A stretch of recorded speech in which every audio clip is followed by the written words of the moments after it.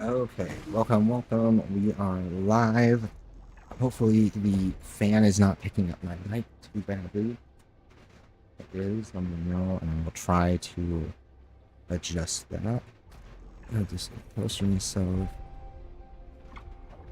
Just wait a bit. Let's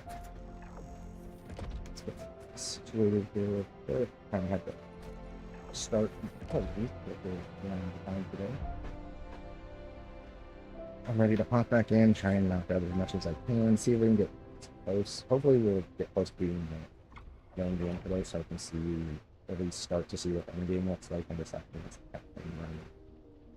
Keep playing along with them. I mean, I'll definitely engage with the end game regardless. Like, my goal is probably to put in... I think I'm gonna do what other people would call something a little bit... I think people would call this unreasonable, but I really feel like to get a fair look at a game like this, I need like 100 hours, somewhere in there roughly, which isn't that much for me because I play as much as I do. So, I mean, I can do that, and on and off over the next week or two, I should be able to push towards that. Yahoo! Hi, Doubler. And, yeah, so we'll see. I think I should be able to get... I don't know. I don't necessarily need to put that much time in, and I know a lot of people don't think you need to put that much time in, but understanding if a game like this works, that if its fundamentals are solid, really, I think deserves more time. You want to know something funny? What's funny? As soon as when I clicked on the stream, I got an ad for this exact game you're about to play. That sounds about right. Marketing budgets go burr. It's for people that like this kind of thing, it's decent so far. I'm very open to letting something be good. I definitely get there's a lot of cynicism around it, and for good reason, because any kind of any free-to-play Korean game is always going to be hit or miss in whether or not they deliver monetization that feels fair and like practical to Western audiences, because they kind of have a different sentiment and culture around online monetization of games over there. Is this a Nexon game? Yes. Okay, yeah. Yeah. I've played Cartwriter. Oh, okay. See, I haven't played Cartwriter, but yeah, Cartwriter is a good example of Nexon's normal portfolio. So I was invited to play in the closed beta for that. Was it any good? I mean, I've never seen. I assume it's kind of not because I don't hear anybody talking about it. But oh, it fell off hard. But like, honestly, the peak of the game was during the closed beta. Back when it was just the people playing it were content creators and like have you people who were seen known their to be scene. have you seen that one that indie kart racer? It's like 60 players that's being made right now. Looks really fun. I think it's like Rocket, or is it Rocket, or is it? It's not Rocket. It's something like that. It's something racing. Some crazy racing league. I gotta find it. I had to follow it on Twitter. Let me see if I can find it real quick before I get started, just because I'm curious. Cart.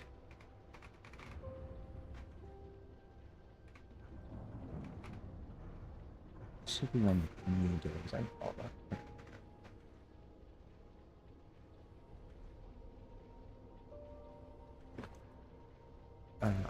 Oh, but I was going to say, when are you updating the description on your video? I have to. I'm trying to stealth do it. I don't like knowing what the views look like yet. So I'm trying to figure out how to update it without looking at it. Rocket. God, what is it called? It looks so much fun. Like mini racer. It looks really neat. It's like an indie. It's an indie car racer, and it's the idea is it's a bunch of different carts on the track at the same time. But I it mean, looks if you want looks really goofy. I think did I tell you about Toho Fuma Racing? It's a vibe. Oh yeah, you did. Yeah, Oh, and there's another it. dev that just went out. He just started posting stuff on Twitter that an indie dev just made like a little demo for a kart racer, and then basically got a bunch of other indie developers like from famous indie games to agree to put their mascot in it. So we're getting a mascot kart racer full of indie characters like Hollow Knight and like things like Hollow Knight and well, maybe not necessarily Hollow Knight. There was a bunch of them. I'm trying to think. My brain's doing a fart right now. Like Celeste and who's I just Krill from Another Crab's Treasure, and like and if you've played any indie games, you'll know the names. There's a ton of them on there. Hi, funny guy. Hi, funny guy. Hi, funny guy. How's it going? Hey. It's fine over. Okay. There, I put the game in your Discord. But yeah, alright. I'm gonna try and get to the section that's got to prepared. Oh my chicken butts, damn it, you got me. Guess what, chicken butt? You got me. Okay, where... His name is literally Funny Haha Guy. Yeah, funny guy. Funny guy's an original, an OG member of the viewership. Comes in, says slightly unhinged things, or talks about completely unrelated game. Drops some awesome knowledge, some neat ideas, and then leaves. Mic drop. That's his funny guys like that. Who make you game? They're that person that like that like has fun ideas and is constantly like, hey, like what if they took this and added this to it? Yeah, that's me.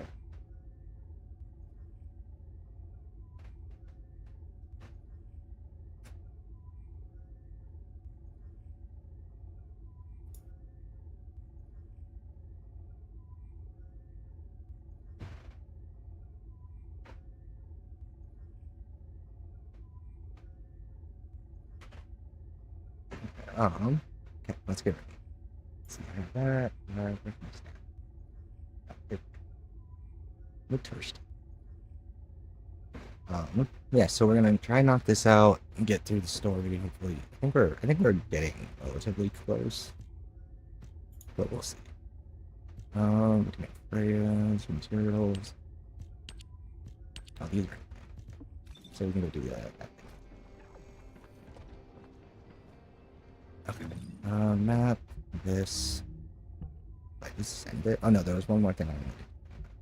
Oops. This.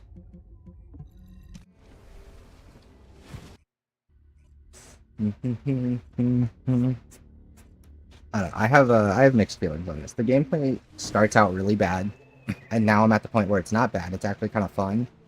But the more I the more I enjoy it, the more my concern over the fact that it's a next unpublished game starts to creep in. Like really, like it's all those things where like, especially a game like this, it's all about the life cycle and how long. Like it's about content updates and the community being taken care of and all that stuff. And it's like, if they don't do all that, if they don't. Yeah, that's, my Nexon experience was primarily through Kart Rider, but like the game was good for a total of 4 months, and then everyone was like, whatever. Yeah, and like the problem with Nexon is that they basically they'll have an idea, and if that idea doesn't like blow up, like doesn't take off like huge, they just kind of abandon it. Like that's the thing is, I don't know that this game deserves right now to necessarily be like a smash hit, but the flip side of that is that for anybody who likes it, you kind of want it to be, because otherwise Nexon's almost certain they're going to just abandon it. The thing is that Kart Rider is that like people have very fond feelings to the original Kart Rider game. Yeah, which a lot of people playing the free-to-play one had some amount of experience with the old one. And, I didn't know there was an old one, honestly. Oh yeah, there's an old Kart Rider series. If I could just find it real quick. I mean, it makes sense given the name's kind of generic. Like it sounds like the kind of thing that should have already existed. But come on, give me the health drop. Oh wait, I can do these. That heal. This for heals. Come on, heal. I didn't have it. Okay, it's fine. I still need to just kill this power unit and then the boss. They can do it. Almost dead. See? Deep. Alright, guys. This. Oh. Yeah, see that. There's a few games on there, but yeah, the newest Kart Rider, like the gameplay holds up, like it's fine. It's just like the Nexon experience that like drove people away. They're just like, let's just play the older Kart Rider that has none of that. Yeah, for good reason. Yeah. Oof. Okay, that worked. Let's get this and this.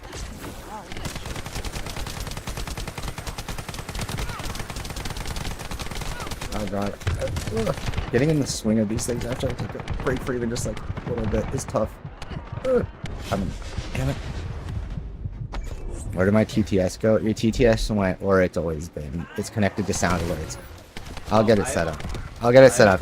The problem is, funny guys, literally to have TTS, to have the, I have to get a new sound alerts thing or something, because right now to have sound alerts open, I have to open, log in, and sign into like a completely separate application every time that we have stream, and that application is also finicky and doesn't like me, so sometimes it just doesn't work.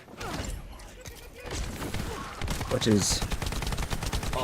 Oh god, we're not gonna finish this anyway. Yeah.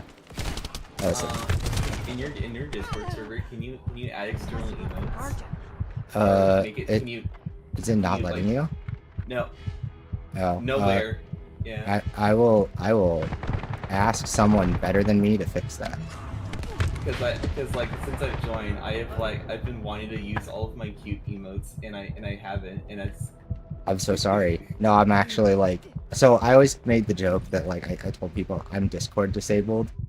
I didn't really like, I used Discord as a replacement for like Skype and like other voiceover apps we used to use, but like, I mean, as far as like I'm asking you because I already asked Lemon and Lemon just said ask you. Lemon's just being lazy because Lemon knows I don't fucking know how to do that. I'll chat. I'll look how to do it, or I'll get someone to do it for me. I'm really like incompetent with Discord, and I use it like as a formality because it's for community building, right? Like, but I always used it as just a voiceover tool, so like I never got comfortable with it as like a community thing. I know how to run a server. I could just like put the perm on it, and like I'm definitely considering like giving permissions and stuff just because my thing is I swear I won't abuse it. I swear. I very much trust that you won't. It's more that I need to like realistically, I need to kind of call like, I want to give you some permissions. I need to look at taking some away because some people that aren't really doing any kind of moderation related stuff aren't. Thou giveth, thou taketh. It's more that I just don't want to crowd it. Yeah. It's like, what's the point in having? I'm too small a creator to have a server with 7 mods in it or whatever. Like, you know, it gets to a point where it's like, yeah. I don't even think of myself as like someone who wants to mod. It's just I have the terms to fix something if something breaks. Yeah, no, I will definitely go in and I'll at least give you more privileges for most of this stuff.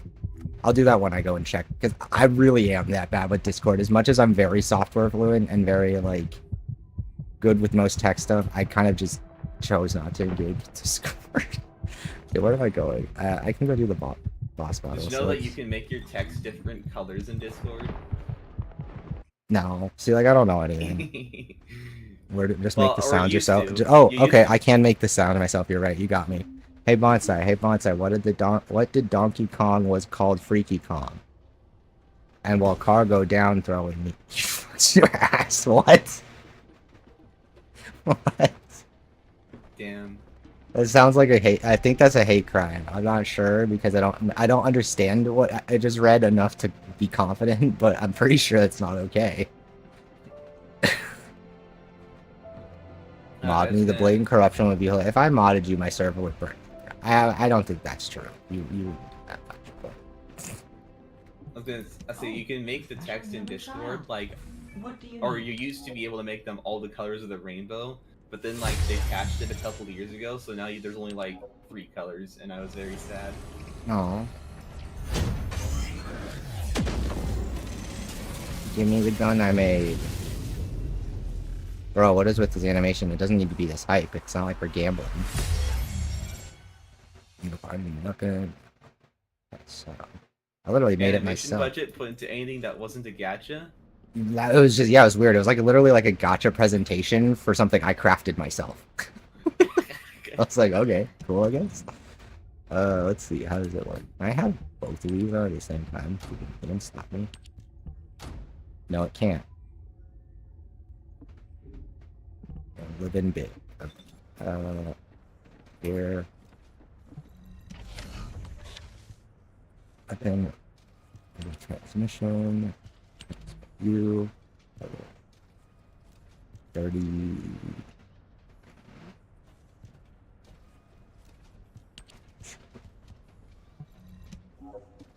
Okay, now it's the level. Okay. Casting its ability from details. You need to go there. On hitting an enemy's weak point, inflicts a demotion mark on the target. On hitting an ally, that ally's shield is restored at the cost of your MP. Oh no!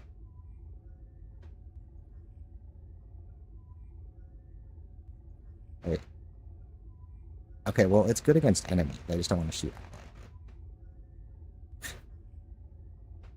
at. Huh. Well, it's a weapon, right? Alright, kill the boss. I'm almost certainly gonna fail, so let's give that a try. Guys, opinion on the number 12. I like it because it's a multiple of 3.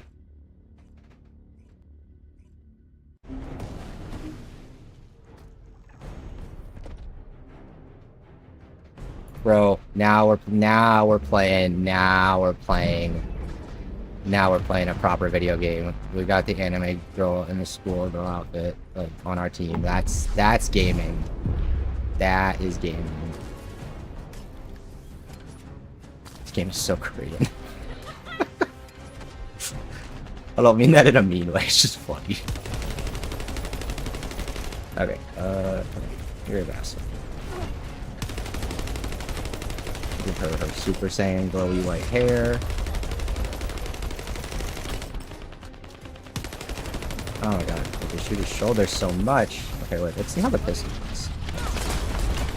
Oh, dude, is there other things spawning? Did he spawn enemies? Okay. Oh, he did. Okay.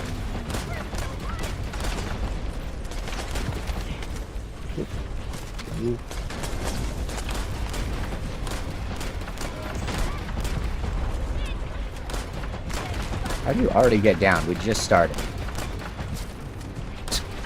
Oh, fuck. What are you doing? Okay, we gotta get that till it turns yellow, and then we can grapple to it. Ah! Ah! Don't look at me. Oh god, what? He looked at me. He looked at me. I specifically asked him not to. Oh, what are those? Hummingbirds. I think we want to kill those. Oh god. Oh no. No, no, no, no. Oh, he looked at me. God damn it. Now it's my fault. I don't know. I'll crawl. We'll just crawl. F. No big. No big. You know that you have to res people or it counts as... You realize it only counts as a death if you don't get us up, right? Why would I say you know? Of course they don't know. They're randoms in a fucking online PvE game. Bro, you not getting people up is hurting you. Oh, he doesn't get it. He doesn't know. How do you make it this far into a game and not know? How do you make it this far and not know how the res mechanic works? Oh my god. I should have done... maybe I should do this on private. I'm just afraid I'm not high enough level to do it on private. I feel like I need the extra DPS from other players, but maybe they're more of a danger. Yeah. Okay. Yeah. Get around the corner. Get around the corner. Oh god. Oh, somehow they survived that. Good job, guys. Nice time. Now, if anybody dies, we lose. So, don't do it. Oh, don't shoot me. Don't shoot me. You can't see me. You can't see me. You can't see me.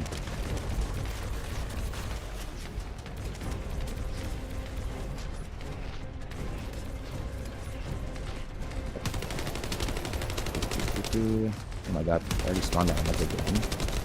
Just started like that.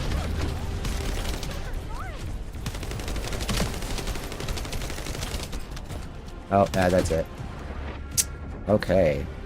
Let me try and queue for this on private mode. We'll see if that, how much damage it takes overall. Maybe if it's if it's enough, it's reasonable and I damage. Not really. Just do it. Source.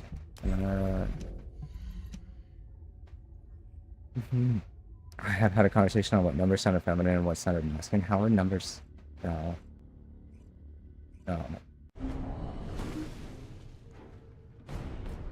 Okay, maybe you're onto something.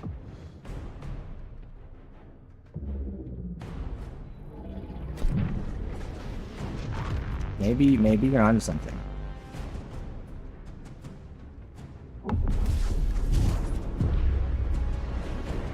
Big boss monster. Time for me to shoot you. Can I hit you now? There we go. Woo. Wonder if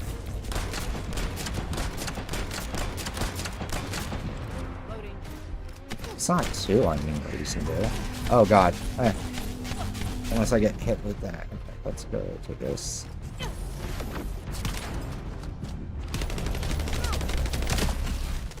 That.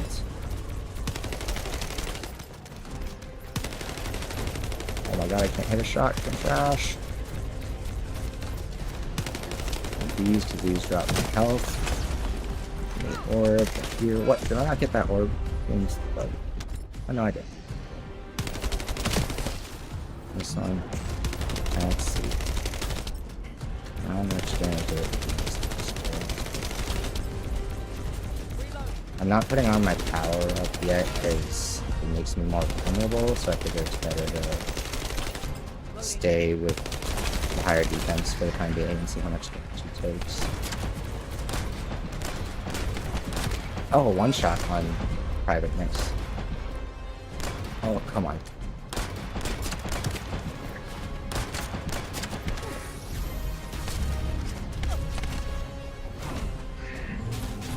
Oh, fuck.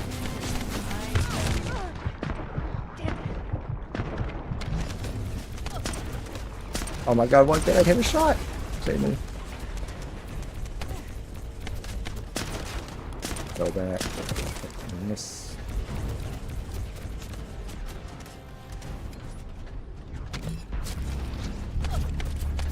What else is she doing? I thought I'm gonna hit from 2 sides. Oh, yeah.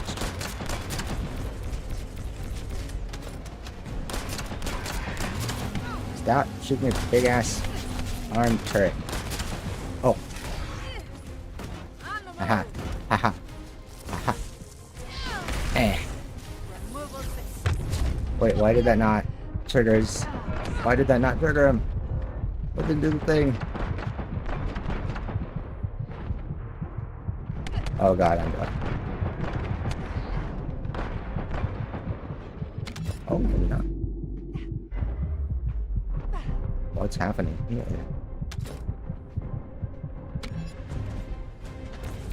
Okay. Let's reposition.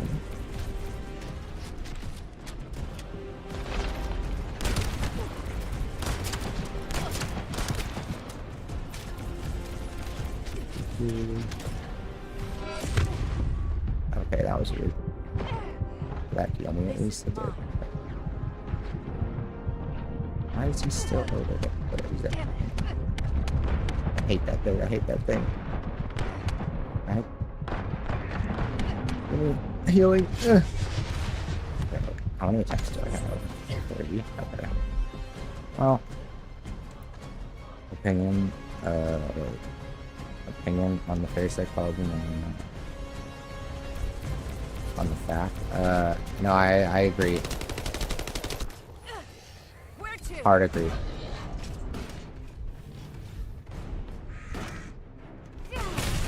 Aha. Construction completed.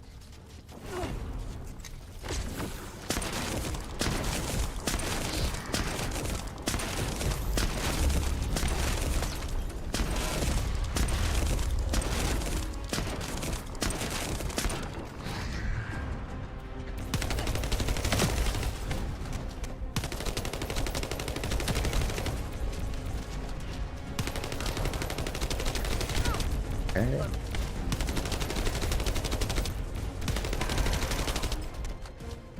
Supposed to deal with it.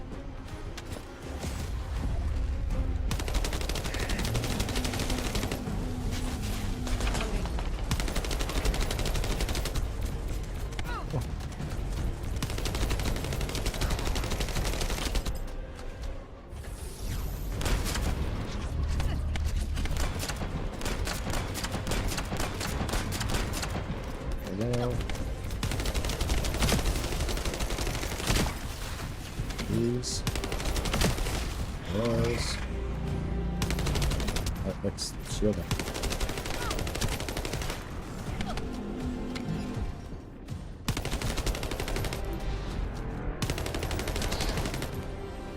I always teleport on that.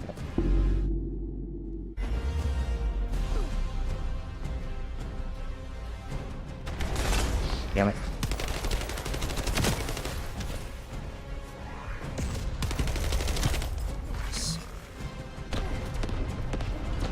Why is he still immune? You don't have to do it.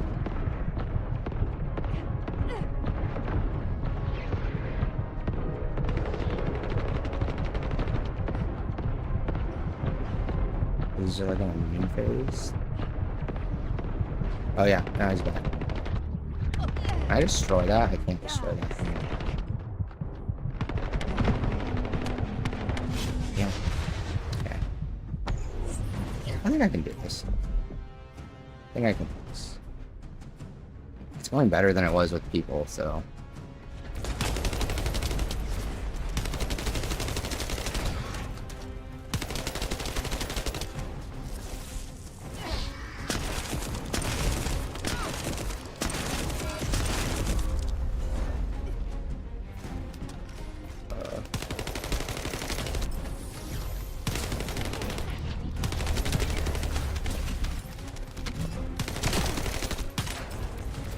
Do this. No, come on. Right now, here.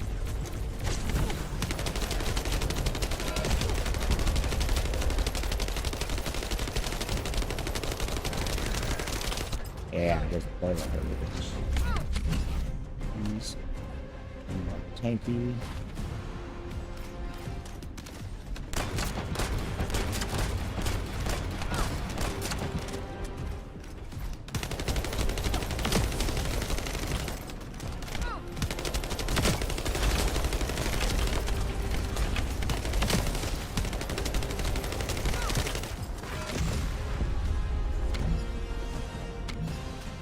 Getting that. Getting there. Getting weaker. Getting these. This. Reload.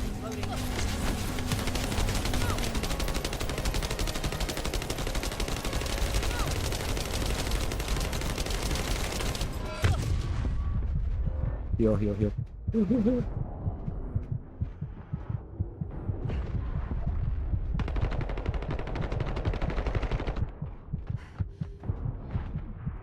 Enough orbs. Oh, perfect. Here we go, here we go, here we go. Sorry.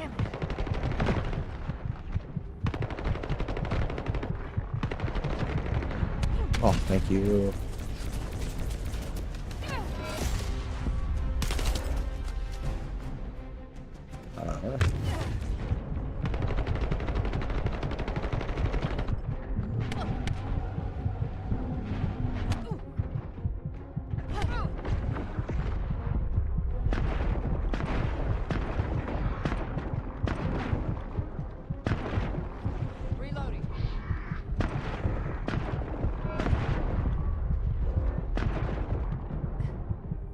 So going to spawn something for me. Oh god. Some kind of healing. Cool. And you're going to spawn those little buddies. Oh. Spawn some little buddies. Come on. Yeah, there we go. Oh, healing. Healing.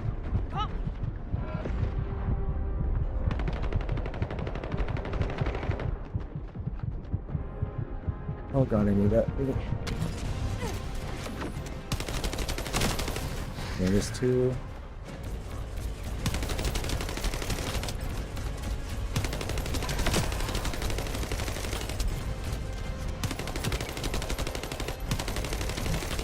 Oh my god, killed hummingbird. Ah. Okay.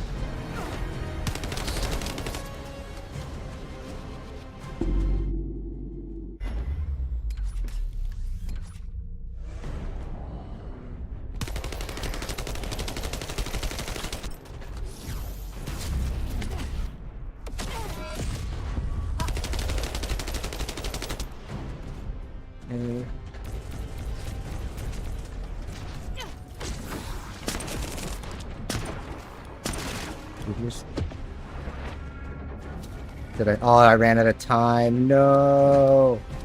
No. Okay, I could have definitely done it. I just ran out of time. Well, at least now I know. I have to be faster. And not get hit as much in the beginning. Doot, doot, doot, doot, doot.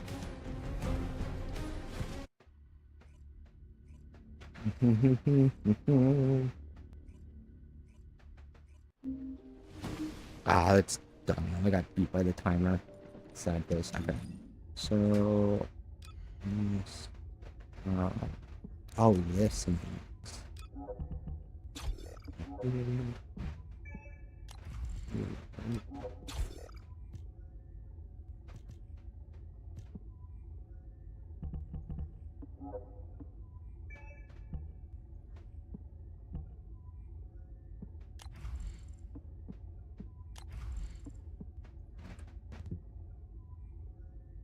Is there a whiteboard in the background? I don't know. I don't have a whiteboard.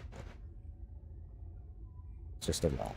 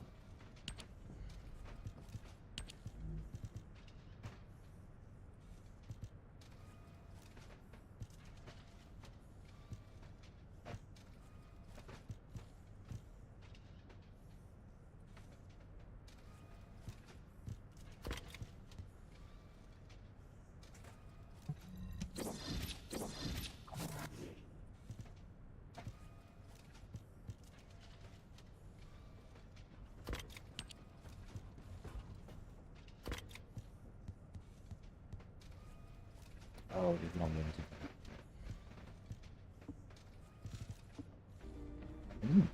Stuff. Let's go with it. Another person. Ask me anything about modules.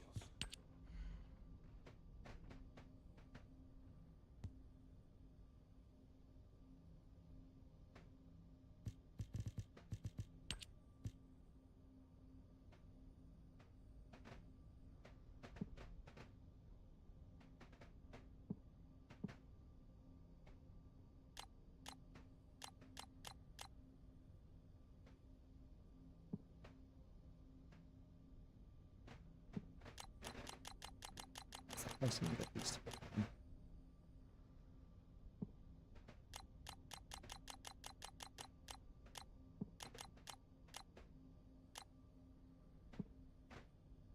Let's see.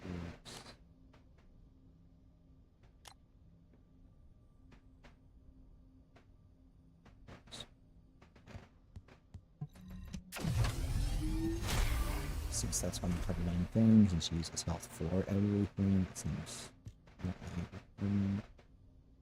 Attributed. Pretty sure it works with you.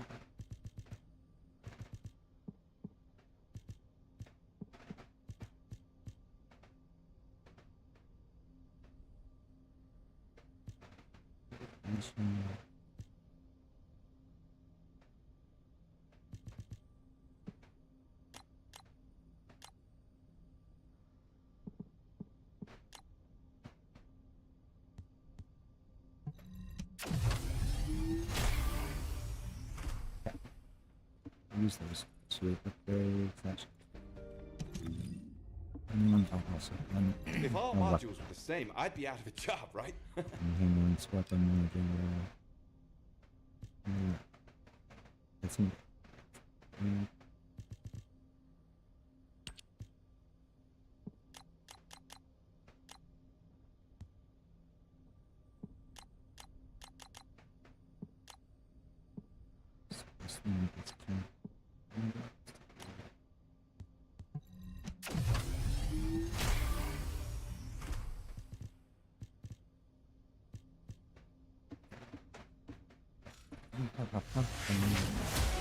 The letter A is on Are you doing letters now? I hate that I kind of agree with your takes on these letters, like I don't feel like you're wildly off about any of them, but it's such a weird thing, like I don't know, I guess I've thought of numbers and letters in weird ways like that before. I just think of them in a different kind of weird way, like I think of them as having attitudes. So I guess that's not any less unhinged than what you're talking about. That should help a lot, actually. We should just have our cake and eat it.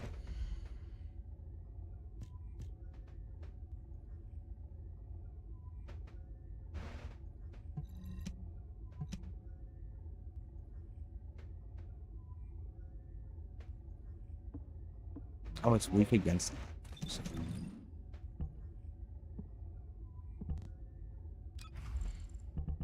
I'm already using this. Some years. Electric.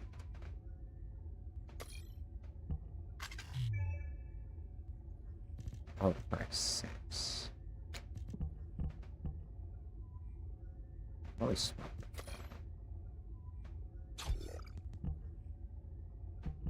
What's that for the electric?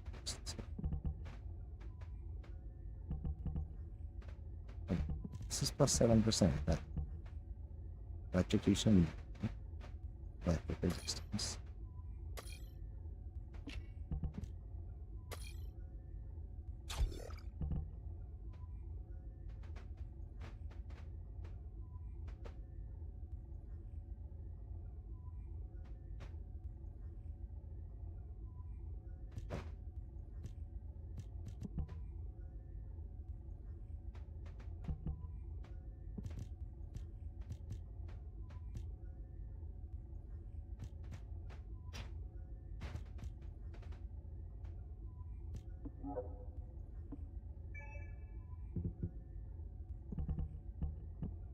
Let's see if those two things can plus our super use.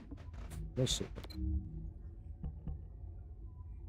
It just kind of took me a minute to figure out what the strat was going to do. Everything that I had was added. This game is so interesting. I like it. Is there a free way to any characters? You craft them. So it's like, so here's the thing with this game. It's interesting. I'm doing this because like I'm enjoying it enough to keep going, and I think it's an interesting counterpoint for some of the stuff I've been working on for my other videos. But this is very much like, it's like Destiny kind of inspired encounters, but the progression and the gear acquisition and everything is very Warframe inspired. So you craft your characters. If you go and see a character in the menu, you can see how you, like, what that character, what you need to craft them, and then you can go hover over those individual components, and the game will, tell you exactly what missions or what content to do to get those components, and then you just have to go do that content. And it's generally a drop rate, so you generally do that content, you know, a few times or however frequently you need to get the thing you want from it, and then you can craft the character. So yes, you can get and do everything completely free to play. When it comes to free to play games like this, and because of how Destiny worked, I always, if I decide I'm going to keep playing it for the sake of my project or for content, I invest up front to see how monetization works and feels, and to see the things that, like, just to give it a comparison. Like, all of these games, it's like, I see it as if I'm going to spend God knows how many hundreds of dollars it costs to get into Destiny brand new. Well, I think they finally fixed that. Like, literally right after I got into it, they fixed it, from what I've heard. So we'll see. But, yeah, generally, because I always see it as, if you're playing a free game and you're trying to play it entirely free to play, you're gonna get a free to play experience, right? And so I try and compare, if I'm going to compare them to a game I pay for, I try and invest in them a little bit just to make that feel fair. Oh, no, I didn't do that right. Fuck. Okay, I'll lift it. It's fine. It's not a big deal. I need to get used to it. The weapon swapping feels really awkward to me. It's just because to pull out my heavy, I have to like hold down the weapon swap. Don't do that. Oh, but you know, for this encounter, I could swap my weapon onto a different slot, so it's easier to pull it in, honestly. I like something.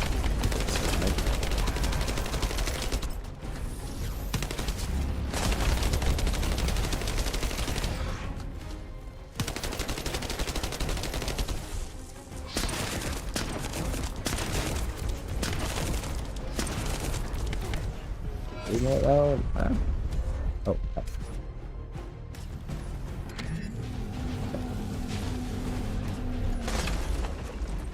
Back, mister. Where are you going? Where are you going, buddy? Right over there. Fuck. It's Monster Hunter. Or Shadow of the Colossus, whatever you want to call it. Punch it off. I do agree that that is cool.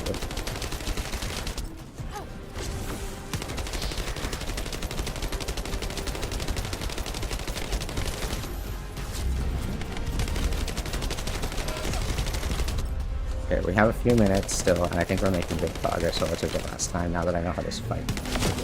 Whew. Oh god. I've never actually had one of those things hit me. That was weird. They normally just walk at me and look dumb. Oh.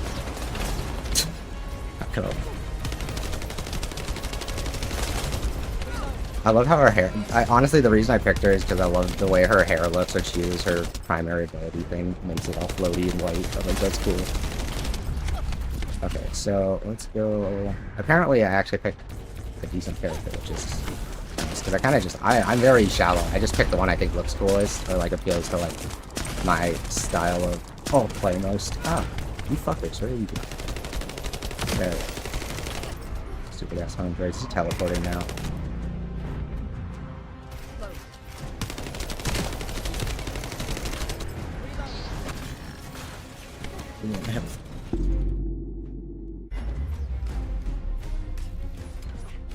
Okay. Oh, I can hit him, but I hit him in that one spot. Okay. This is very particular. I see, there's a doorway spot. Oh god. Bro, he's going crazy.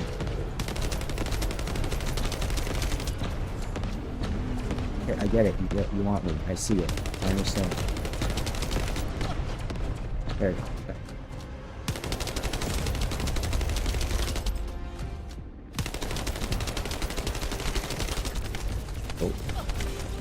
Oh. Okay, guys. Okay. That's enough. That's enough of that.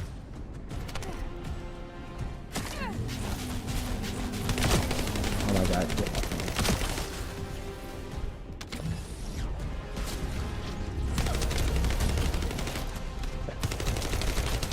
Okay. 5 minutes. Buff. That.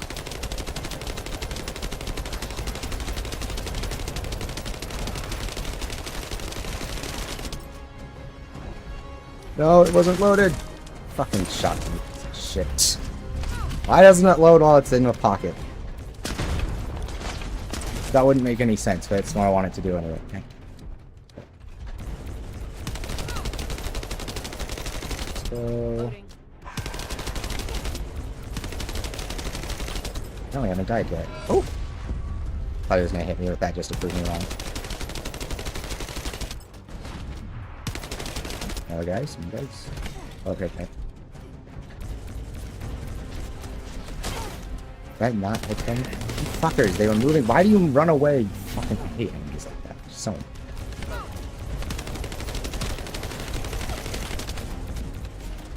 You dickhead, let me shoot you. Oh, it canceled my reload. That's what it was. That's what just there you have it. We can do this. We got this.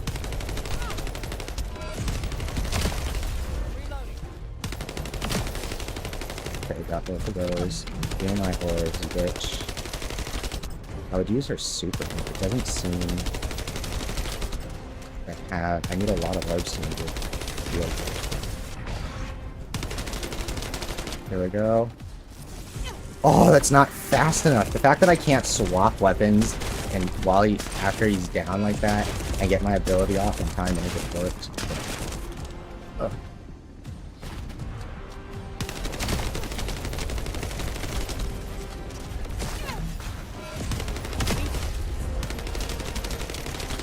Two minutes. 2.5 minutes.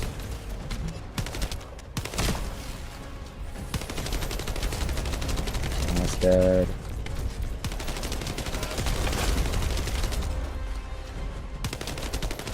Ah, you're dead, you bitch. Die. I win. This is, yeah. With how bad randoms are, I think it's actually faster just to like learn the fight and do it solo. Like, sincerely, that's unfortunate as that may be.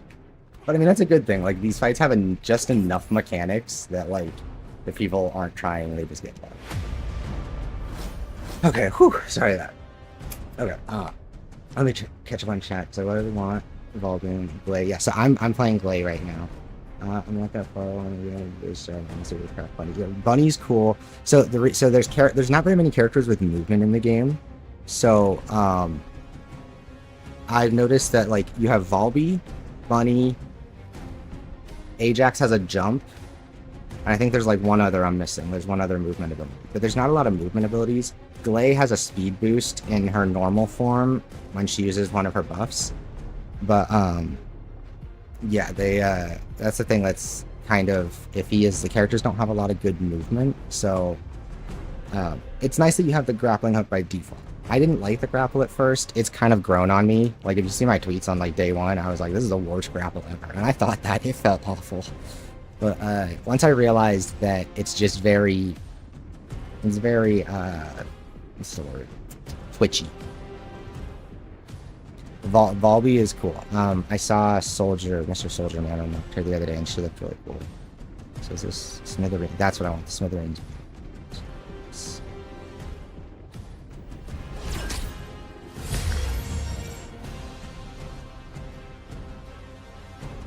Yeah, it's definitely it's definitely a bit funky with the grappling hook. It doesn't feel good when you've used a better one, that's for sure. Like, a lot of it's nice to have, but it's definitely not like, I don't ever use the grapple and go, oh, that felt good. It's always like, okay, well, at least I have one. I'm the person who's always like, every game should have a grappling hook, so I'm not gonna be a jerk and complain that they gave me one, even if I don't like it very much. Are you ready to undertake a void intercept? You succeeded in intercepting the Executioner. An extraordinary display of skill. Story-wise, I have no idea. Honestly. Like, if you're here's the thing. I'm always of the opinion that if you're just enjoying what you're doing as you go, then just get there when you get there. But I'm always of the opinion, if you're in a completely free-to-play game, and you're not, like, entirely opposed, I would rather experience the game with the thing I want to play with than not, right? So, I'm definitely the kind of person where if it's me, I'll just pick something up. Like, I did the same thing in Warframe, right? Like, I grabbed Gauss Prime, like, day one, because I was like, ooh, that character's a really fast one. It is one of the great paradoxes. And then I stick with it. I pick something I like, whatever version of that thing is, I pick it, grab it, stick with it. I generally just wait to decide if I'm going to keep playing the game. So day one, I was like, I don't know if I'm going to keep playing this. Day two, I was like, okay, it's kind of gotten me, I'll keep playing. We'll need extensive preparation for the moment when the third Ironheart is revealed. I do think the story's a bit nonsense. Not gonna lie. Like, I know what's happening, I don't really care. But I love the characters, they're all like really like crazy looking, and like there's a lot of cool visual stuff. The writing's kind of wacky, but all the delivery and stuff is nice. They made an effort. There's a lot more story here than anything we got in, say, Destiny back in the day. Stopping the Colossus. Ah, Descendant.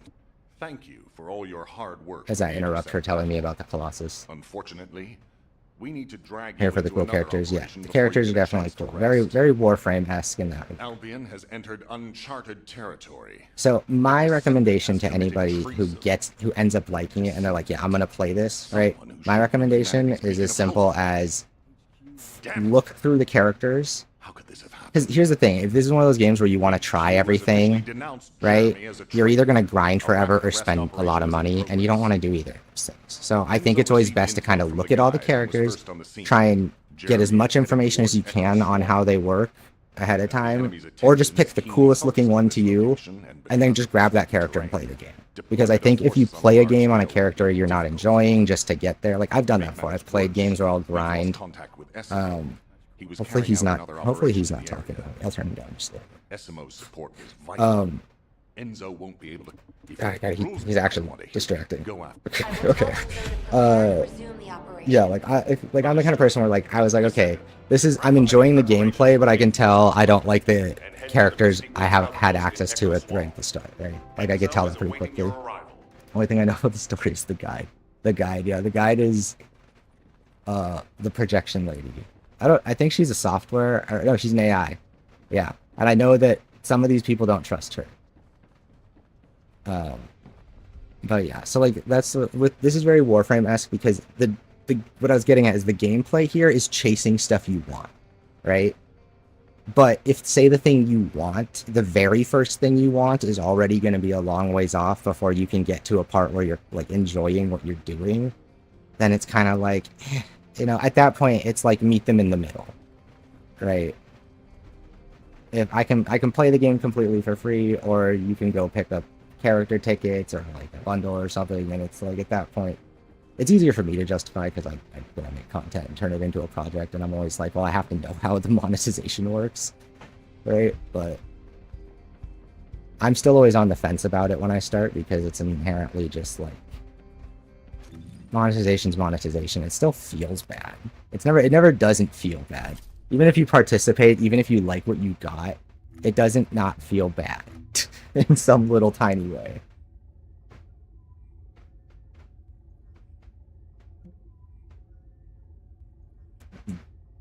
But yeah, because Warframe's very much like that, where Warframe is when you get all the character parts, you have to craft it. Like, yes, so that's what I'm saying, right? So like, say if you are enjoying the character you're playing, or like you get Bunny really early, which I think was smart. I'm glad that they gave people Bunny really, really fast and early, because you craft her in like 1 minute or 10 minutes or something. I'm glad they did that because she's fast and she's fun to play. But yeah, if you don't like any of the characters you have, I would say rather than grind it out, not enjoy it yourself. If you're not enjoying, like if you're like, I like this gameplay, but I know who I want to play, I'm the person who's like, just grab the character you want to play. You'll get more out of that $5 character and enjoying the rest of your time with the game than you will sitting there being like, well, it's free to play, I shouldn't pay anything because it's free to play. It's like, if you spend a ton of, like, if you end up loving the game, right? Say you spend 1,000 hours in a game, or 500 hours or whatever, or over the course of the next year, you just play it on and off. Like, you'll spend money at some point. People don't want to admit that. They'll always cave. My fear for fighting FOMO is getting what I want, frame one, and then moving on. So Warframe is deceptive. Warframe is very... So this is something I didn't know, and it's actually why I need to talk about it when I'm going through it in my video. Warframe is very deceptive. The prices in the shop are very expensive. Warframe has an entire player-run community. So say a Warframe in the shop, right? If you go buy the newest Prime frame by itself, it's like $40 or $50 or something, right? That's absurd because you can go buy the blueprints, hell, and even the materials to craft it if you need to, from a player for like $1 worth of platinum. I'm not even kidding. Like, it's that ridiculous. Like, the exchange rate is absurd. Like, that's why when you'll notice Warframe players don't talk about the things they get if they buy Prime Access or whatever. It's because the Platinum's the only thing that matters, and it's not because Platinum is really valuable in the shop. It's because Platinum is valuable for trading between other players. Like, for example, I have Titania Prime, I have Gauss Prime, I have I think I have another Prime frame, but like Titania Prime, right? Like if you were to buy it back when it was Prime Access, like any other Prime frame, it's like $40, or you have to grind a ton for it. Or I gave someone like 100 platinum, which is like $1. I think like $1, and that was all. And they gave me the full set of blueprints, right? So that's what's confusing about Warframe is all of the trading, all of the purchases you'll be doing to buy stuff, you should be doing from players. You should not buy shit from the shop. And they don't tell you that. No one explains that to you when you're new.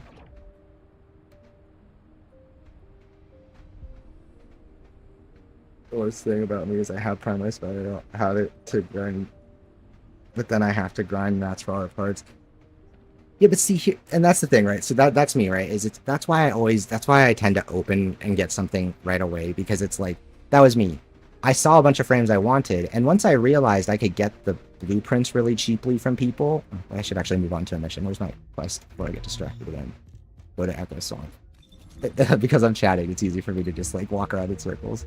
And then I have to crack it. Yeah, and see, those things are like, I think the timer is, and the nature of the timer and the nature of grinding materials make it so that, again, you want to be happy playing the game with what you have before you, if you're going to work towards that, right? Because you don't want to grind the materials or wait 3 days if you're not already enjoying playing. So that's like, and that's why for me it's always, and I've had that experience. I've been that person before where a game just doesn't work for me because I don't like what the free-to-play model is, and I didn't have money or didn't feel like spending money on just like skipping to the character I want or whatever. Right? And I think that's part of the free-to-play model that's kind of good and bad. People don't like to talk about it because there's the inherent nature of it's buying content and recognizing that the player has to be responsible. If you want to, you can buy everything in Warframe, for the most part. Like, you can't buy all of the coolest, most hard-to-earn little, like, small things they'll give you. They'll give you special achievements and crap for, like, grinding stuff, right?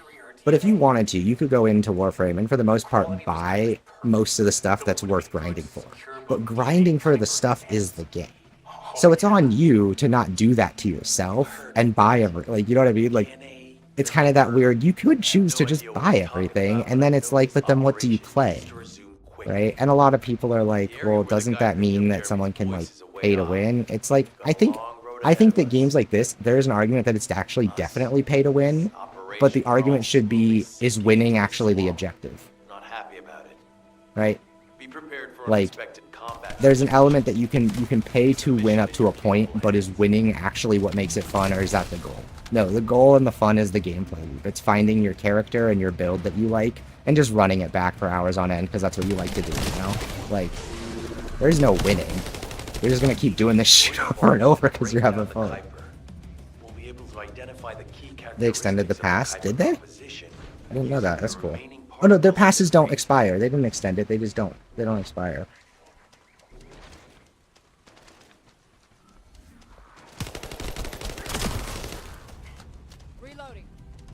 Yeah, that's what makes suicide passes nice. They don't expire at all.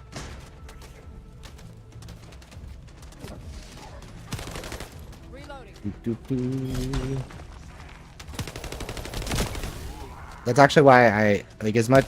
Here's the thing, right? Because of the way Suicide Squad's business model works, if the game ever recovers enough to get popular and get continued support, the business model is actually incredibly fair relative to most of these games. So like,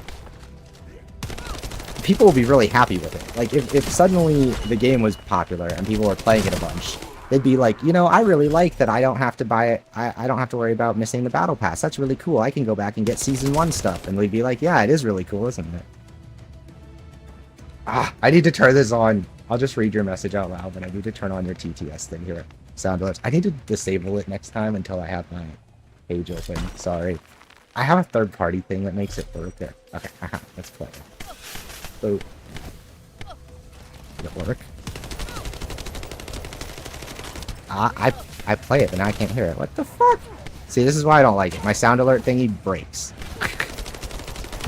I'll get we'll get a new sound alert TTS setup or whatever, because the app I've been using, it worked for ages, months and months. I spent using regular soundalerts.com or whatever. What is it? Yeah, it's literally soundalerts.com. And that shit worked for ages, and now it just breaks. Sometimes it doesn't send me the sound, even if it's set up. Like, I just hit replay and it didn't play any sound. And the source is here, too. It just doesn't like me. Isn't that tragic?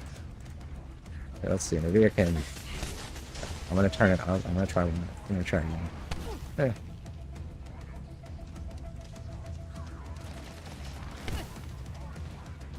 It's gonna say it again, but I don't think it's gonna make it stop. Oh.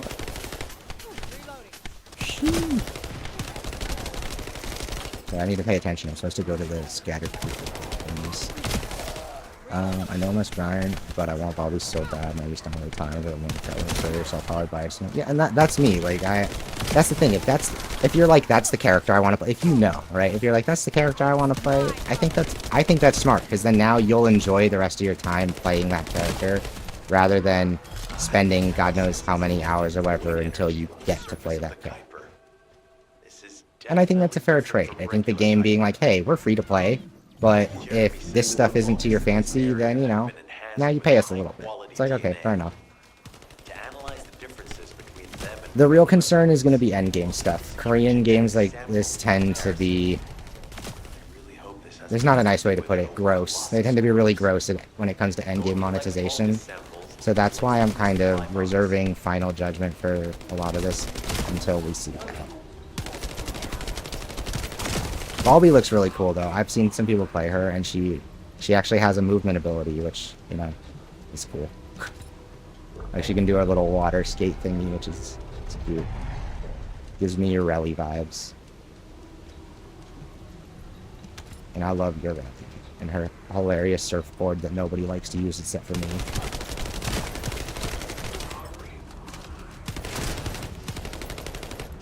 I'm literally the only person that likes Marilena, I swear to God.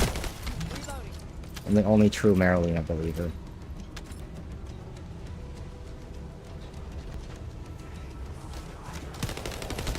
Also, I think it's hilarious that playing Warframe, I accidentally, like... Because my favorite characters in Warframe, hands down, are... Urelli, Gauss, and Titania. And, like... I had no idea Urelli was, like, the weeb waifu frame, because I wasn't really paying attention when I was, like, building her stuff. Like, of course I accidentally wandered into the weeb frame. Waifu Urelli. So, I should probably use my powers here, huh? I would probably make this a little faster.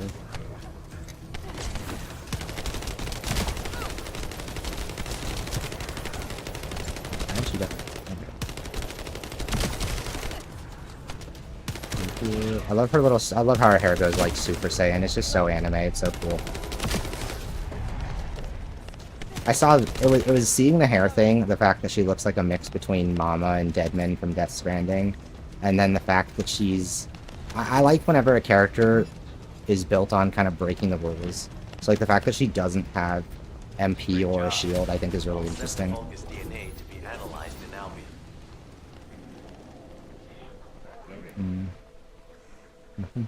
Oh, here. I will also... Get away from him, too. There's a way for me to do this. I know there is. I will find the button to refund you the channel points, or I'll just give them back to you if I can't find the button. Pro stream.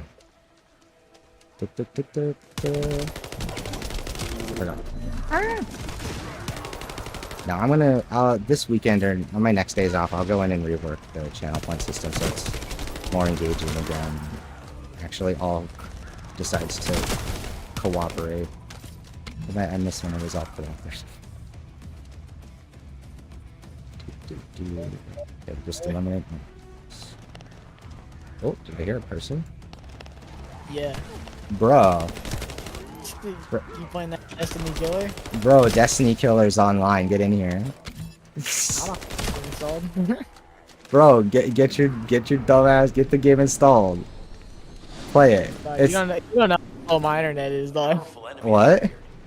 You don't know how slow my internet is. Oh, that's true. Well, do it anyway. Start. Now's the time. Start right now. I mean, I'm being ironic. Like, it's not the obviously there's not really a Destiny killer, no such thing. But I don't know. It's very mixed because like the gameplay is finally like I'm at the point now where the gameplay is like sincerely like entertaining, but like it's so unoriginal and everything. Like I'm having fun with a game that has zero originality or it's like I like Again, it. doesn't have to be original to be fun, but I get what you mean. Yeah, like it's very brazen.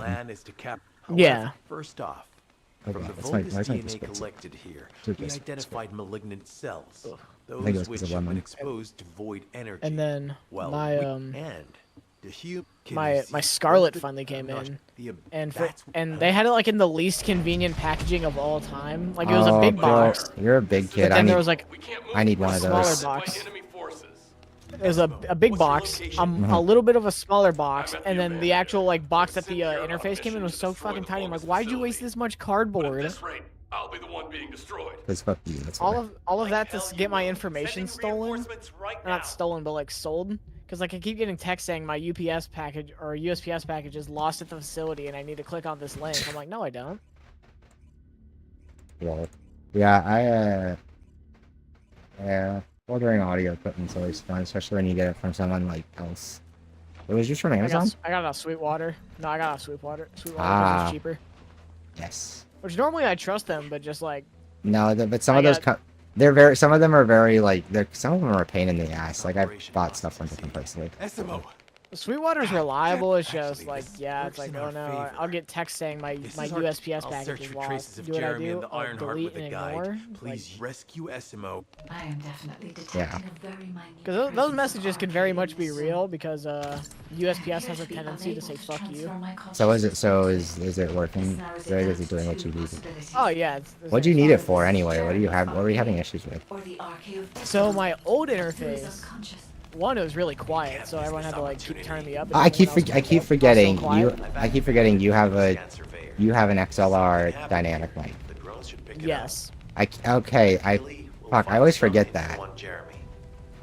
That makes sense. So I was quiet, and then after that, there was for some reason when I'd go into Audacity, it would just randomly change my sample rate to I think 4100 or 41,000 or something like that instead of like 44,800 or something stupid like that. Mhm. So it'd make my voice just deeper and like slower Crunchy. paced almost.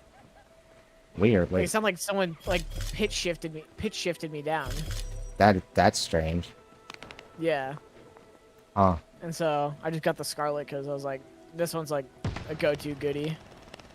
Bro, your And then I can make myself even louder on this. your interface costs like 2/3 of my whole setup.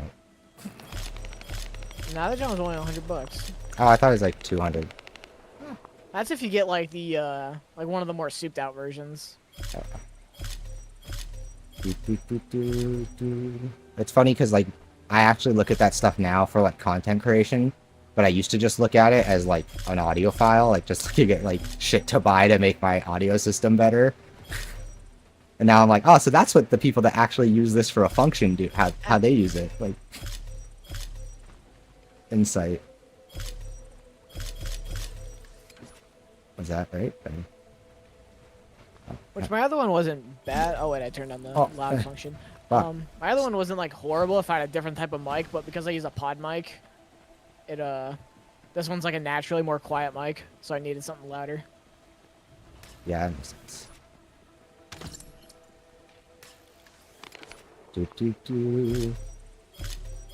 Bro, I told you, right? I went to like, alright, no, I didn't tell you, but you might have seen it on Twitter. I went to see what people were saying about the game, because I was like, Yeah. what do people think? They don't have anything. They don't think anything. They don't have anything to say about the game. They're just like, ass, titties, learn Western devs. I'm like, oh my god, that's what I did. I should have just haven't seen anything about it. The most I've seen is like Paul Tassi talk about like, yeah, the game came out. He's literally the worst Or person to talk. you. This man is not. This man has officially lost. Like, he should not have any right to talk about live services.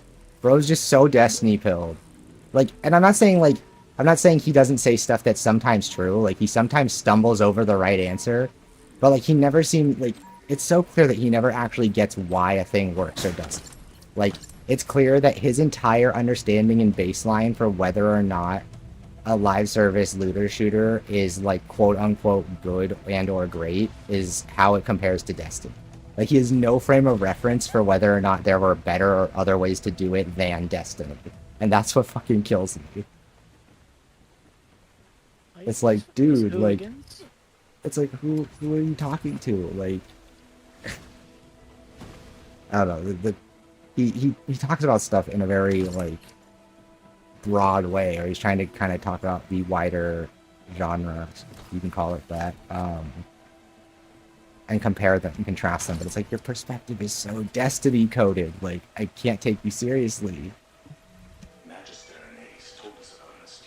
And it's like, it's not like Destiny isn't an important point of comparison, but when that's your only point of comparison, it's like, I don't know. I think your perspective is skewed if your idea of what doing loot and loot pursuit right looks like is Destiny. Like, just because it's like the most successful of what's been available for the most part on like it's also modern one of the oldest, so like... It's also one of the oldest, most successful, and it's on consoles, right? Like, there's a lot of reasons why it's successful, and it deserves success in a lot of regards, but it's not successful because it does all the things about the genre the best, by any means. Like, that's what kills me, is it's like, I don't mind people liking Destiny, or even holding it up as a good example of one of these types of games, but the idea that because it's old, or it's many people's first, that it's the de facto, or what we should default to when it comes to, like, designing these kinds of things, it's like, that's not good. Oh, I went the wrong way. Good morning, Lemon. I would have called you, but you've been such a brat trying to wake you up, I figured I'd let you suffer for your sins. I'm just kidding. Hi. Damn it, I don't have cocktails. No!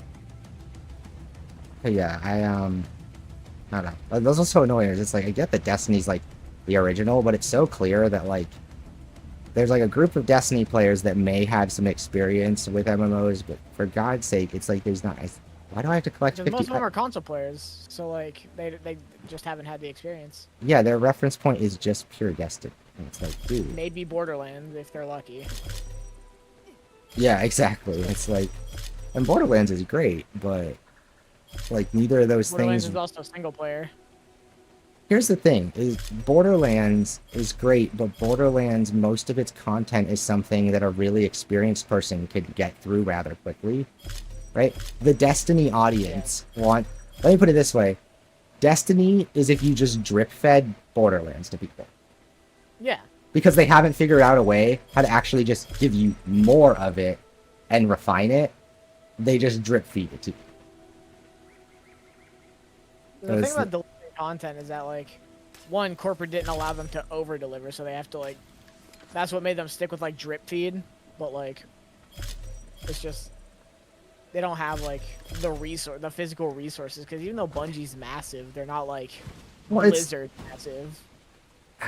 I mean, isn't Bungie, like, number, like, 3 or 4 of, like, all the developers out there? They're huge. They're one of the biggest. Might have been before they laid off a good chunk of them. But, like, Bungie's rather, like, substantial. They're rather large, and the fact that they still can't, like... And the thing is I don't think that... consistently is insane. I don't think that they can't. I just think that they rather than try and...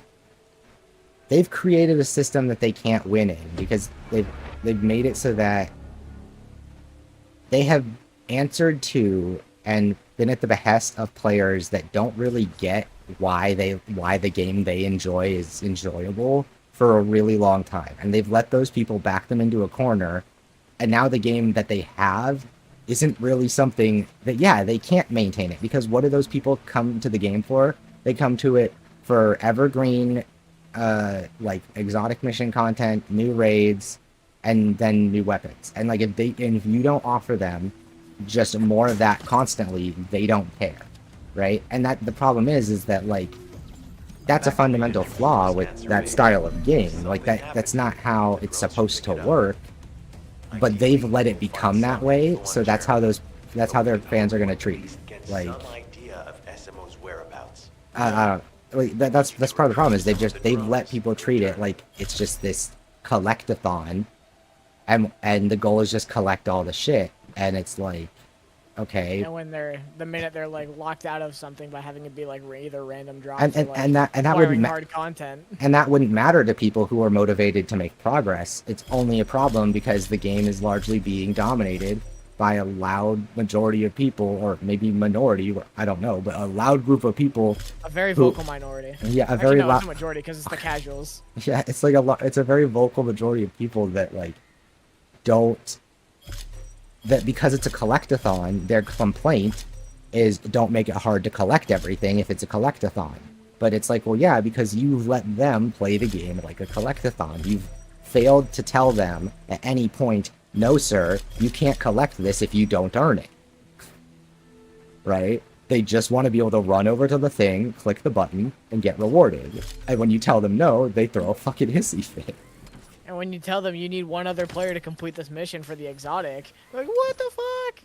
Yeah, it's like, that's the other thing is these games are like MMOs are already struggling in a lot of ways because they are failing to maintain the social bonds that made them such good games back in the day, right? And like that, one of the big problems is that these games lean even less into the social conventions. Analysis complete. Right, like so when you like a big reason why people love the old World of Warcraft is because the game's design fundamentally forced you to play it with other people to have a good time and to get by at a reasonable pace, right? And games don't really do that now, right? And why games like WoW suffer for it. That's why WoW Classic exists, is because it's just a different experience being able to play a game where you need someone else just to make basic progress along the way, right? And all these games are being more and more designed to allow people to play solo, and people treat offering single player accessibility as like actual accessibility, like as if you don't account for people who don't have friends or want to play alone. People are like, I don't have anyone to play Destiny with. It's like, dog. Like, and if you're being like, and they act like you're being exclusionary. It's like, no, sir, you don't understand. If you are that unwilling to interact with the community and meet people to play with, this game is not for you. It doesn't want you. You don't belong. These games are made for people to be able to. If you're going to be a solo player, right? The once upon a time, the hallmark of being a solo player in a game like this was that it was fucking hard. That if you were going to be a solo player, you were a solo player because you were so committed to being antisocial that you were better than everybody else. Because you had to be just to get by, right? Like that's where that's where a lot of the memes from like anime like stuff come from, is like the idea that once upon a time that was actually true. That like if you're going to be a solo player in an MMO, you were kind of a badass. Like at least in game terms, right? Because it was just hard to be that guy. And it was an achievement. Now it's like, no, they just let everybody be a solo player. And it's like, I don't always like playing with people. On the flip side, I would still rather that every game like this forced me to, right? Yeah, like, for the most part, I do most of my Destiny stuff solo just because, like, I can. Because Destiny player, like that, again, the communities they foster by not being inherently socially demanding. Guess what? If you can do everything solo, what's the incentive to be a nice person or to have a good reputation in the community? Yeah, like, I do most of the stuff I can solo, but, like, if I want to do a raid or I want to do, like, the 2-player mission, I have friends that play the game, and if not, I have LFG, because... Yeah. And I've taught people how to do raids through Sherpas. I've done all that. I've done the social parts, but like the fact that I can play solo is just like. Yeah, for me, I was a solo player in WoW for years because I was a kid and I wasn't really confident and didn't know what I was doing, and I just learned how to play that way. And then even once I learned how to play the game, I came back to it and I just wasn't really confident enough and didn't want to put in the emotional or like mental energy to like interacting and meeting new people. And so I That's didn't. why I would kept getting kicked from like clans or whatever, because I would join like these like low man like speedrunning clans, which I'd meet the requirements, but then I'd stop playing for months because I didn't want to play Destiny. Yeah, We and like, must move quickly. yeah, and like, for me, that was the thing is, in WoW, it finally clicked with me when I joined, like, started, like, properly raiding and joining a raid team and stuff and engaging in that side of the content. And then I started playing with people who had been doing that for years, right? And were at the top of the game. And it was funny how the game and the world of that game looked to those people versus how it looked to me, right? And when I realized, like, how chill and casual and how much enjoyment they get out of their game they play relative, like, let me put it this way, the sweatiest motherfuckers I've ever met in any video game are bad at it. Oh yeah, like the same thing goes for like Destiny raiding. It's Yeah, like like the most chill motherfucker you know, like the greatest of all. Like yeah, all the when I was raiding with a mythic raid team and we had one player, like we had a tank, like he was a bit of an ass sometimes, but he was funny. He was a big fish in a small pond and he knew it. Like he'd regularly get like world top 10 parses on certain raid fights. Like so he was very, very good at what he did. But like that was the thing is everybody was fun. Everybody was just chill and gave each other shit, and like if they made it competitive, right? It was just with the group of people in the team that felt like being competitive, and everybody else just kind of laughed at them while they competed with each other. Like it was very much just a group of people playing the game, and it wasn't we're playing on hard mode because it's about like flexing something or like trying to get some award. We're playing on hard mode because this is the difficulty that actually engages us and makes it fun for us to play with our friends. It was like this. It was just all these like presumptions about like how social things work in MMOs kind of drifting away when you go, oh, the people that are really good at this shit are the people that are actually just hanging out and enjoying it. Like, crazy. Because it turns out if you're on the forums all day bitching about what you don't like, you don't have time to get good. Yeah. Stop the defense units from charging. Like this, like when I was playing like Elden Ring and everyone was like leaving those negative reviews, it's like, while you're writing those reviews, you can just go get the buffs that make you are better, like make you better at the game. Yeah, like I couldn't. It's just people go to a thing asking for something else, and then and like society's taught them it's okay to throw a fit when something that advertised not being that is exactly what it advertised itself to be, and you go, oh. It's like, why is I wanted it to be the other thing? Yeah, it's like, then go play another thing. Like again, I have to question challenge my own assumptions a lot, because like, it's really easy for me to be positive or negative on something like this. Like I hopped in and like, I was like, man, this does not feel good. But I was thinking about my point of comparison, and it just dawned on me. I was like, well, you know, every game I've played like this recently, I've played for like 100 hours or more, and I'm playing them at higher levels. Like my memories of how they play it's all about playing them when they're actually at their good parts, right? So like I thought about it. I was like, well, I don't know, was I thoroughly engaged with Suicide Squad's gameplay in the first 10 hours, or was I really invested in Warframe in those first 10 hours? I was like, no. I like both of those games a lot now, and if I'm being honest, they were both kind of whatever at the beginning. So it's like being willing to give something. Like again, I still have a lot of reservations about this. I think because it's Nexon published, if it doesn't, we failed. Did we run out of time?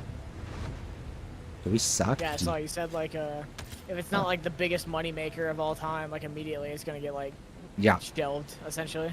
That's what they do. They will support it if there is press and a community of players to support that, but like. For them, if there is not like direct financial incentive to like make the game better and continue making it better constantly, they just won't. They're not a company that's content to be like, oh, this game has 1 million active players, right? Like honestly, they're the kind of company like they're not content to have 1 million or 500,000 active players or whatever and keep developing it within reason for that budget. They're like, oh, it's not making us like actual boatloads of money anymore. Okay, we're done. Like, and what they do is that their answer to not making a ton of money is to just take all the microtransaction systems that are already in place and then just crank them up. Just crank them up to 11. So like, and that's what makes Warframe such an interesting kind of case study in these games, is how it very much does a lot of the same stuff as a Nexon type game like this in terms of how it's monetized, and a lot of its success and its longevity is like really can be founded in the fact that like it's just not predatory. It's very on the face of it, like it's very straightforward. It's clear what it's doing, and they know they're making money hand over fist. They aren't trying to wring you dry for more content, right? Where a lot of these games, they get to that point where if they start like falling off at all, they get scared and then they just start charging more for shit.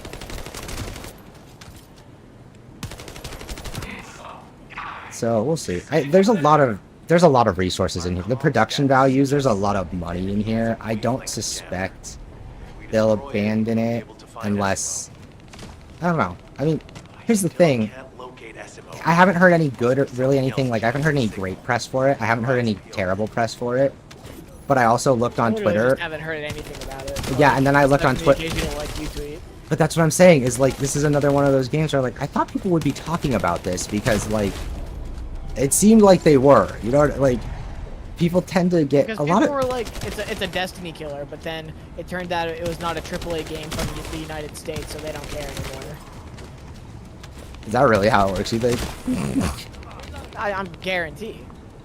Because people were talking about how it's the Destiny killer for years, and then boom, comes out, not a soul is talking about it. Because, yeah, like, I looked on Twitter, Zenless Zone Zero had, like, 45,000 posts when on trending, and, like, this had 5,000. Like, watch out, above you. I mean, I get it. It's, I know MiHoYo... That's like a new gacha game, right? New MiHoYo, it's the new Genshin. It's made by the Genshin people, so the character design is all peak, yeah. Yep. Yep. And like I get it. I know gacha games draw a lot of attention, and like I get that they get like coverage, especially something from like Genshin makers, but like this seemed like it was going to be in the cycle, and then suddenly no one was talking about it, so I don't know. It's not Japanese, it's Korean, so... What's killing me about this is that, here's the thing, the people that do like it, I guarantee you most of the people that like this game would swear up and down to the ends of the earth that Suicide Squad is bad. And I'm just like, I can't anymore, dude. Like, that's part of why I'm playing this, because it's a good point of comparison between Warframe, Suicide Squad, and Destiny. Because the encounter design is very, Destiny inspired, but the play styles and like character acquisition and progress and stuff is very Warframe inspired. But then it also has a bit of movement. It even has a couple of mechanics that I thought were borrowed either from Warframe or Suicide Squad or both, because they're very similar. Okay, now I actually have to kill him. Okay.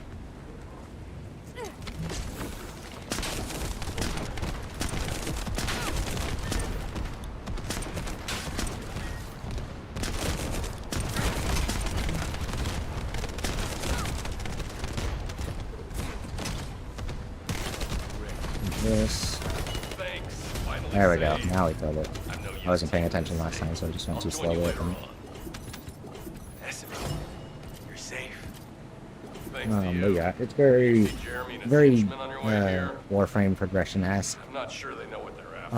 What their next move is. Encounter design does. I'll be honest though, that's the one thing that's impressed me, is like having just come off of the some of the encounter stuff in Destiny. I'm kind of like, okay, like I had a much better memory of Destiny, or I had a much worse memory of Destiny mechanics than I thought I did. So going back into it, I was kind of like, oh, there is not as much like here mechanically as I thought there was, or like there's not as much stuff in each instance as I thought there was. And so that, with that in mind, this on reflection is like, okay, yeah, this is actually decent. Like a lot of the, it's weird because they start you out, like the first two bosses I fought were literally some of the most boring, awful shit ever. Like I was like, actually, like that's why my first tweet of the game was like really negative, because I spent like 4 or 5 hours and I was like, this is bad. And then like, or I spent like 3 hours with it, and then like hour like 4 or 5, I was like, wait, am I having fun now? And I was like, yeah, I think I'm having fun now. Okay. Oh, yeah. As you know, my mission was to remove the source of the where you rescued, but the soldiers in my unit started getting sick, one by one. Bro, my racing game video I think is doing well. While the Order of Truth seemed to be getting I haven't sick checked it.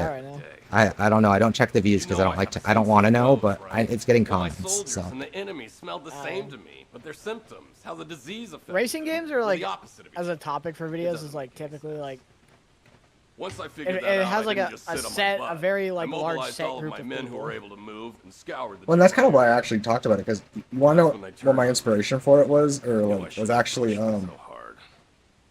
And I don't know, maybe I could have leaned more into this and gone more into it, but my inspiration was Reykjavik's video from a couple years ago. Racing loves making fucking. He loves his racing game videos. Well, and he made one about just how like just racing the sorry state of racing games basically. Yeah, because like all we have is like Forza, Need for Speed, and like F1.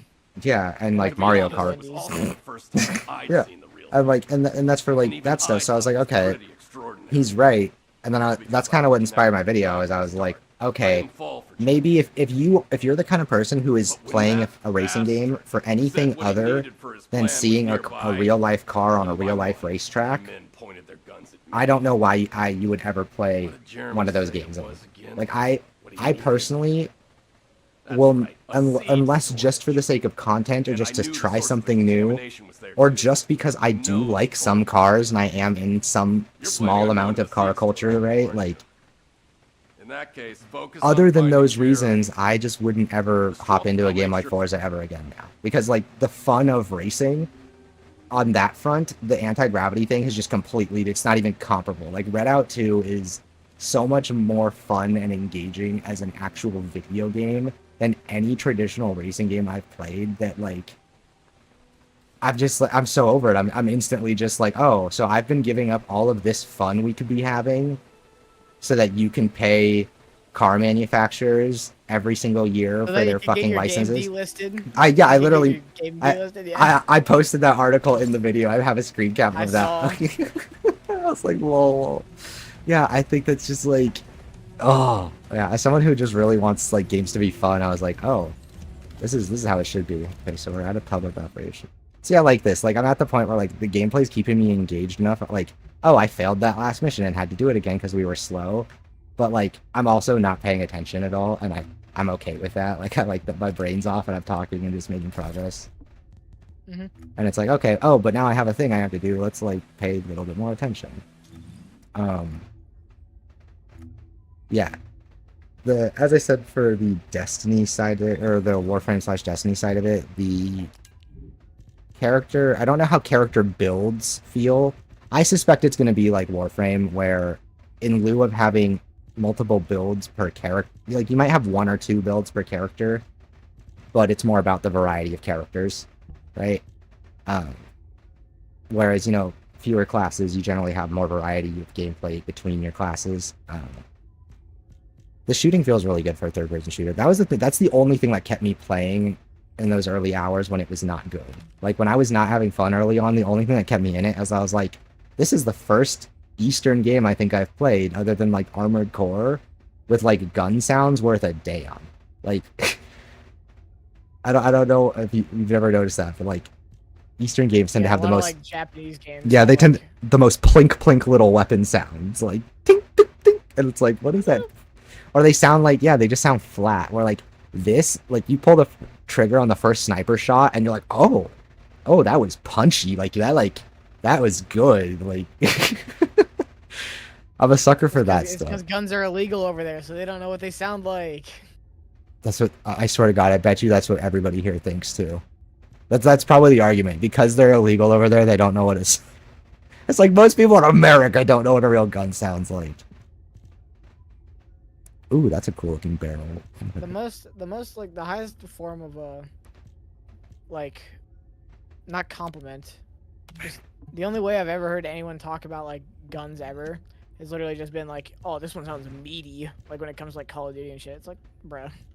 Because meaty is literally the best way. Like, what they're trying to describe... I know, right? They're trying to describe a sound that has a lot of depth to it. Like, you can hear the high to the low, and it rings throughout. It's more about how much it takes over in the track and how much it resonates. But yes, Call of Duty people are stupid. I get what you're saying.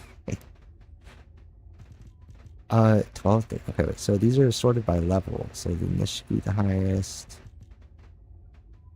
1990, 330. Lane of Balloon. This looks interesting. I love this fucking game. Are you playing again? Dying Light. The first one? Yeah. Yeah, that one's good. Early on, You'll have to let me know how you'll have to let me know how you feel about the second one in single player. Last time I played it, I liked it, but it's also I have not played it in years. Like It was, bro, as a co-op experience, it's like actually miserable. I remember the first one had a pretty good co-op experience. It even had like Dark Souls invasions, which kind of sucked ass. The problem with it was that everywhere you went, every time you spoke to somebody, both people had to be next to each other to talk to any NPC for any quest progress, and there's a lot of stopping and talking for quest progress. Dying Light 1 has that, but it's not an RPG, so you don't have to sit there and like do the dialogue and shit. Like, you can typically just like have the person teleport to you, and then you just like activate the cutscene, skip it, and then keep going. You can do that, but there's a lot in Dying Light 2, like especially you might not notice it if you're in like it might not be as noticeable in single player just because you're kind of just going through it, but in multiplayer, like you are very like almost constantly, like I'm saying like every 30 seconds to every 3 minutes, somewhere in that ratio, like stopping and having to wait for the other person to come to you. Like the fact that I couldn't start the conversation until Lemon was standing next to me. But the thing was, it was Dying Light do not have the teleport option? No, it does, but here's the thing, the teleport takes long enough. It's not instant. It's not like PS5 instant loading, like you hit teleport and they just appear next to you. No, it's like they hit teleport, and by the time they get to you from the teleport, they could have just fucking ran. Because of the way, like, unless you're really far away, because of the delay on all the network stuff, like, it's a hassle. It is no bueno. I'll tell you that. It's very no bueno. Dying Light 1 was a much simpler game, so the co-op worked a lot better. But then, like, they kept co-op in 2 just because, like, Dying Light, it's like a, I don't want to say Dying Light staple because there was only one game, but like. No, that's what the fan base acts like, though. They treat it like, they're like, no. Co-op. Yeah, they're like, co-op is a staple of what we like. Like, it's a big reason why the game had such a long life well after its release and stuff, and got so much long-term support. We're gonna try this. We're gonna try. God, is everyone in the city mentally deranged? Oh my god. Yes, welcome.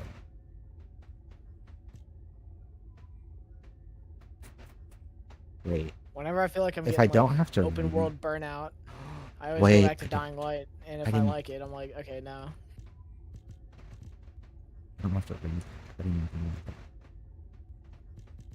Dude, I didn't. Ah, Jesus Christ. Wait, this might be cracked. Okay. 34.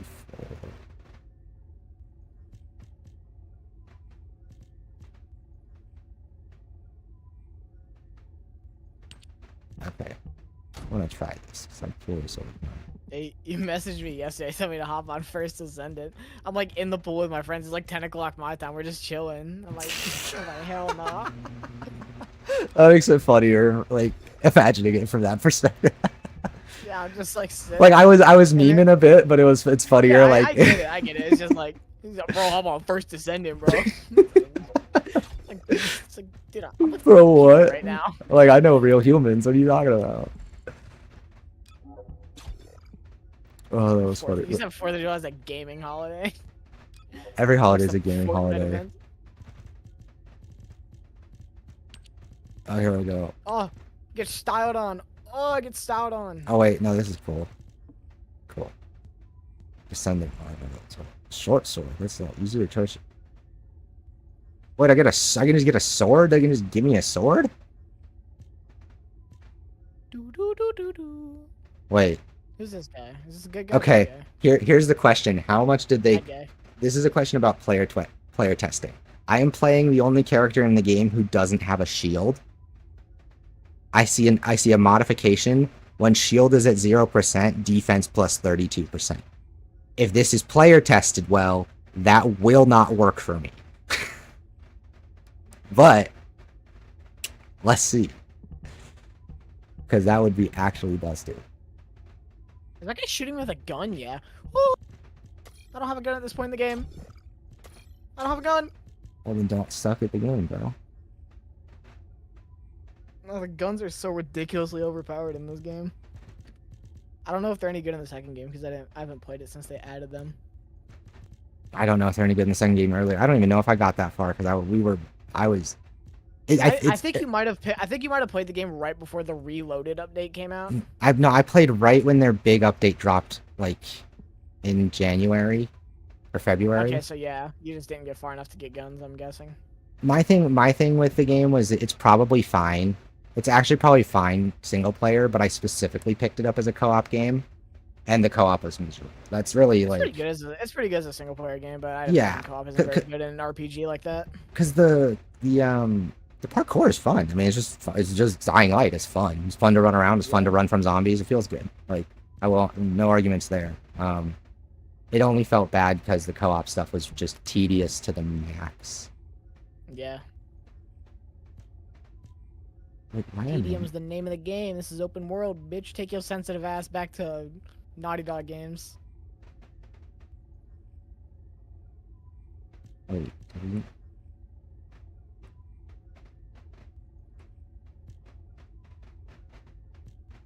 how does this make all my stuff worse? I think my biggest thing with Dying Light 2 is I don't play Dying Light for the story. Like the first one, like has a laughably bad story. The parkour oh yeah, like, okay. Here's just an example, real quick, because Lemon just reminded me. The parkour challenges when co-op are hilarious because some of the parkour challenges have like triggers. Yeah, like the elevators and shit. Yeah. I remember you watching you how that happened. That's so dumb. Oh my god, were you? Oh, you were watching it. I couldn't remember if you'd seen us play that. Yeah. Okay, so because like it would trigger like a gas thing that would get you unconscious, not unconscious, but like more dizzy as you'd go on. But like you'd be further ahead, or Lemon would be further ahead, and then the other person couldn't catch up. Yeah, it was absurd. Okay, so it's just the way this worked. That's a. So this is worse. Damn. I don't think anyone has ever played Dying Light for the story. Like. Because it's like the most cookie cutter, basic, like Far Cry story you can imagine. Yeah, for me. Yeah. So like when you turn the second one into an RPG, I'm expecting better writing, which there was, but it's still not like amazing. It's still not great. At least the gameplay was fun, but like you're forcing me into more narrative stuff that I do not care about. I don't care about 80 Baby and her fucking and his sister. Is that anything good? Ms. Astra's devotion so far. I have Ms. Astra's devotion. What's a mounted? What does that mean? Fuck. Don't make this complicated. If I put this on, I have the pistol. Do I have to switch to the pistol? There. Okay. Now is it active? It is. I think the funniest time though to be like a Dying Light fan was like when they were constantly delaying Dying Light 2. Because that's the other thing. The game was half baked because they were like super ambitious with it, and like their Techland's very small. Yeah, I don't know why they went so. I feel bad because they're one of those games that really suffers for size over quality in a lot of ways. Yeah. Even though it's pretty high quality. They've updated the game since then. Like when the game came out, it didn't have like the ragdolls or the gore from the first game, but then they've since updated that stuff in. They added guns, whatnot. It's just like, imagine if it launched like that. Yeah. Well, I heard that year one was rough. It was rough. Cause I bought it year one. Like I think I got it like a week after it came out, and like. Oh yeah, like that's one of those games I wanted to get at launch. It's just like generally pretty buggy. And Dying Light is just proof that not enough people experience Eurojank on a regular enough basis. Because they're like, oh, why is Dying Light 2 so like glitchy and weird? It's like, it's not glitchy and weird. It's called Eurojank, and it's beloved here. It's cute.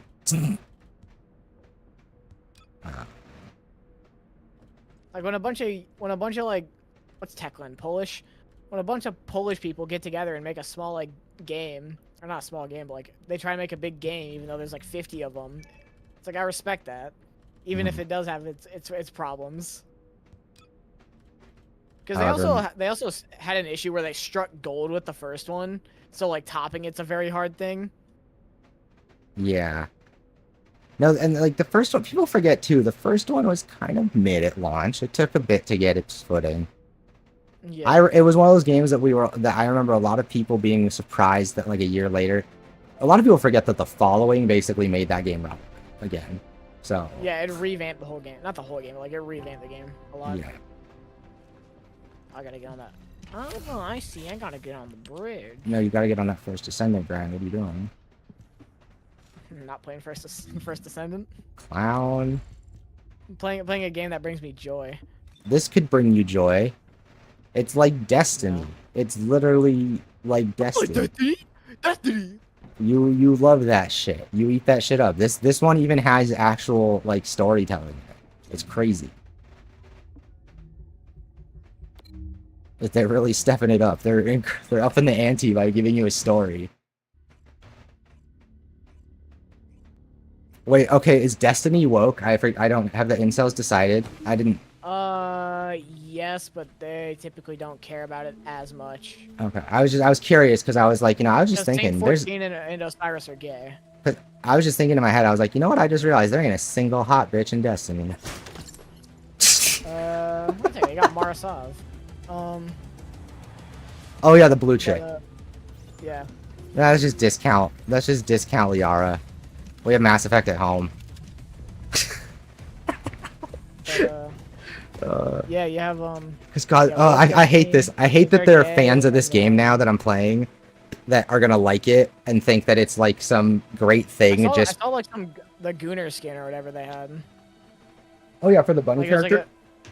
like And I'm a person. I'm gonna be honest. That doesn't bother me at all. It's the people that think it matters that bother me. Like yeah, the like, people. I don't give a single damn. Like no, like I'm weeb as fuck. I don't care. I like anime chicks. I love waifu characters. I'll go buy the slutty bunny character. You want to know why I didn't play the slutty bunny character? Because everybody's playing the slutty bunny character, and I'm more original than that. It's just why, like, the people that make it about some fucking thing that it's not. It's like you can just like. Not a message. Yeah, like you can just like the ridiculously over-sexualized bunny girl, and you don't have to like have an excuse for that. You just think you like the character. She's meant to be hot. You like that she's hot. And the story, like, yeah. And the fact that they make it their culture war is what kills me, because it's like, bro, like, then any of us who actually like, who don't care but still like think it's fun or appreciative, like I know that developers making this game look at their characters and they chuckle a little bit. I know that whoever animated this character's ass and titties to jiggle a little too much laughs every time it happens. Right? Like, he's not sitting there going, oh my god, it's so hot, oh my god. You know what I mean? Like, you have to have a sense of humor with it. Like, and these people take it so seriously that it's gross. It's like, I don't want you in the game I'm playing, go away. We must stop him before it is too late. Like, I'm not like one of the like anti-hot characters. Like, no, we need to cover them all up. Nope. My chastity belt's on too tight. Like, and I agree that it's hilariously immersion breaking. Like, yeah, it's like these characters are not even like, it's ridiculous. But I'm okay with it if we all agree to accept and enjoy the ridiculous, not try and. If it's universally accepted as like stupid, it's fine. Like, yeah, like Bayonetta's like absurdly over-sexualized. That's and it's fine and it's fun and she's cool. Bayonetta. Yeah, and like Bayonetta I think is a little different because Bayonetta is less male gazy, right? Like in the sense that I think she's designed by a woman. An actual character. Yeah, and she's I'm pretty sure she's designed by a woman. Like, yeah. But like, because these characters again, like these are far more male gazy. I get it. Like, I see that element of it, but like beyond that, I'm just like, dude, like, first of all, I have met so many beautiful women in my life, and none of them look like the characters in these fucking games. I'm sorry. It's like we want real women back. I'm It's like, no, you want I'm your sorry. fetishized Asian version No, of a woman. Like, no, you want a Japanese or Korean supermodel. That's it. They're the only human beings on Earth that look like these characters, and that's part of the hilarity of it. Is that, hey, we're gonna make a Spec Ops like assassin out of this character that looks like an Asian supermodel. Like that's the fact that they think that that's an actual real standard for like what people like, it's just crazy to me. Like, it's really crazy to me, especially as someone who has like no like, who doesn't really feel that particularly original in these regards. Like, I've spent most of my life in a conservative place, and like the people that these like incels like call unattractive were winning prom for me. Like nothing would be good enough for these losers because they don't actually like women. they like video game women. Yeah, they prefer their women 2D instead of 3D. It's just so it's very weird. Proof enough for me that we can't allow this to continue. We will finalize the detonation of the facility. Like, and for me it's weird too, because like I've always liked those kinds of characters and stuff, but like I always found it like it was an association thing. Like, I used to kind of avoid sexualized characters, and I didn't play as female characters a lot of time in games, especially because I didn't want to be associated with those types. Like, it had nothing to do with my own choices and the characters I liked. I avoided something because I didn't want to be associated with the losers that are weird about it. Yeah, exactly.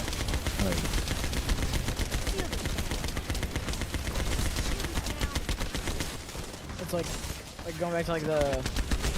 It comes from a very Perfect Protestant. dark reveal. It comes from a very Protestant place of believing that sexualization is an inherently serious and important thing. That like that something can't be horny and you can't laugh at it being horny. You know what I mean? Like, oh, if there's sexual implications, that's serious, and that's something we talk about in society, and that's got sex involved.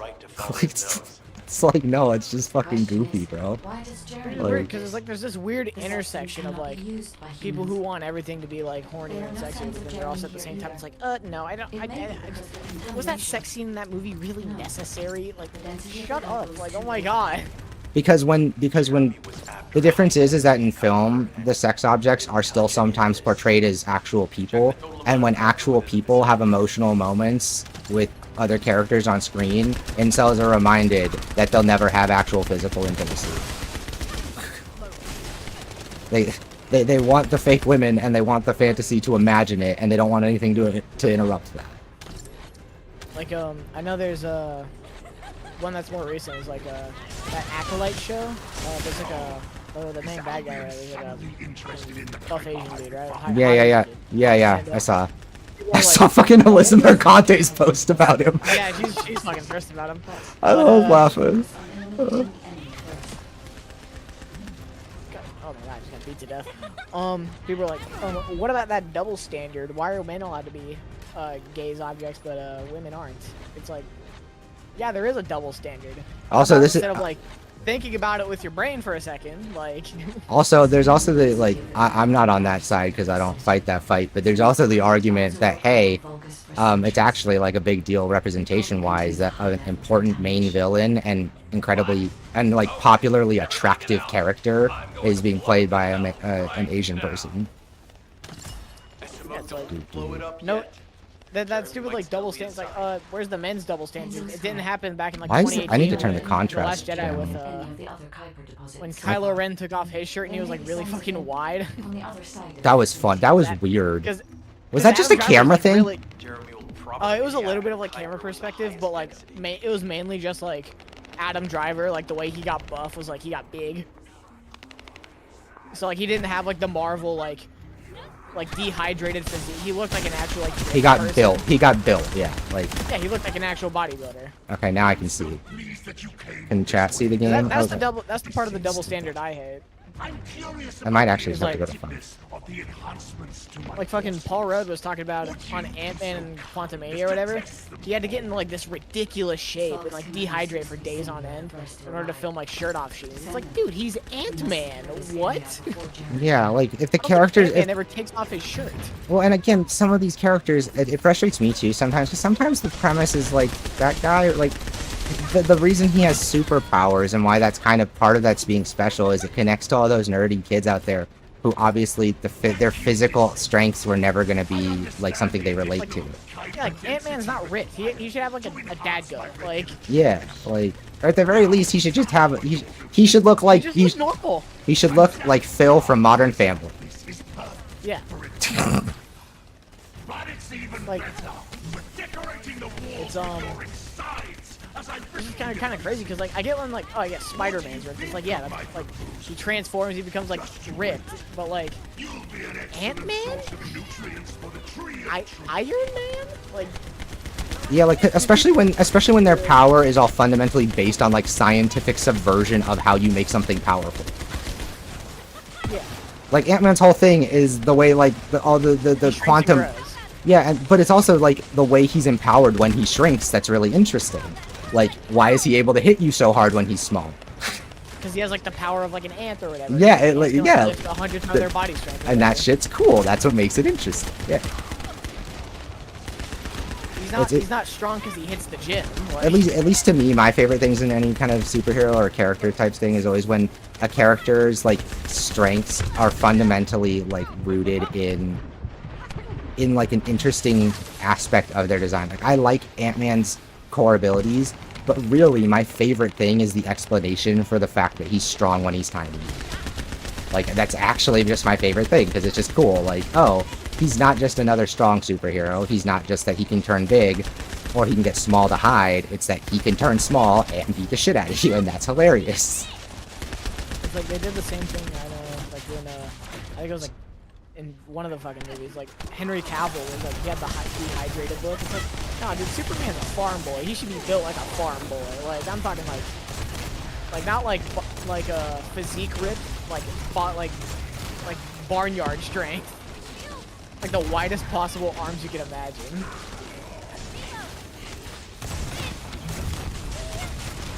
Bro, now I'm playing Destiny now. I'm just firing rockets at a boss. That's Destiny.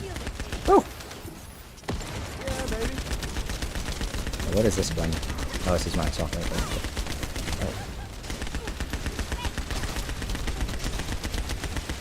Okay, here's something I sincerely don't get though. Like, it's like the Suicide Squad does, where the only people paying attention to third-person shooting. How are people still making third-person shooters in the year of our Lord 2024 that do not have active reload? That mechanic is just it makes. Gears of War did it back in 2007. Just do it. Keep it. Yeah. When I found out that Gears of War that everybody else is allowed to do it too, and they don't, I get annoyed because I'm like, it just makes all of them better. Like it's the easiest way to just make shooting feel better. Every game. Like Star Wars Battlefront had it. Every game that has third-person, any game that has PvE shooting as a primary mechanic, if you're shooting and not at other players, active reload should be in your game. Like I get why first-person games don't have it because I would use it in first-person. I just don't think it would work in PvP. Yeah, that's what I'm saying. Like it just doesn't like. First-person it's a little more awkward than third-person. I feel like, but even then it's like minuscule. But even then, if it's awkward because it's awkward only because you'd have to indicate it in a way that hasn't been seen very many times, if at all. I've never seen. Battlefront does it just because like it has the little like thing that fills up under your reticle that tells you. Okay. Reload. Yeah. See, then yeah, you could do it for any of them. Yeah. Narcissism while sprinting. Skill cost minus 1%. Skill cooldown plus 1%.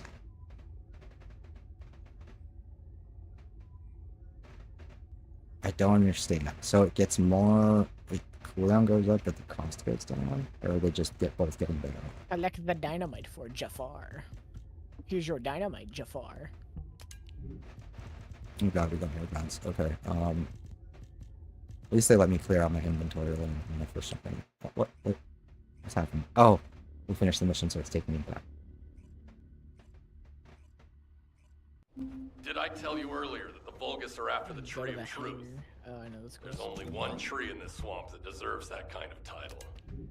I can take you there. After I demolish this facility, that is. Let's see this goes here. SMO and I You're will like handle super this. familiar for Can me you and like report back to Alpha in in the person? way that I just know like This every intel is single sensitive quest. and we don't want to risk Like I have Just a no- friend, like if you listening ask in him on like any anything comms. about like Fallout I'll or send like you the rendezvous Skyrim, point he'll shortly. you like tell you in an SMO. instant. That used to be me But, with like- Skyrim. I used to know everything about Skyrim there was to know.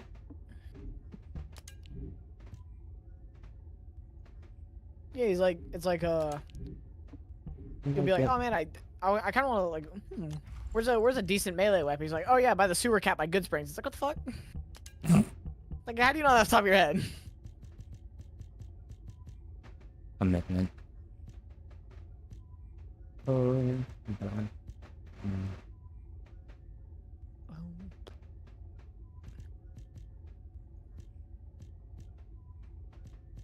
Go to the hangar. Yeah, that. What? Let's use construction. At least they make getting rid of your extra junk in this game nice.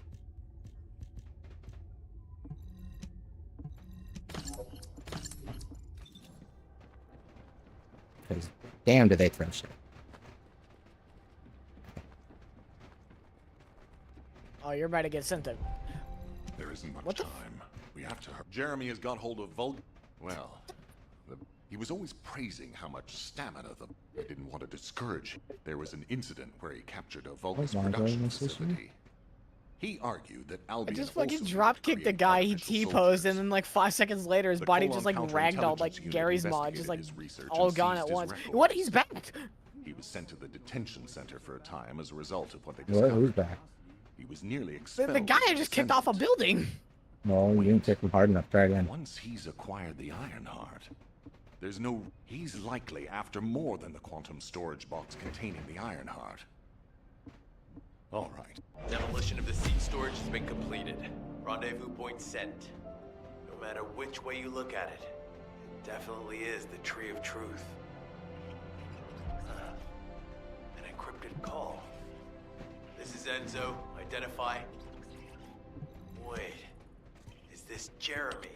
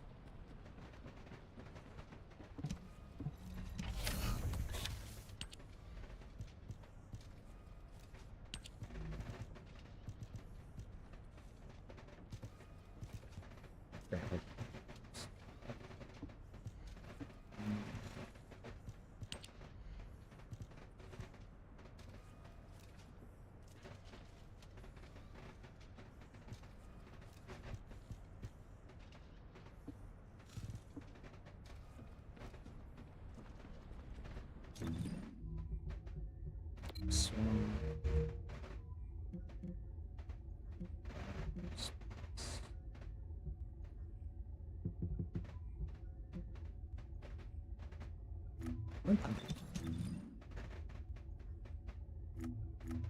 Make the jump. No. Okay, I made it.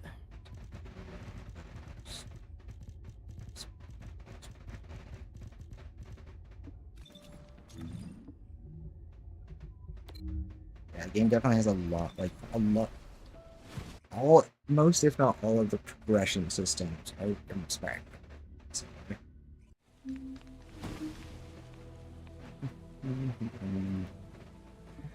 What is it? Okay. Yeah, let's go get that fuck Jeremy. I hate him. I have no idea what you're talking about, but I'm ready to blow it all up. SMO, if the output of the machine installed on that tree is correct, half of the swamp will be blown away. Please calm down. This is so frustrating. I'm going crazy. We need to take full Oh, I control finally of have a the gun area now. around that You're tree. done. You're cooked. As we can't track Jeremy visually, I've installed a sensor. I have The a gun moment now. he sets foot near us, it will activate. Now I win Dying Light. Looks like the enemy is also tracking Don't Jeremy. they bring? You better Don't capture guns him bring first. all those obviously? You need to defend the sensor, Descendant. I thought they did, right?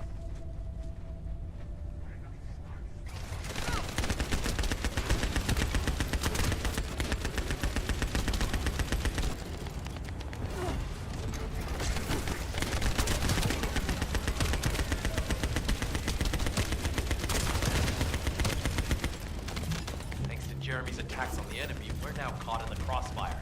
The sensor must be protected at all costs.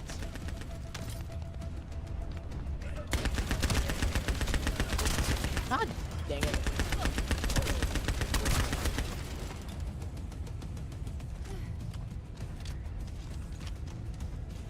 Need to eliminate that Vulgus. Yeah, maybe I am just trash.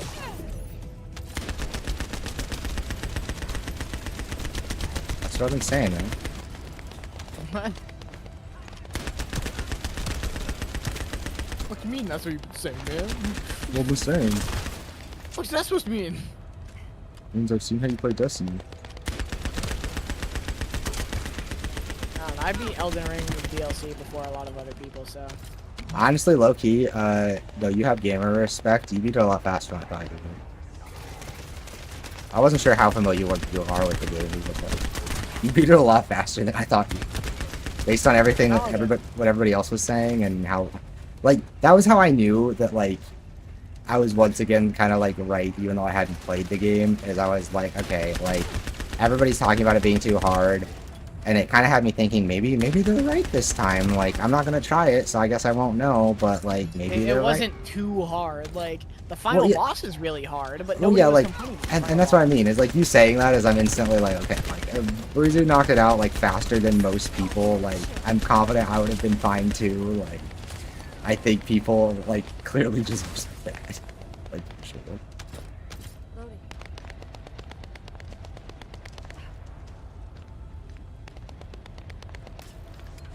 I wish there was more combat incentive to use the grab. Just getting okay. You can craft a new item.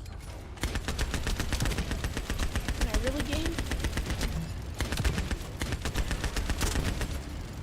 Yeah, apparently this character's single. That's why you're doing she can like definitely get you can get a gun on this where they can just fire around. I mean, are you up yet, or are you still rotting? What up, loser?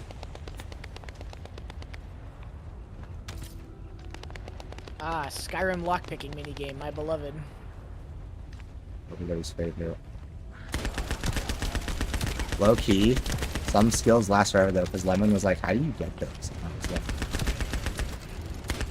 "It's all tricks of the trade." It was like way too many hours in Skyrim lockpicking, so because like I did the Dying Light ones and like I pretty much can't I do them so fucking fast. Yeah, like I'm like, oh yeah, easy. I know this mechanic in my soul. Like I just know how to do it's just the tried and true, the very tiny wiggle test over and over until you just feel it. Yeah, until you feel it give. Yep. When Dying Light, it's funny because you could do like, the way I do it is like, because the lockpicking minigame is actually quite simple. Mm-hmm. It'll either be middle, left, or right, and it's just a variation of like to what degree. Mm-hmm. So like, yeah, that's always start in the middle, get nothing, left, right, and then like it'll give one of those three will give. And then the harder they are, sometimes it won't. Like once they get to like the hard quote unquote ones, they stop giving until you're like kind of close. Yeah, then they stop giving, and then you actually just have to be like really precise. But those ones are just like, they're few and far between. So I can just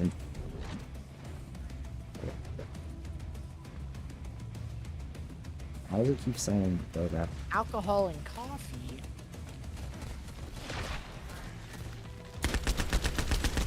I've always found the looting system in games that be really funny. Where it's like, yeah, this guy, his vacation bag. What's in it? Oh, $7. Like, what are you doing going on vacation with $7? That's just what wasn't found by the looters.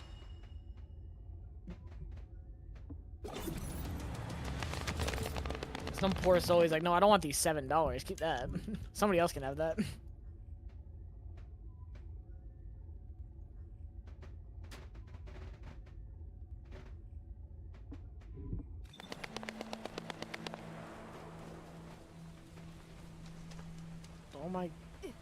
Oh my gosh, man. These guys are getting annoying.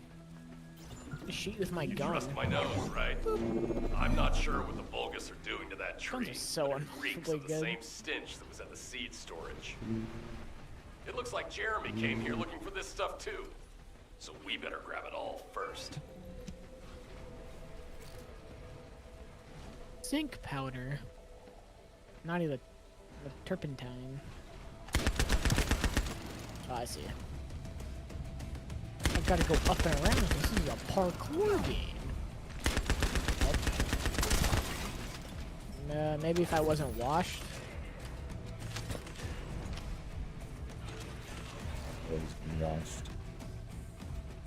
Something when your goat is washed.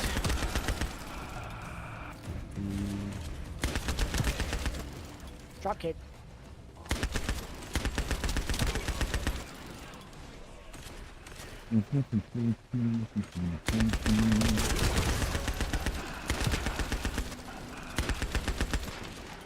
Loading. Loading.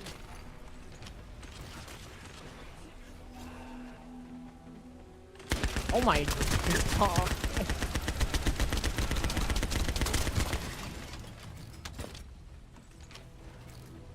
I just turned it into a red paste.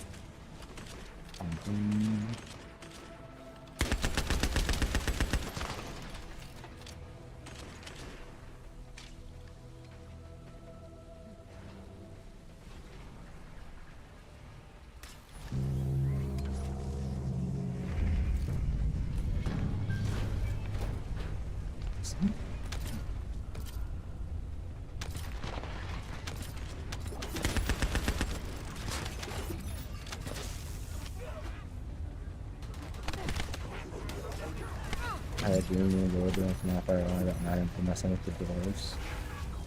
Wait, is that your way of saying you're awake? Are you awake? Yeah, are you rotting? Get up. The thought consumes.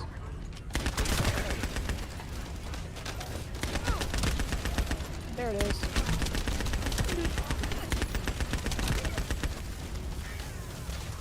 God. Batteries, cigarettes. Only the essentials. Gauze, batteries, and cigarettes. Those do sound like essentials.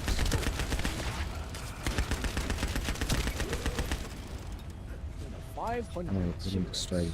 Loading.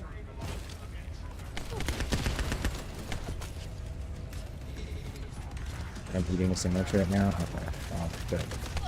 Eat your food and then go do something. Hi, zombie. Or Drop your hammer. get on. Yes, you get on.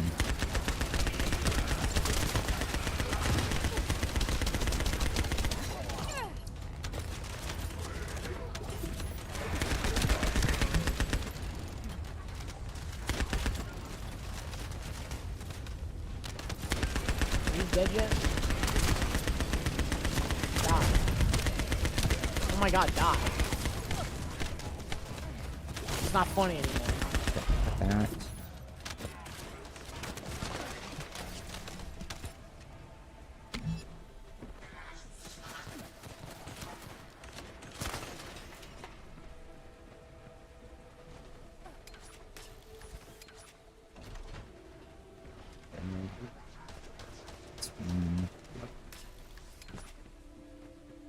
Let me know.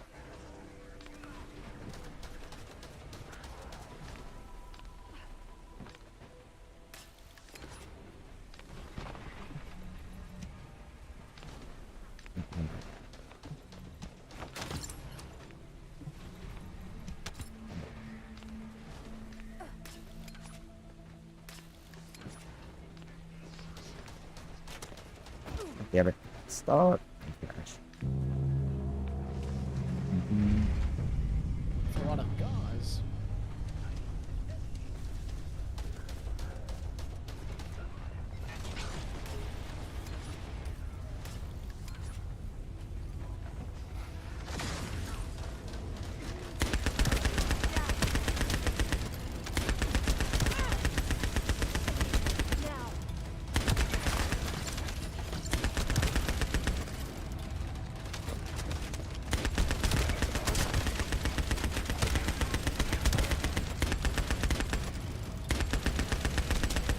Burn him.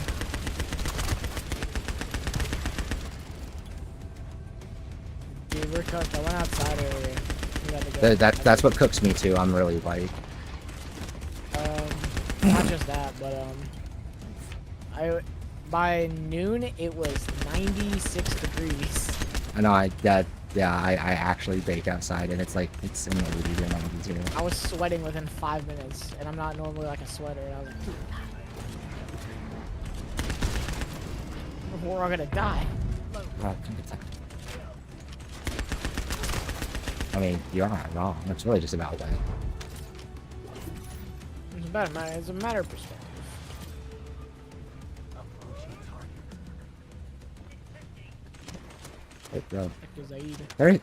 Sometimes you get to a certain point in a game like this, and you wonder how the people that are also alongside you in that game have gotten to the same point while remaining at the level they're at. Like, how have they not figured? How have they gotten this far without figuring stuff out? Like, how? Yeah. You know what I mean? Like, where it's like, how did you even actually progress without learning that thing? Because you should have gotten stuck until you learned that thing. Like, I saw that yesterday. People just like someone was in ignorance. Like we were fighting a boss earlier before I went and did it in private mode, and like you only lose a revive if you only like lose a life or an attempt out of the 4 you get or whatever. If the person down doesn't get rezzed, like if they get picked up, it doesn't count as a death, right? And I just watched a dude just like unload rounds as like 2 of us were crawling around on the ground dead. I just watched us die. I was like, you realize you would like have 100% chance of preventing losing right this second if you just walked over and pressed the button. Like, if you press the revive button. Like, I was like, you're literally making yourself do this again. Like, I couldn't fathom in my brain how like, people just don't know the basics. Like, how do you get that far and not know? How did the game let you achieve that much without like, making you know? That's the thing is, games are pretty good at like enforcing stuff, so it's like, I don't know. Last known location is in the northeast. There is a high chance that Jeremy grabbed it. He planned this. You're calling me short gator now. Everything I have my internal gratitude. You're running a special. Why don't you get a part of that sale? All of these supplies to good use. All forces, I'm sending the last known coordinates of the supply box. You see the Dead Rising remake? Yeah. I'm not a big Dead Rising person. That's disturbing. I love Dead Rising. I mean, like, not big as in, like, I'm not, like, attached. I've only played, like, one of them briefly. It was, like, the second one, I think. And I was younger, so it's been a long time. Like, I'd have to try it again to know if it was worth it for me. Dead Rising is this really funny case, because, like, 1 and 2, pretty damn good. 3 and 4, not so much. Yeah. And there's only, like, 4 titles. 5 if you include the shitty Wii game. So that means half, if not most, are, like, not very good. But it's still beloved. Yeah, it's still beloved.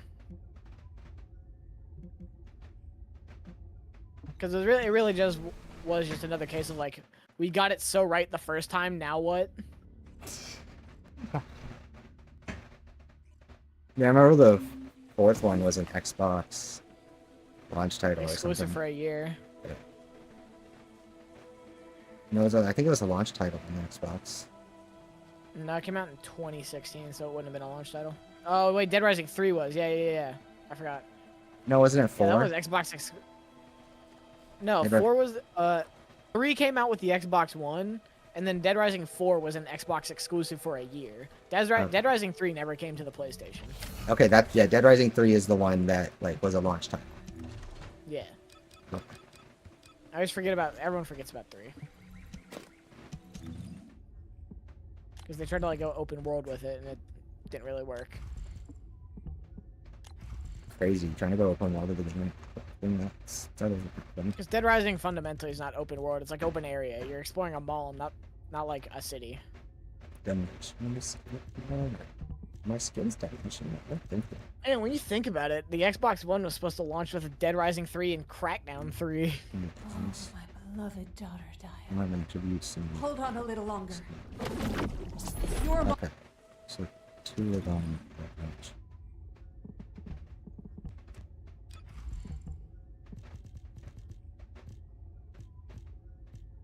Microsoft should put all their eggs in one basket and get every single team, like Call of Duty style, just working on like Crackdown.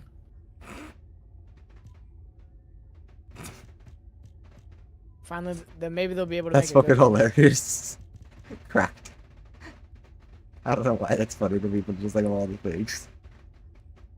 Cause like, who gives a fuck about Crackdown? I know somebody who cares about Crackdown. That's it.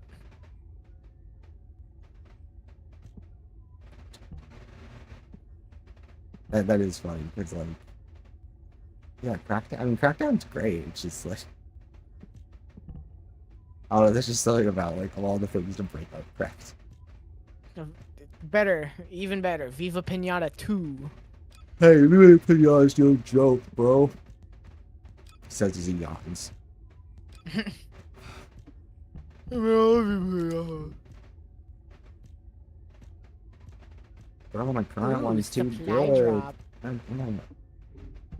Every now and again, I'm reminded of that time Techland tried to make a Dying Light battle royale, and that was when that was like the trend. That was a thing. And it fell through. I didn't. It had a pretty cool concept. It's just like, Why? it just wasn't there.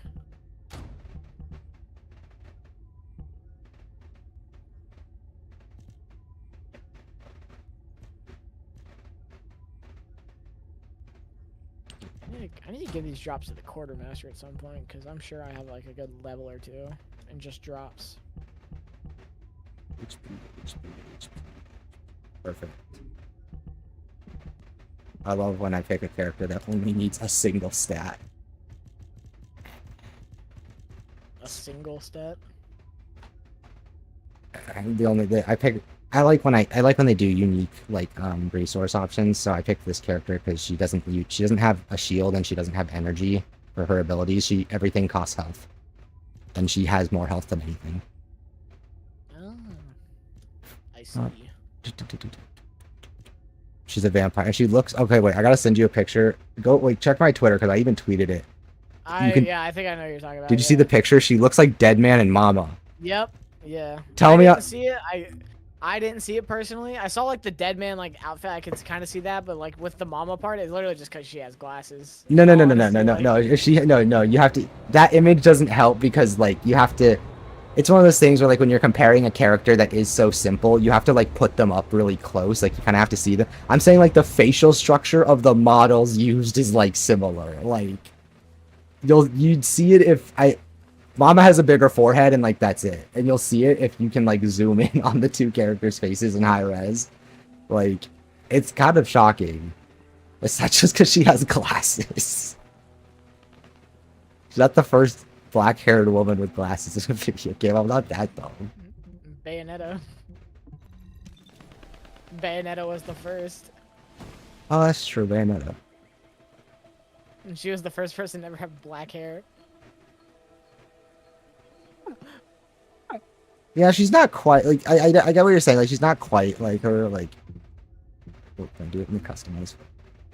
That game. That's a lot of points.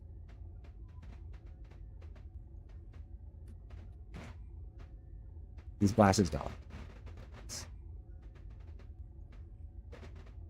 I think she looks a lot like her. Like her mouth is a little different and her forehead's not as big, but like they look really similar. Not just someone's like you're racist, bro. It's just because they're white women. I think they're Asian women. I think they're in that really weird gray area where it's hard to say. I think the person who plays Mama, like the physical like actress, is I think she's like more Asian. Like yeah, but she's definitely part Asian, right? Yeah, I'd assume. I'm so. pretty sure. I'm pretty sure. Looks like I can't tell you off the top of my head. I don't remember her name or her story, so I don't remember. But I definitely remember thinking, "There's no." Yeah, I'm pretty sure she's. Jeremy has everything he needs. Are you saying? I wonder if other people ever like look at me and have that question in their head, where it's like just vague enough that you're like, I don't know, are they? Is he? I don't know. There aren't any usable colossi remaining. it really just comes down to did you inherit the squinty eyes or not? If you didn't get the squinty eyes, you can kind of pass as not Asian. Doesn't really matter like what else you have if you don't have the squinty eyes. That's basically the breaking point between the two terminologies for like most people is like, do they have the slanted eyes?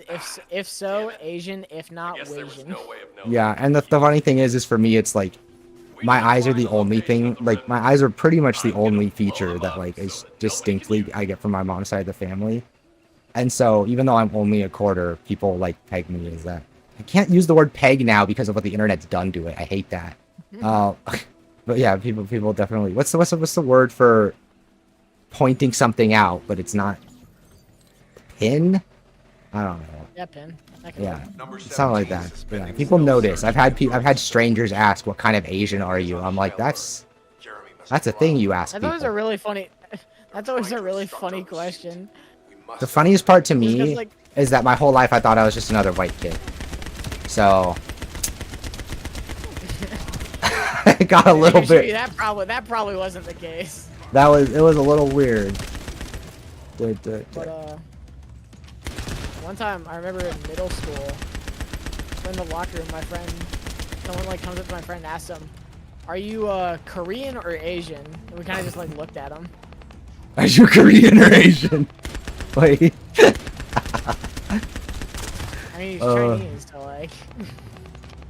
What's funny is I always got whenever anything Asian came up, people always assumed Chinese. I don't know if that's like I don't know if Korean culture has shifted that towards Korean being an assumption now, but when I was in high school and middle school, it was always anything Asian that white people didn't recognize as Chinese. Yeah, Chinese was like the big one, but I think another one's probably like Japan. That seems like it depends on what was being talked about in your demographic. Because like when I hear that people who are like in Gen Xers and stuff, right? They'll see something East Asian and they'll like associate it with Japanese because that was the country having their economic boom at the time, and then China had theirs in like the early 2000s and mid 2000s, which kind of informs my and like people around my age's idea of like what an East Asian country is, right? And now it's like Korea with their very strong soft power initiatives and their and their cultural influences and the stuff that they cultural exports and stuff. Like now people like, because I remember when I was younger, like Korea was like one of the Asian countries that like people didn't talk about. Like most people when I was younger didn't know there was a North and South Korea. I'm not even kidding. Like most people when I was younger just thought all of Korea was the North one because that was the bad one. Like that was it. They're like, wait, there's two? I was like, why do you think there's North? Because there's South. I mean, at the time, what's it called? It probably wouldn't help that the Korean War was still kind of a recent thing. The Korean War was not a recent thing when I was a kid. How old do you think I am? Not like recent as like last year, but like it was still like fresh on people's minds. Bro, the Korean War was like the late 70s, wasn't it? No, it was like the 80s. Late 80s? It's like early 80s. Like the mid 80s. It was like 84. Yeah, that's 13 years before I was even born. I'm saying that's still fresh enough. Fair enough. Because like what? We went to I don't know. Korea, this country goes to war Korea, like perpetually. Yeah. Like I just saying, like after Korea, we didn't really get a whole lot of trouble until Desert Storm. Good old Desert Storm. And then the following War on Terror. The War on Terror. Man, we lost that one, didn't we? That's a war to lose if you ever lost a war. It's crazy how when you make wars against things that you can't actually be defeated because they're ideals, you set up your entire population for failure. I'm not very good at winning wars. No, we're fine at it. We're good at bombing people until they agree to cooperate. Yeah, but when it's not. There's not foxholes, we can't really bomb them. Exactly. So that's why I was like, from what I remember, the Vietnamese War, by all intents and purposes, was like Like, Oh yeah, we lost that part. yeah, like people won't admit this. Like, and it's something. It's one of those things that's it's not controversial anywhere else, but in America, it's controversial. The idea that like we got fucking demolished. Like, Hey, we got those rice farmers got us, and they got us good. fucking wrecked. Those Viet Cong, they know how to make some foxholes. They did some. I mean, to be fair, it's like when you have guerrilla warfare occurring in some of the most brutal environment on Earth, like you're not gonna beat the natives. Like, it's one thing to do it in the hills of Montana. It's another thing to do it in fucking a jungle where you get bit by the wrong bug and you drop dead. Like, God, like half the time, like they would. I remember they'd leave. One of the things they talked about is they'd leave razor blades in bushes and stuff because all it would take, all it would take is soldiers would get a cut and that infection would kill them half the time. Yeah, like that's the level of like Unprepared, like, brutal environment like that we just like we're not ready for. It's like literally like the Germans marching in to fucking Russia in the winter. Yeah, like we literally went like Like, this is just crazy. And we got about the same results too. Yeah, it's just like one of those things that because like they weren't an organized like movement with a nation of a nation, right? Like it wasn't this one thing that came out with a decisive like order of systems that people would recognize. There wasn't a clear victor in the way there normally might be. So because of that, because there wasn't a clear victor, America could claim they didn't lose. So that's a cop-out. Even though by all intents and purposes we lost. I have to do so to each of these zones.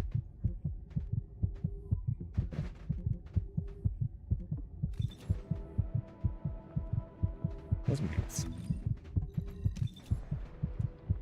I think we need to go level up. Not next day.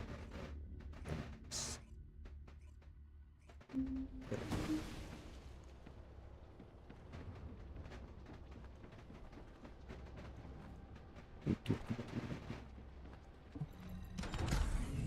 that a viral chasing me? Get out of here! Oh my god, virals are so. So I'm gonna go. Bro, they're scary in 2 though. Oh my god, I cannot get away from this. They're annoying in 1, like really annoying, which made it awesome because one time I was introducing my friends to the game, Made it awesome. and it just so happened that there was a community event going on that turned every single zombie, bar the volatiles, the ones that the volatiles, turned all of them into virals. Wait, what's the difference? Wait, volatile. What's the difference between a viral and a volatile? Viral are the normal zombies that still like, but they sprint. Okay. And then volatiles are the scary ones, right? Yeah. Yeah, they're the scary ones at night. This makes our stuff better. Why did I run out of lockpicks? Can I adjust those? Where's the point in Blueprints. the nest? Lockpicks.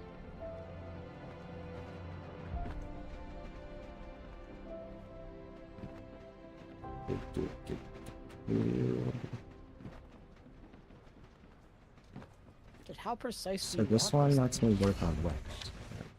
There we go. Wait. Oh. Oh, that's a purple baseball bat. I'll take that.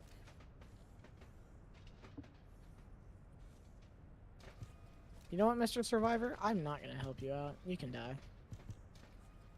I got other things to do.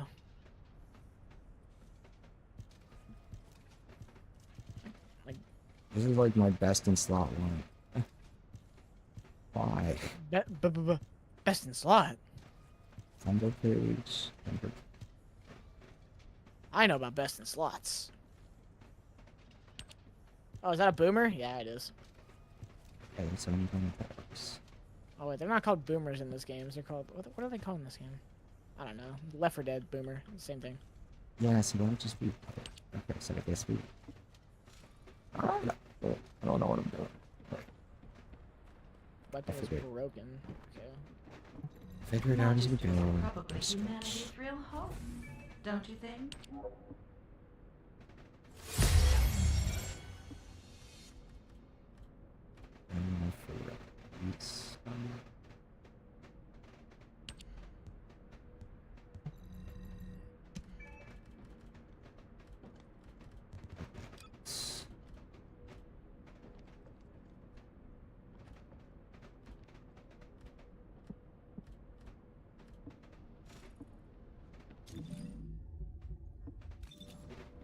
Those. No map.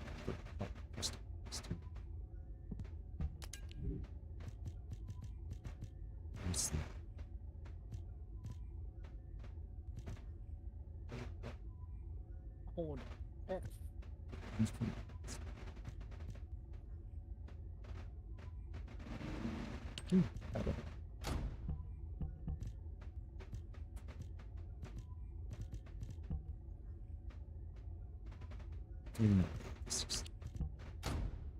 Oh, it's pretty. Oh my god, it's really good. Pretty. Oh, I like that gun. Here you go.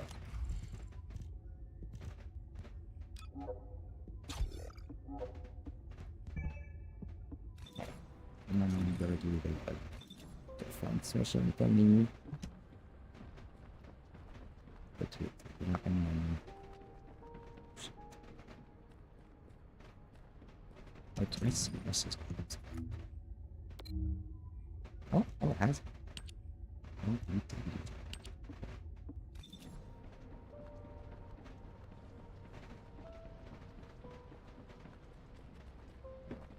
I'm not gonna be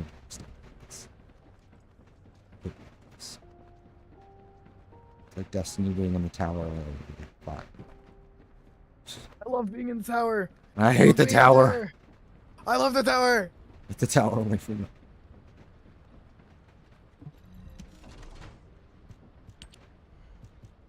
Oh.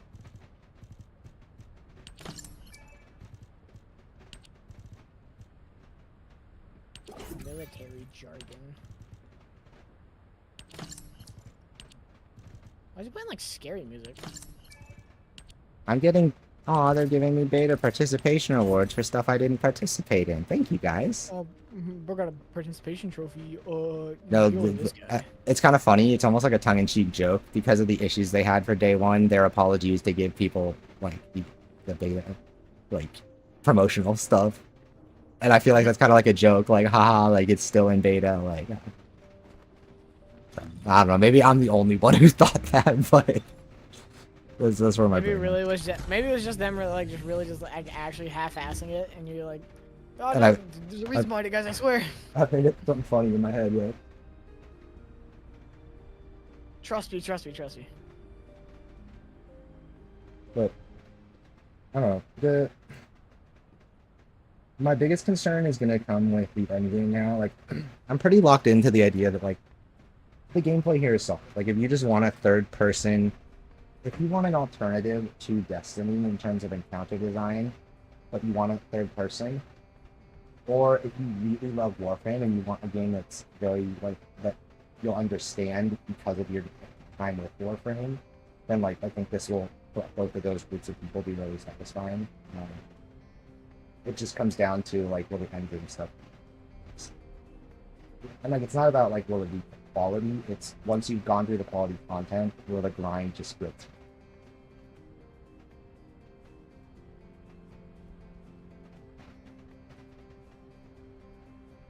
I don't know. I very much see this as it's weird because it doesn't. It's probably not going to be like taking over the genre, but it's like it's nice to have. Here's the thing: it's smart in that it's doing the Destiny thing. It understands, I think, some of the issues I've had with Destiny, and it understands that there's some conflict with the game's inherent design, right? This game is including raid mechanics and bosses, right? But here's the thing: to make that feasible. The raid-style bosses you fight are 4-player affairs, and they take place in fucking, like, alternate dimension little arenas. They're not these full-scale raids that you go through. right? Like But instant, yeah, just instance battle yeah, arenas. it's an instance battle arena against an awesome big boss with a bunch of different mechanics and weak points and things that he'll spawn in and stuff, right? But by not demanding that it be set in the context of a full scale raid, they have a bunch of them. Like there's like literally like the game dropped with like 10 or 12 like raid level big raid boss guys you can fight, and then you do them on hard mode, and I think they get extra mechanics and stuff later, right? So that's the thing is Destiny, right? They don't lean into the raid stuff because leaning into it too hard, they can't keep up with just constantly pumping out a raid. So they kind of fall back on the collectathon and the loot pursuit stuff. But because they put so many resources into the raid stuff, it's like, okay, what do I use my loot pursuit shit for? I just spent 3 weeks working for this gun. What do I use it to do? Do my Right. do my seasonal story. Exactly. Like that's literally the only problem with Destiny is they need to find it. They have this awesome array, this arsenal, and even if I don't think the skills or the character building is that great, it's still a massive arsenal of toys to play with. But they've started failing in giving me a reason to want them. Like they're not in this day and age. There's nothing you can do to a gun that I shoot in a first-person shooter that is so incredibly exciting that without breaking every other weapon in the game, that I just want it just to have it to play with it, right? If I want a weapon, I either want it because it facilitates playing the game in a new way, or because it makes me more powerful for content I want to attack, right? And that's what Destiny doesn't do. It has variety for the sake of variety without any demand for it. Yeah, it's like I have not done the newest raid. Like it looks cool, but I just like haven't even like been playing the game all too much just because like I got pooped out really fast because I mean I played it a lot during that Final Shape launch window, and even then it's like the raid exotic's crazy for doing damage. It's like, but if I'm doing the raid to get the exotic, I'm already doing the damage. Yeah. And that's the thing is, yeah, it's like, or just I don't Like, get, yeah. What's the point of the crazy raid exotic? It's like, well, that's the thing is, they need to have a structure where there needs to be a version of the raid that is so hard that if your shit isn't min-maxed and your team doesn't perform every mechanic perfectly down to the second, you lose. And that's extreme, but it would give people something to use that shit for. Oh, why do I want that raid exotic? Oh, so you can do the raid on epic giga mode. Okay. That's essentially what contest mode is, like your day one, but they refuse to like let players do it use more. It. Yeah, they need contest mode. It's already in the game. Just let us do it. Contest mode just needs to be the new difficulty, and guess what? Then they just need to have a different. They need to add some other modifier or challenge to the day one to make it feel day one, right? But just make contest mode the new hardest difficulty for the raid. At least give people a reason to earn the raid exotic and use it, for fuck's sake. I'm the kind of person. The only raid exotic that I've truly thought was like worth it with no substitute whatsoever is there's one for one of the least popular raids, funnily enough, called a Divinity, and it creates a big crit spot for the boss. So, like some bosses, like they have really hard to hit crit spots, so it's like actually very practical. But it's like it requires extra puzzles within the raid, like in between encounters, to be done. So people don't like doing it. So like I have it, and typically it's the role is called div bitch because you don't get to do damage. You're div bitch, but like it's practical. It's a practical exotic. I like how it's that like some people need. Like sometimes you need divinity. See, what's frustrating about here's the thing that's frustrating about Destiny is when you have something you have to do that's a mechanic in Destiny. I will agree. I understand why people don't want to do it. It's always finicky and a little tedious. I get why people want to DPS the ads because Destiny mechanics, for the most part, they're not complicated, but they are sometimes finicky or a little bit annoying. And like, but here's the thing: is they're always kind of a thing that you're the sucker who gets forced having to do the thing, right? I think that's something they could work on. Where like WoW in WoW, raid mechanics are often considered chores to DPSers because DPS players like seeing their DPS number on the meter go up, right? But even in spite of that, the actual mechanic you're doing for the raid team is generally actually like an interesting thing. Like if I go and do something for the raid team that's a raid mechanic, it's the boss charges up this shot, and when we say something, you need to go stand and take the hit, and we'll cast an invincibility on you before it hits. But you need to eat it for the whole raid. Right? And you get to be the little hero and run over and take the whole hit for everybody. And like, haha! Like, it's a moment. It's a little moment of glory rather than a tedious piece of shit thing you have to do. You know. So again, some DPSers will still act like it's a tedious piece of shit thing, but it's more engaging than like doing this. For example, like doing the artifact trading or whatever you call it. Oh my god, that was so annoying. It goes a lot more smooth, believe it or not, when you have people who know what they're doing. Oh, I believe so much. Like the thing about Destiny encounters is that like they're fun when everyone knows what they're doing, but very rarely because you have people who are like, oh, I know what I'm doing. I've done ads to it. And see, that's the thing is because they're fun when people know what they're doing, but because they're not fun when people don't, not enough people have been willing to like be positive towards them. So what is That's the why I team? used to Sherpa people because like I wanted to be the change. And why does it? I And I always see it as why does Destiny make it so that, yeah, why don't they add more innovative mechanics? Well, they can't because the player base has loudly and clearly said that if more than 2 of us at a time have to touch an orb instead of shoot our gun, we're gonna throw a fit. I was just about to say that. Like, there's very rarely been mechanics in Destiny where all 6 players need to be doing something. Yeah, because they know they can't. Usually They know. you go into either teams of 2, teams of 3, or just like 3 people in general just need to do something. That's it. They know that if they make it require the whole squad, it'll break matchmaking. It'll break group finding. It'll break public matches. But, Garden of Salvation is often considered like a very unpopular way to do it because it requires all 6 players know what's going on at all times. And I actually really like that way because everyone has something to do always. Yep. Like, again, like when I was playing WoW, yeah, sometimes I didn't like having raid mechanics, because sometimes I would see a raid mechanic, and that was a moment where someone else, I would have to watch them go do something, and as a healer, I had to then, when they fuck it up, keep them alive. So it was always stressful. Yeah. But that's a very different like dynamic because that's tension I signed up for that I enjoyed too.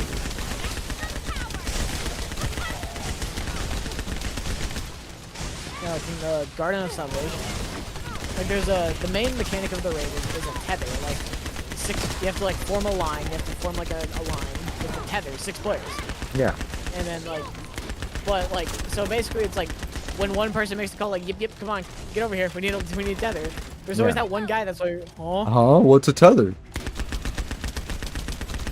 What are you guys talking about? Yeah, and like it's frustrating. I think the reason Destiny, like I was trying not to, but part of the reason I was really losing my patience with how much people couldn't figure stuff out in the public setting in that game is because like I'm used to a world where like, okay, I'm used to being patient in WoW because getting 20 people, like just by the game of numbers, someone's gonna fuck up because they sneezed half the time.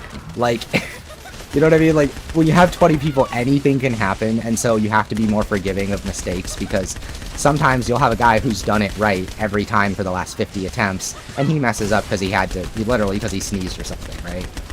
In Destiny, it's like, bro, there's 6 of us. It doesn't need to, like, how... Glass is the oldest raid. You're telling me you can't stand on the fucking plate and keep the portal open, kill the gatekeeper when he shows up. Yeah, like, that was the stuff that was killing me, was the fact that it was like, bro, like, there's only 6 of us. If it was the numbers game of, okay, 20 people, getting 20 people to coordinate is kind of a task, fine, but getting 6 people to coordinate shouldn't be hard. It's like, it's not hard. It's like, if you're not on the pad, you're in the portal. If you're, like... like, you need to play hot potato. Again, that's the problem, is a game like Destiny, when you cater too much to the people at the bottom, those people never let the game get better, and so they never get to see why things should be the way they should be, right? Destiny started catering to the people at the bottom from day one, and because of that, they never forced them. They never said, hey guys, give this a chance, wait and see how you feel, don't give up on it yet, right? No, they just kind of were like, fine, you guys don't like it, that's fine, we'll move on then. Like, don't die. Like, one of the best encounters is in Last Wish. Last Wish has a lot of the best encounters, but what's it called? There's one where it's like a big relay race, right? The final encounter is a relay race, and so like you take turns like holding the heart, and then after like 30 seconds or so, you get sucked into the ball, and you have to go like extend the timer for other people. Yeah. And like that one's fun because like everyone's like on their toes, like I fucking killed this thing because the guy holding the ball, he can't shoot or anything. Yeah. It's like you gotta protect him, and then like you also have to run the ball, and you have to like do everything else. It's really fun, but then like you have one guy, it's like, okay, dude, you're supposed to count down from 15. You got that, buddy? 15, 14, like that, okay? And the guy's like, yup, and then he just does it. It's like, dude, Why I did get the countdown. Like why did you say yes if you didn't get it? You don't have to pretend.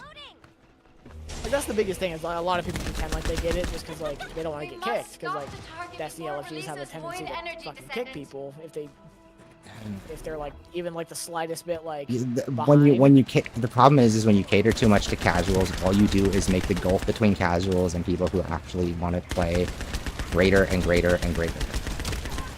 Yeah.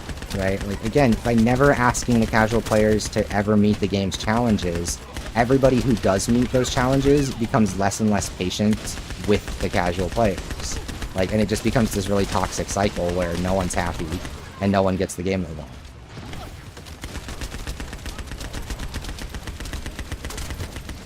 Like I see some people, it's like, I want optimal damage, I want optimal everything, like here and now.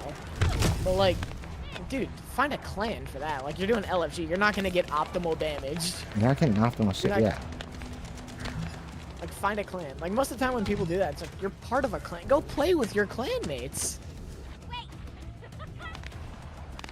Yeah, it's crazy too how people become antisocial in these games because like so much stuff. What's funny is in an attempt to cater to making things easier for solo players, if you do find a group of people that are good at stuff, things that should be hard become a joke, and it's like kind of silly.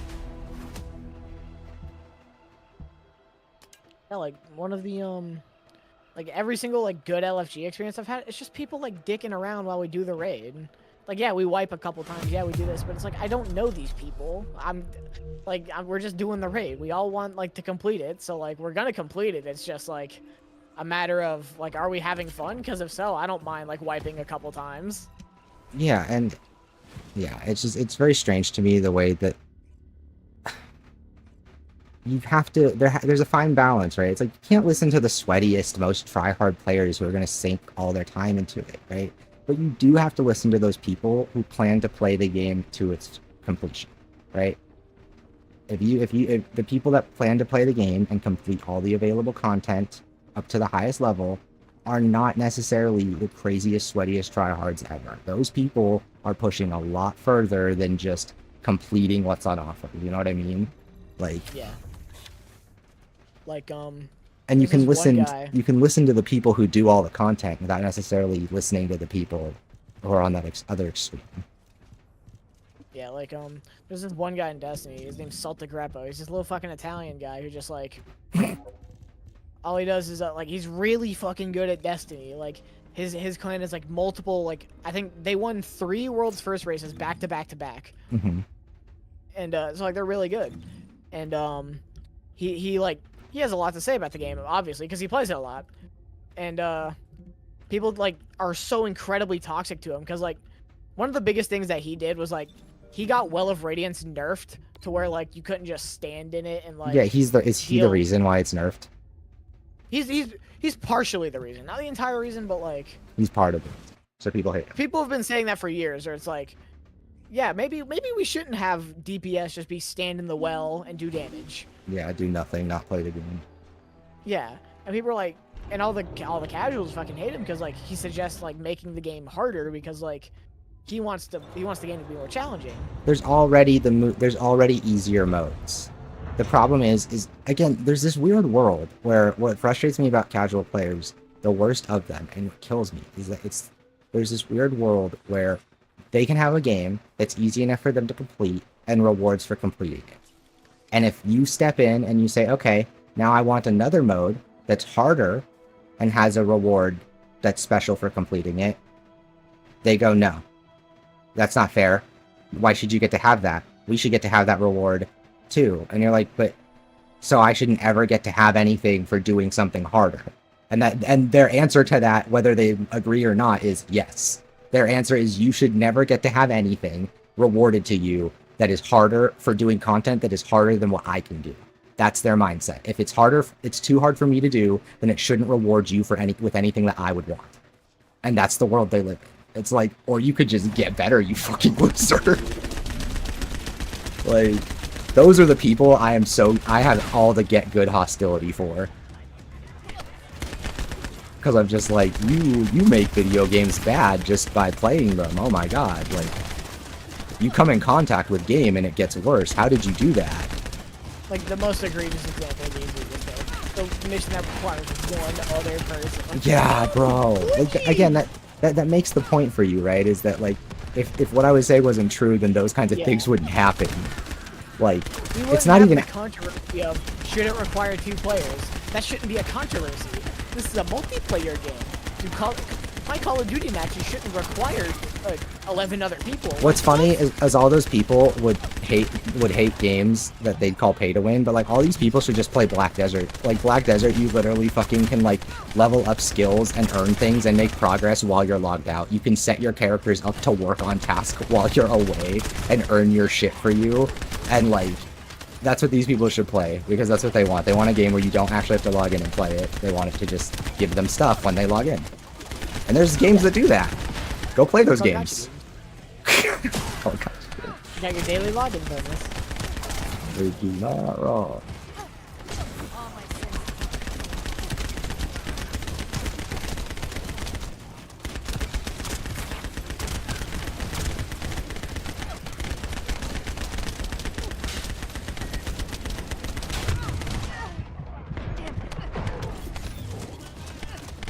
Oh my god, this thing takes forever to reload.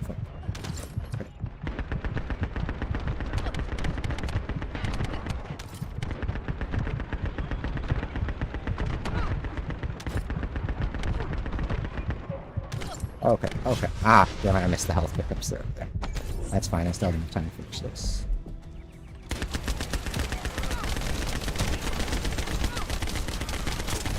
There we go, finally. And I need to be clear. Okay. Now I can go back here.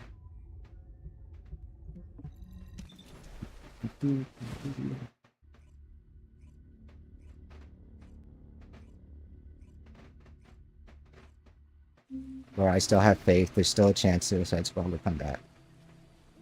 Season 2, let's go. Season 2, baby.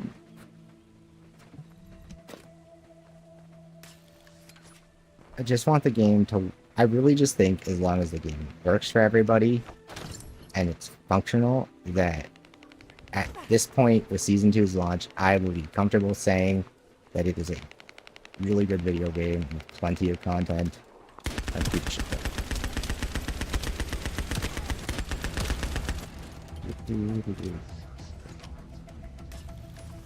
You say that, but then someone's gonna take a look at the Steam charts and they're gonna be like, actually, buddy. I say that, but then here's what's gonna be, you know what's gonna actually kill me inside is anytime something positive happens for the game, or anytime it does get good press, I'm gonna have to see some dumb fucking article made by Paul Tassi trying to downplay it. I just know it. Like, that's the thing, is it's not just, oh, like, this thing is, like, better than this person said. No, I know that no one will admit it. Like, no one will own up to the fact that they were wrong the entire fucking time. They will die on that hill. Oh, I have to collect ore. That's crazy. We're platforming, guys. We're platformers. I'm a gamer. I'm a gamer. I play video games. Oh no, sometimes. Oh. Sometimes I don't even like video games all that much. Same, honestly, like they're kind of what I hurt. They're kind of shit. Yeah, just like me.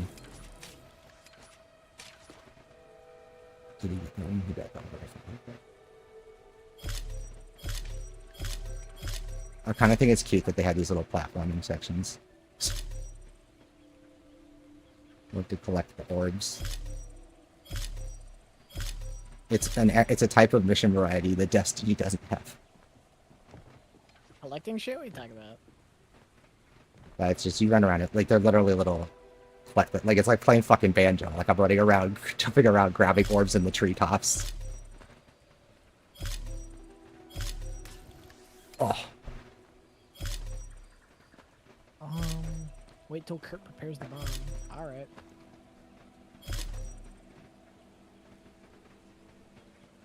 I'm making progress. Mr. Quartermaster.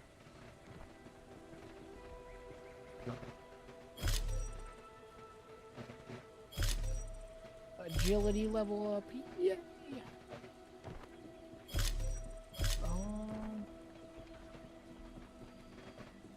I think it's about time. Okay, we need 13 more. I'll hit right now. Oh.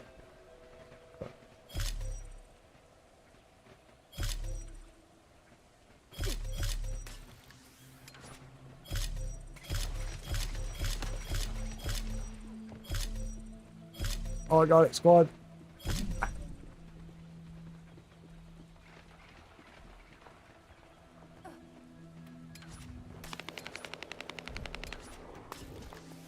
Oh, I unlocked the thing next.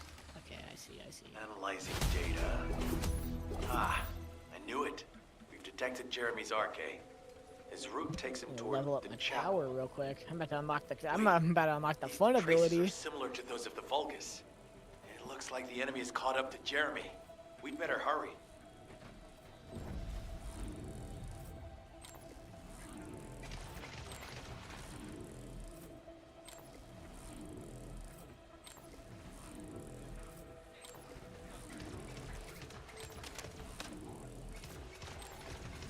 Should tell me which direction.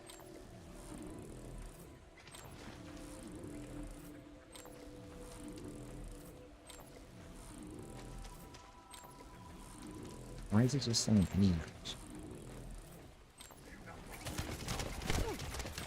It's not highlighting.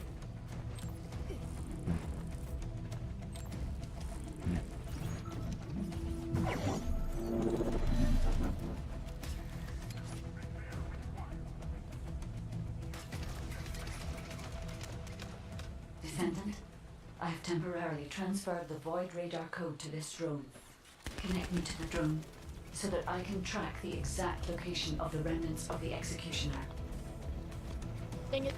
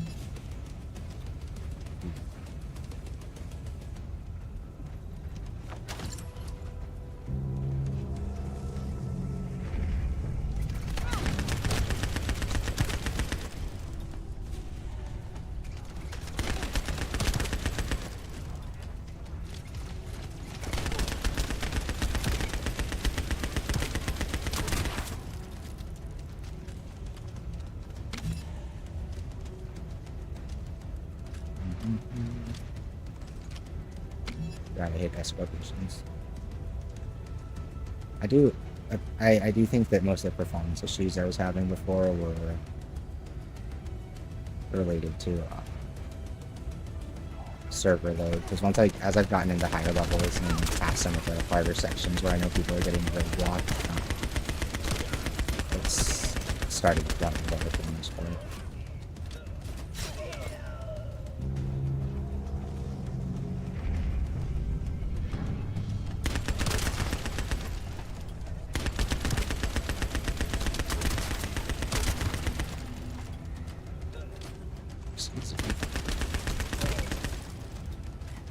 Loading.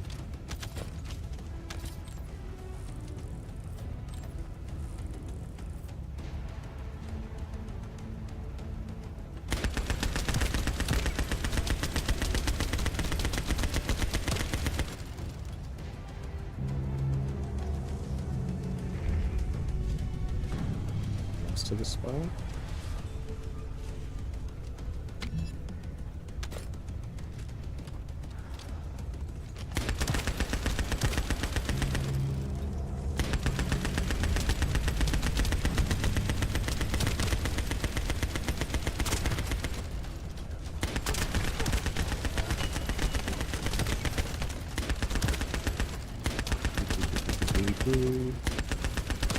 Do like that. Hey man, back up. Hey man, come over here. Let me throw you on it. Let me throw you against the spike wall. You want it? You want him on too? No. Why are you throwing that again?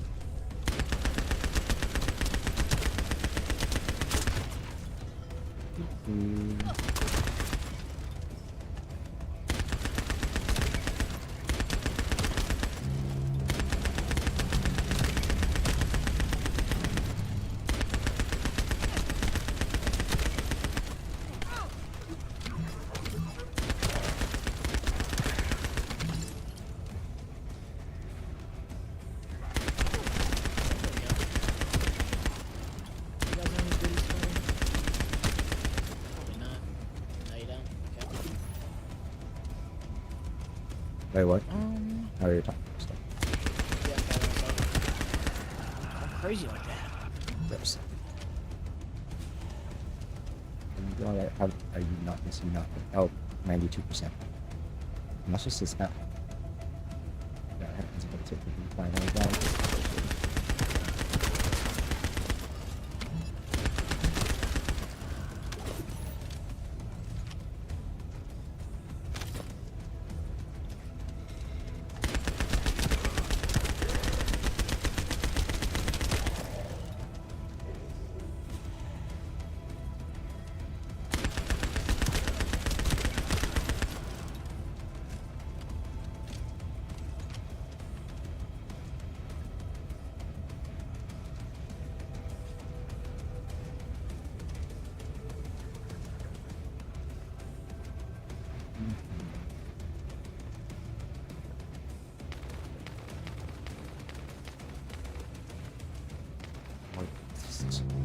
Finally, okay. Protect an island as it's like that. The enemy has found us. Defend the drone until the tracking is complete.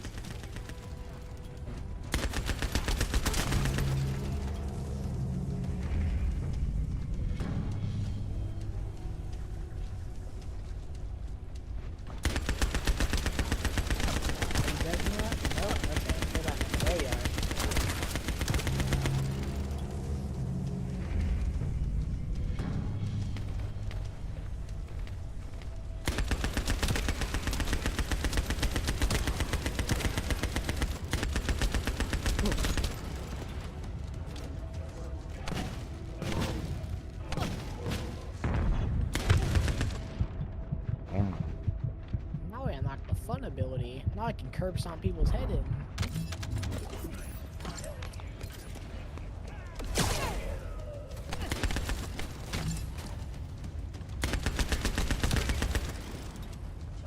Low.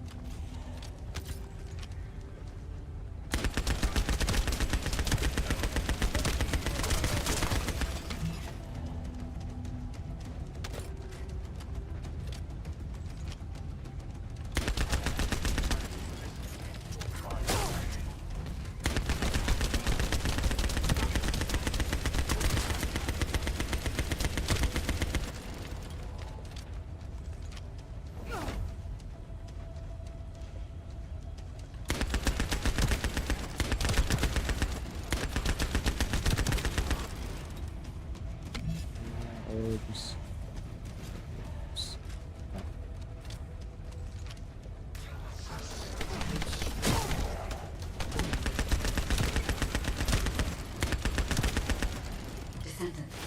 Void energy has been detected, centering on the chapel. The remains of the Colossus should be there. I will request Enzo to provide aerial reconnaissance. If we can stop the Volus Force's transportation, we can stop them from routing. In order to do that, we need to neutralize their generator.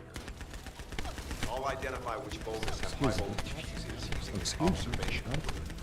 Once we have them, we can solve the generator issue.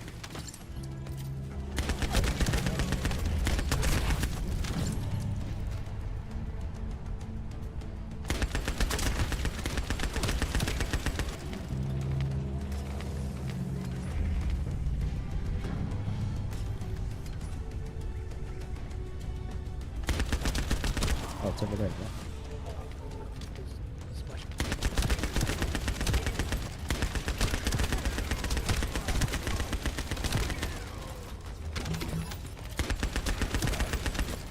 Loading. I forgot how refreshing it is going on Twitter and not just saying that stupid culture war shit. For some reason, my feed's been like relatively free the past couple days. I don't know. Oh,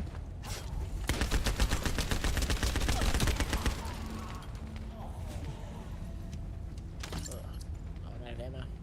It's fine.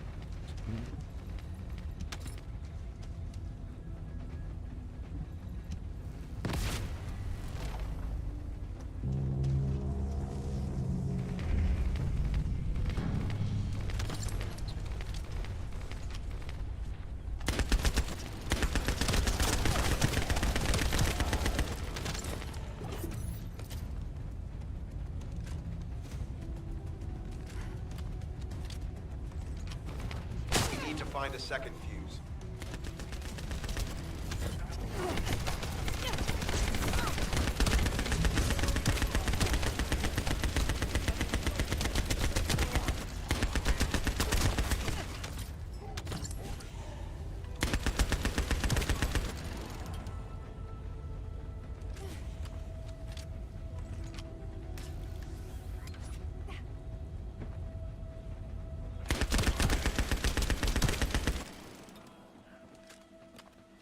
Oh, there's...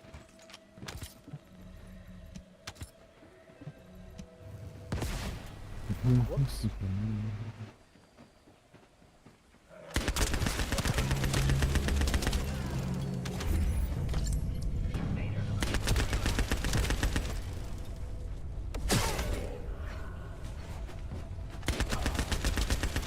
Final fuse confirmed. Succumb.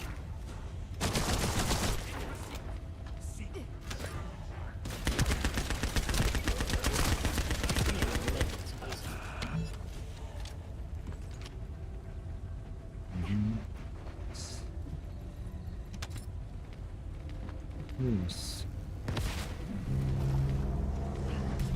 Oh my god. A generator guard has appeared. Take the target down quickly.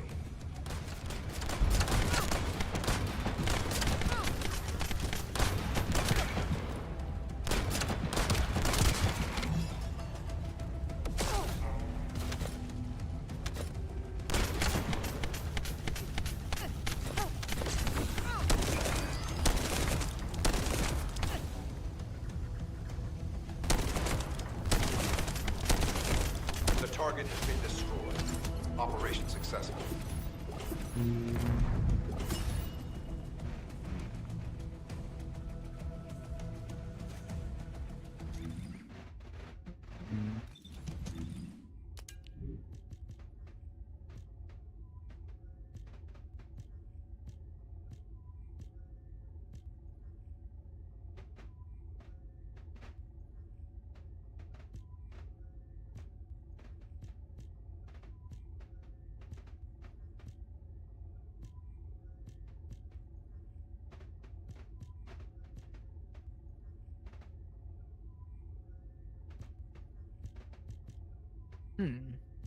Oh.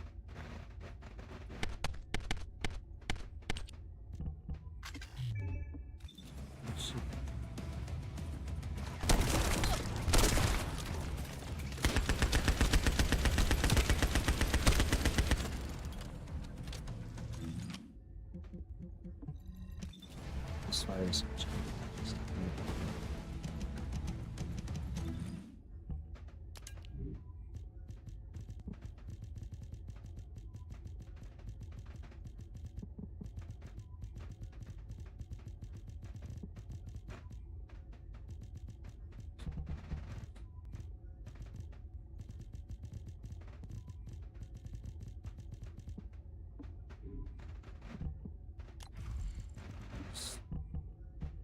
Sounds weird.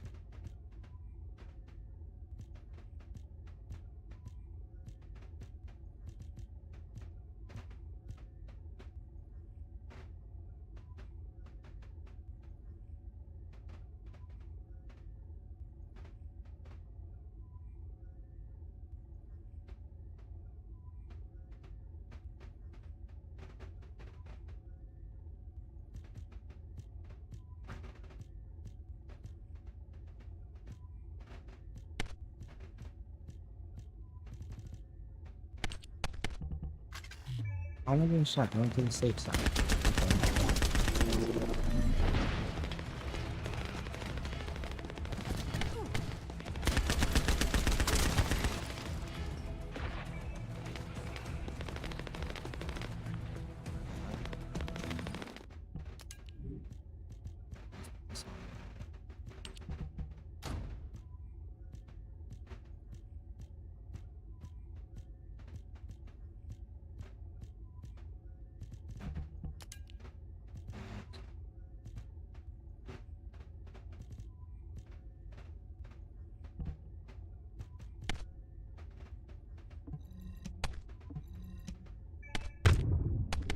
Bro, what the fuck? Why are there enemies spawning here? This is supposed to be a safe room. It's supposed to be safe. Safe for me. Like, actually, though, what the fuck? Like, something pissed them off. Like,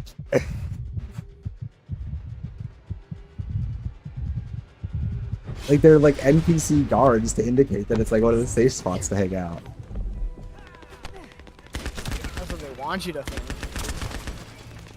It's not actually safe. Not at all.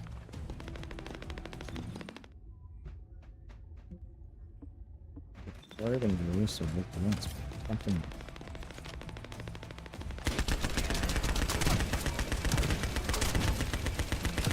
Let's see what this first Descendant is. Oh, probably.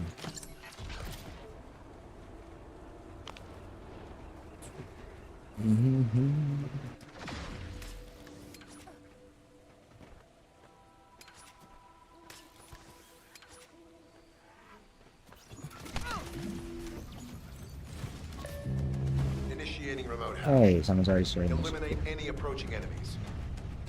Nothing to embarrass.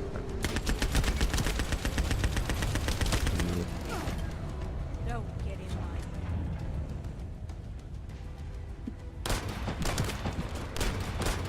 Yeah, look, I'm gonna trade that. I don't like that. That still does the thing. The game looks exactly how I thought it would. Not Yeah, like in a bad way. No, it's like I said this. This is one of those games where nothing about it's impressive, other than the execution of all of this very, very familiar stuff. Does that make sense? Like, yeah. it's all very by the numbers. It's exactly what it looks like. It's just when you pick it up and play it and get a feel for it, it starts to feel good. And you're like, okay, yeah, like this is the loops that they have put together, the combat loops. Like, it's not, because it's so uninspired. I think the instinct is to kind of assume it's really amateurish in its execution, and that's the part that I'm like, okay, no, it's the opposite. It looks really lame in terms of, I mean, I think it looks cool, but it doesn't look original in any way, but it does all the stuff that you'd expect one of these games to do really well. So far. Like, I say so far because Endgame is a huge part of that, so we'll see. But at least in terms of like the basic mission structure and objectives, the feeling of the gunplay, the options with the different characters and stuff. I do like that everybody has a grapple. I think it's kind of a dookie grapple. Like, it works fine. It just doesn't feel like grapple has to feel satisfying. It has to have, it gives a character weight. Like, I hate that I don't get to use it more, but you know, the strand grapple feels fucking awesome. Operation must succeed. Jeremy, If that one might be an example of having almost a little too much weight. Like, it's a little bit slow to pull you sometimes. Yeah. It's not. Like, the story's just like sci-fi mystical nonsense. It's like, it's very much like big nothing burger.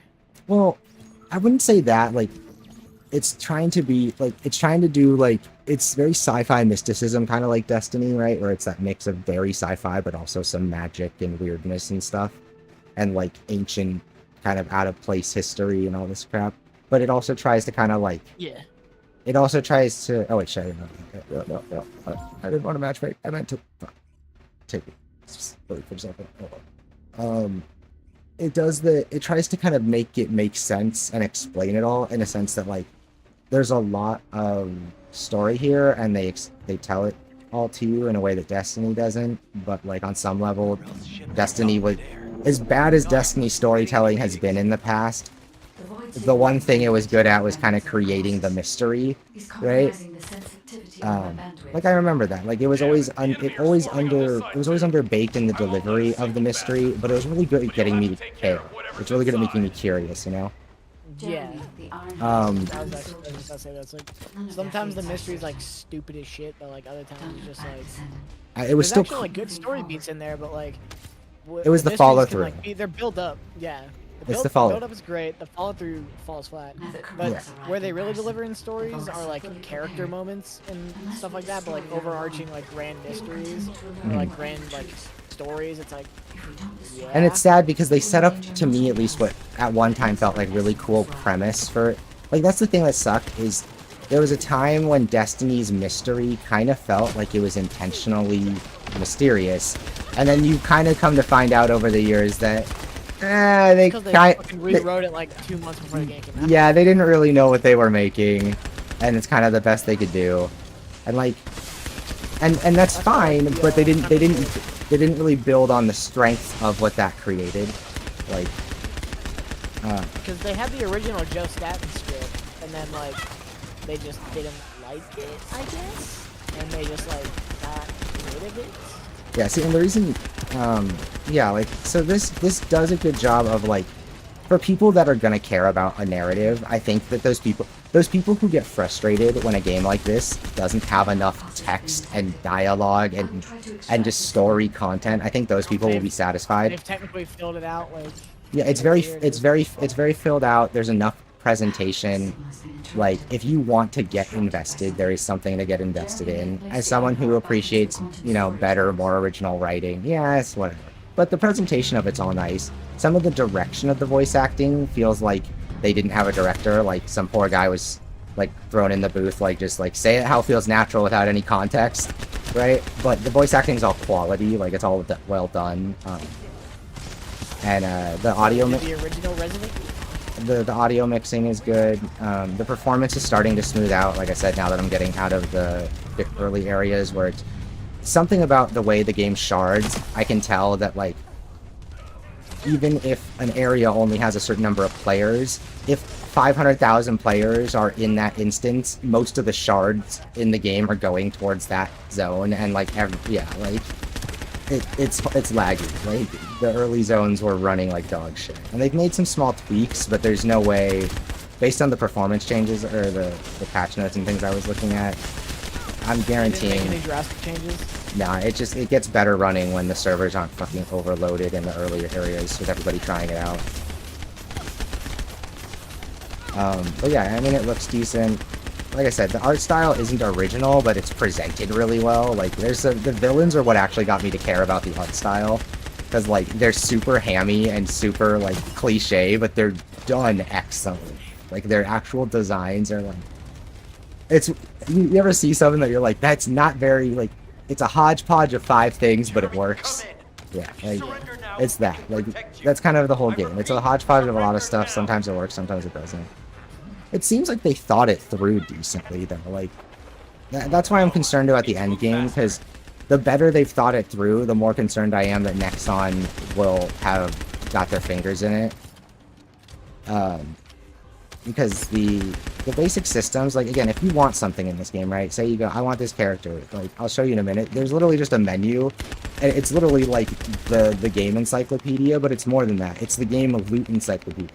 You look up anything in the game, and from any level, doesn't matter what it is. You see a thing you want, you look it up, you go in, scroll through the catalog, click on it. It'll tell you the pieces you need to craft it, and then you click on those things, and it'll tell you exactly where you find those pieces and what content to get them from.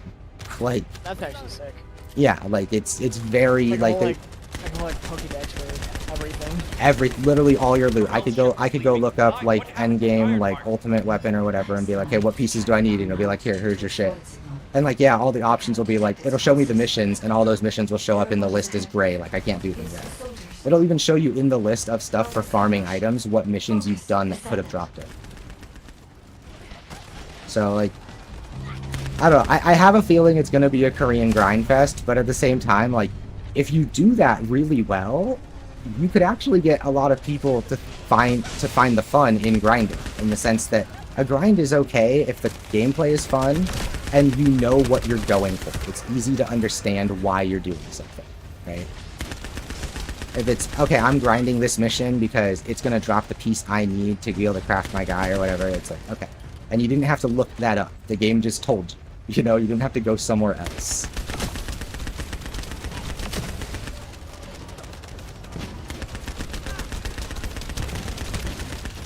Mm-hmm.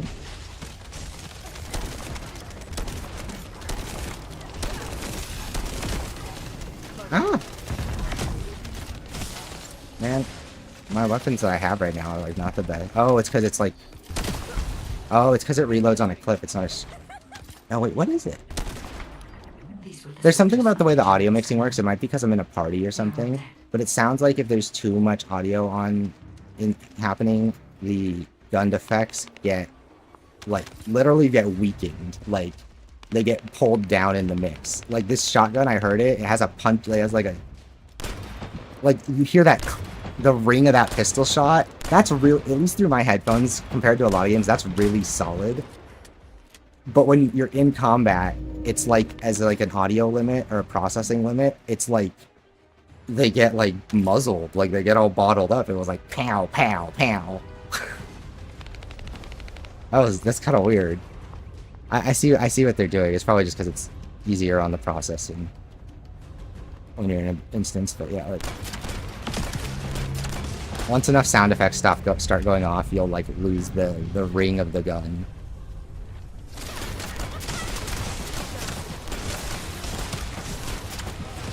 Certain sound effects also just steal the mix, like that stupid bunny shock ability. Like for some reason, just overpowers everything else in the audio mixing.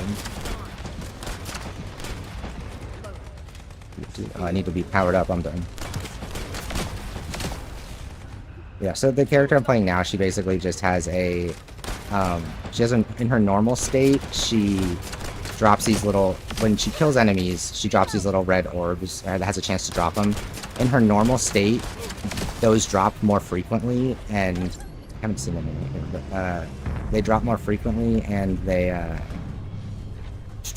drop more frequently, and she has huge damage resistance, passive damage resistance, and then when I activate the ability that makes her hair float, it's just a toggle. And it trades that massive damage resistance, and it reduces the chance to get those red orbs to drop. So basically, it makes her more resource dependent, but it comes with a big boost to all her damage and stuff, like everything, just everything across the board as well. And then she has the ability with the L1 circle. That's just like it's a life drain, like an AOE life steal, but it changes effect depending on if she's in her empowered state or her normal state. I specifically picked the character because I was like, oh, her things change based on this toggleable, so she's got, like, more things to think about. I was like, that'll keep me engaged. Now we do this, and then, yeah, like when she's in her empowered state and you use that ability, she gets 5 seconds of unlimited each ammo. It's not taking any ammo from my reserves. So you, like, if you have like a one-shot rocket, it can be nice because you can like walk up with the one-shot rocket and not have to reload it after each shot. Just keep firing them. Schlock it. Rocklet, shocklet. And then this is one of their this is their classic. This is the thing that you get used to, is this orb mechanic. This is the delay the phase mechanic that they have. I can't remember what Destiny's is. Destiny has one similar. They're their classic, here's how we're gonna stall. Which is you just have to kill the orbs until the boss is run over. They're fucking hard to hit when you're bad, God.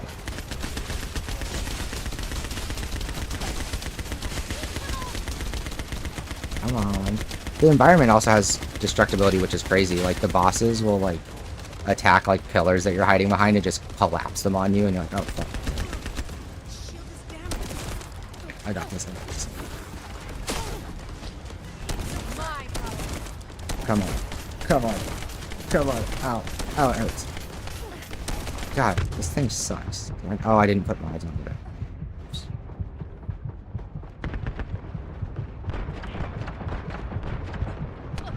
Oh! I'm actually taking damage. It's not good. Oh, that one. Oh my god. He's got like perfect tracking.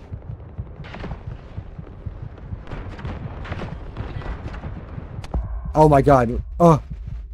Oh, he just spawned an explosive on my foot. Thanks, bunny.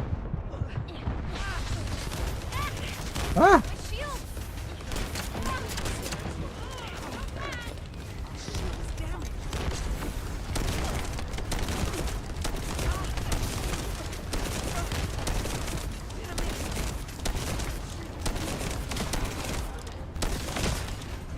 Come on, get rich. Hit him in his butt ball. Hit him in the butt ball. Okay, well I missed the last shot, so what else got it? This, inventory full, shit.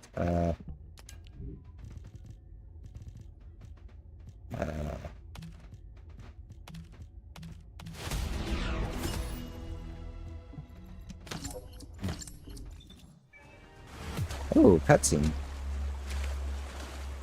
They wouldn't chase us this far, right? See, like, the presentation, like, they put a lot of money into it, so I don't think they'll... I think they'll I'm hoping that they are going to prioritize keeping the game popular and functional over just getting what they can out of it, because there's so much money invested. I imagine that they want this to work more than they want it to just be a cash grab. This is nothing.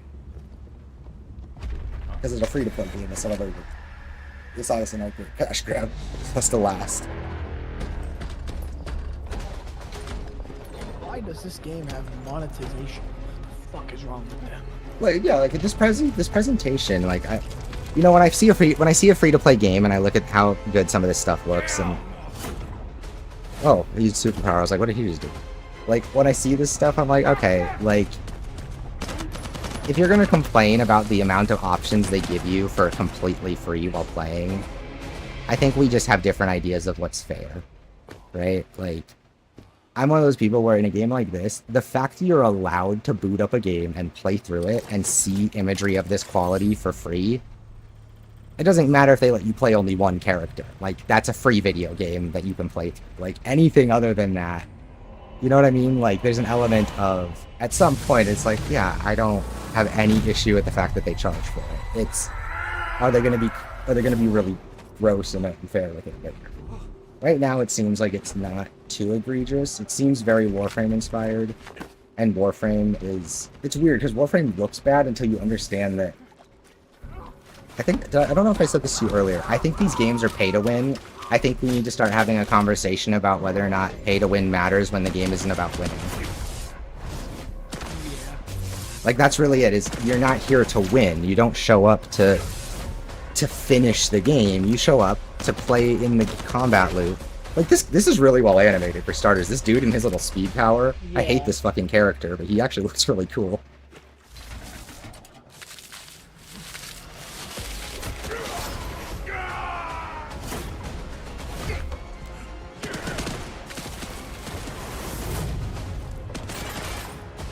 I think these robots are very Crisis inspired. Yeah.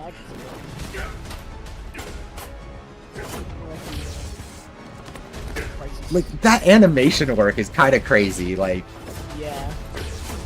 I'm actually really impressed. That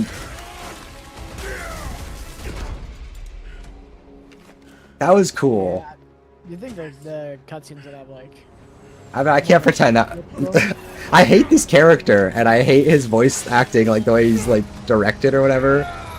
But like, the camera work and the animation work in that little fight sequence was actually clean. That was the first like cutscene style fight we've seen. So that was, oh my, fuck, dude, what? This is hardcore. Okay, bro is like a bloody lump. Man, oh god. See, like,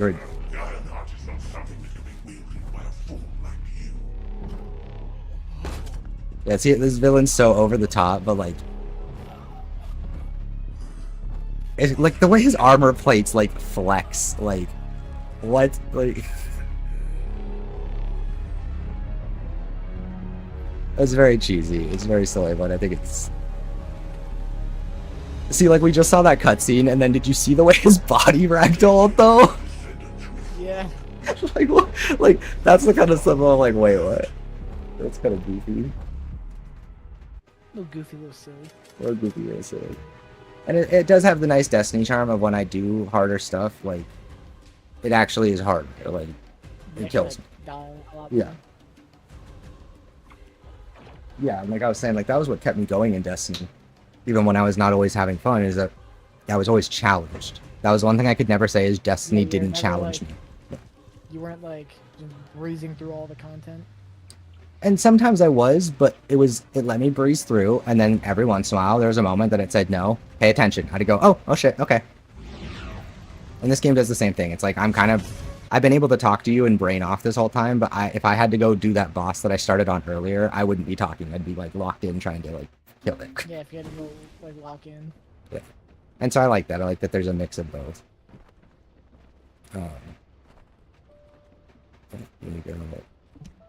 God, it's so it's so fucking. It has an audience though. God damn it. Like, yes, I get it. I'm playing as sexy sci-fi waifu, but at least I went for the one that looks like a character.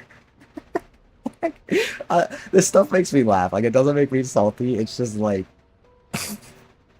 like imagine you saw this, right? Imagine you're out, like, in an actual fantasy sci-fi world or whatever, and the person that rocks up to save your ass from the alien robot monsters is an anime woman in a maid outfit. Like, I can't. It's good. It's too good. Lost and found. Okay, and then the nice thing is too is, like, you'll get to, so the way it works is you have the map. These are where these void intercepts, these are your big raid bosses, right? Yeah. Yeah, and these are decently challenging. This first one was kind of lame, but the other two that I've done since have been interesting. And then you have this terminal where you can go for these special operations, which are like, this is your best way to, like, just grind and, like, earn XP if you need to level up, or you're leveling in your character or whatever. They're kind of tough, or they just send waves of enemies at you. They actually work a lot like Onslaught did, where you could leave after every few waves, or you could stay and keep going. Right, is that how Onslaught worked? Or I'm thinking of something else, right? Yeah, Onslaught, you could do 10 waves at a time. Yeah. It's like that. You do, like, a few waves, and it'll be like, okay, do you want to leave and take your reward, or do you want to risk keep going? It also does a really cool thing where if you're walking through the world, and you walk through, like, you're walking through the open world, and a player is doing a mission, and you shoot one of the enemies that they're fighting, whatever, you just automatically are now, like, in their mission, and not just in a, like, passive sense, like, in the sense that they're instantly, like, phased into your party, right? So there's this element of you'll be going out and doing stuff or whatever, and, like, you'll just be killing stuff passively as you're walking through the world, or you're just shooting something, and someone will just suddenly, like, be in your party, like, working with you, and now you realize, oh, I've been following this dude around for the last 5 minutes because we got to this mission at the same time. Like, it kind of does the seamless co-op thing, like, more seamlessly. Like, I don't notice it happening. It's just kind of like, oh, hey, I'm with people right now. That's cool. Can I not retrieve my thing? I'm listening. Receive this item. Yeah. So why did it ask me if I want? Why did it ask me if I want to receive the thing like that? The inventory limits. Would you like to receive the thing you just got? Do you want it? Oh, come on, you want it? Oh, right there. Yeah, where's our... So we have, you start with one of the first three, which is, like, Ajax, Lepic, and Viessa. God, these names are absurd, though. Viessa. Like, what name is that? Right? And then you have Bunny. Everybody's playing Bunny because she's the first one they give you. Right? Like, the first one you, like... She's the example they use to teach you how to craft new characters. Right? And she's obviously, like, she's like the mascot. Lemon and I think she must be voiced by someone, like a pseudo-celebrity or celebrity of some kind, because her delivery is the only one in the game that just feels, like, off. But there's a lot of characters. Let's so we can actually get to them. Skytoxic lady, doctor. Oh, the other reason. Okay, the other reason is her whole thing is her whole character is focused on her child. That was the other reason she reminded me of Mama. I forgot that key piece of the puzzle. Yeah, it's her whole character thing is about like her child, her missing or probably dead child. It's not just like do Sharon, your stealthy character. Wait, have to change pages. Oh, there's So, what's my role? Cook or arsonist? What do you get when you mix Bubbles. water and If nothing else, one thing I think that this will grab people for is a lot of people want to play games that have great like anime style character design or whatever, but they don't want to play a gacha game. I think that this might actually like get attention for that. You exploded. No. The most important things on the battlefield. Oh yeah, we know.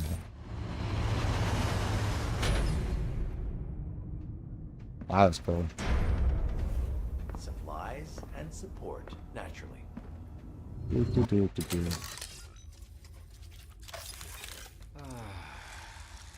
And then we have ultimate thirst trap. Are you ready? Your stream was delayed, so I just saw like you're looking at the little robot. Let's see what's like that. the bunny's the thirst trap. I assume.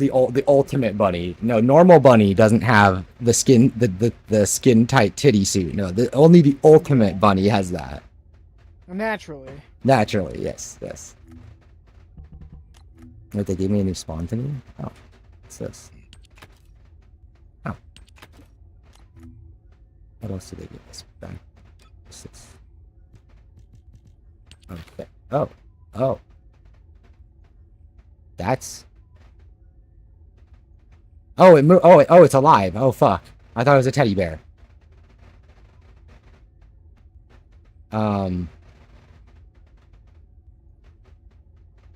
It sits still like a teddy bear and then doesn't. That's weird. It's all dead and then it's not dead.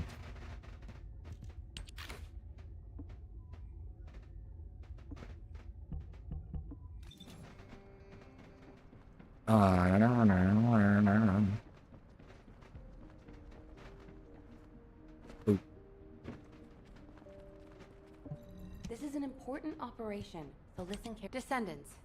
Alpha has had to do all Okay, that so we have to in go the fight. past, but now Alpha needs, unless we... Did we have a Colossus HQ, fight? we have detected. Yeah, another Descendant. intercept. What level do I have to be for this one? Closing in at an unexpectedly high speed. HQ, requesting alert. Descendant. Mm. Unstable. I think dead brides have always been bonded with execution. Okay, dead We bride. don't have much. Okay. I have to fight a giant robot called a dead bride. Oh, it's level 34. Fuck.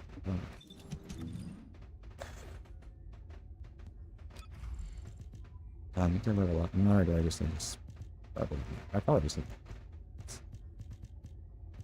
That's probably.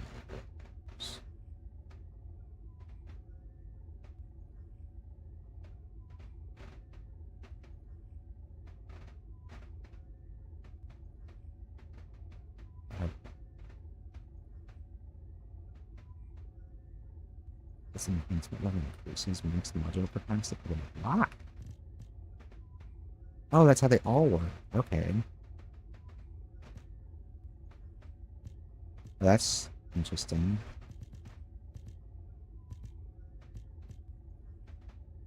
Huh. Okay. Yeah. I need to go to one of the gear legs.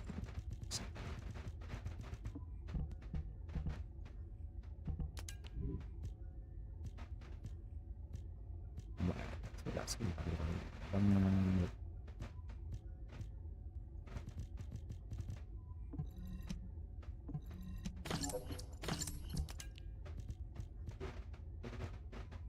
Max HP.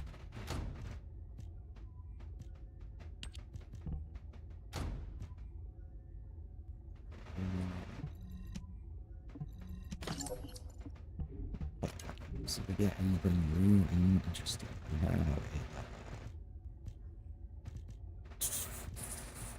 40 SMG.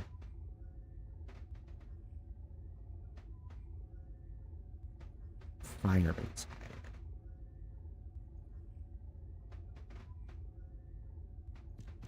So 10%. 16, 13, 16, 16. Okay, this is better. You, wonderful, I hate that. What else? Secondary.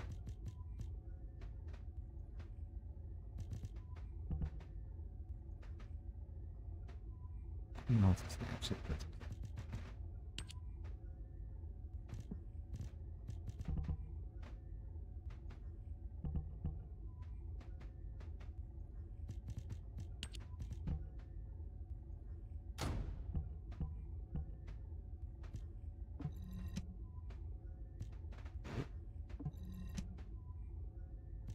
What is this one?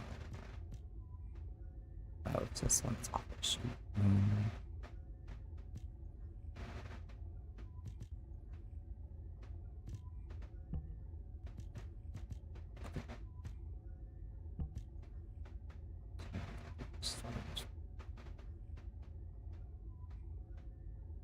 Thank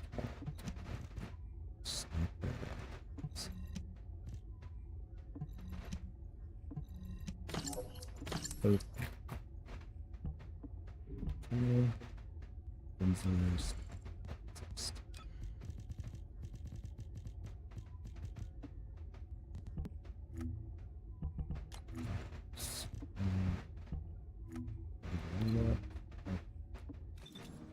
Let's go to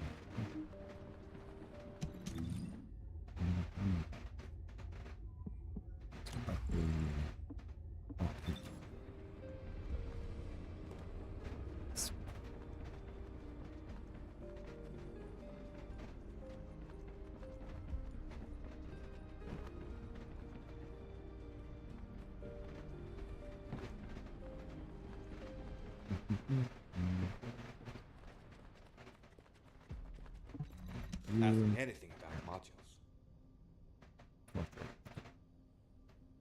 Next modules.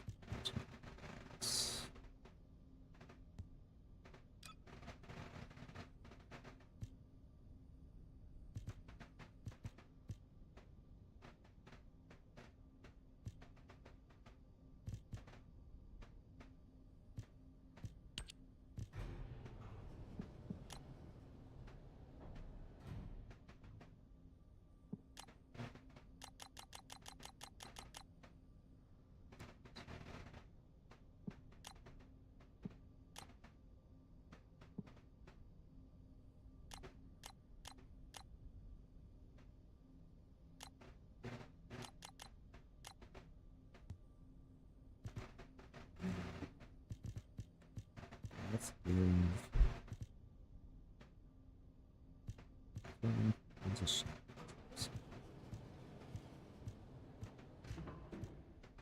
Oh, because of the pipeline.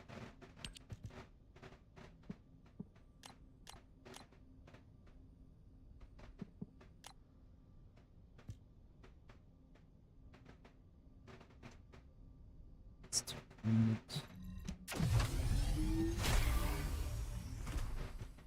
Let's do this one.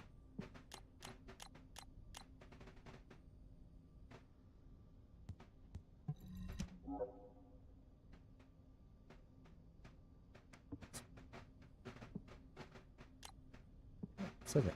Move on.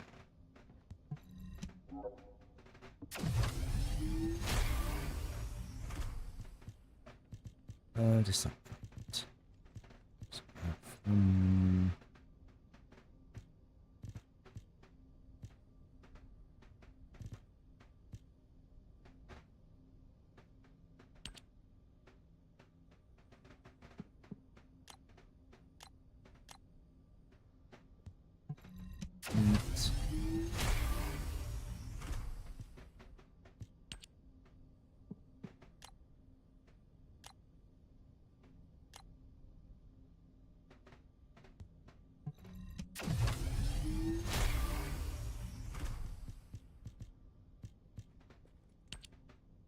Hmm?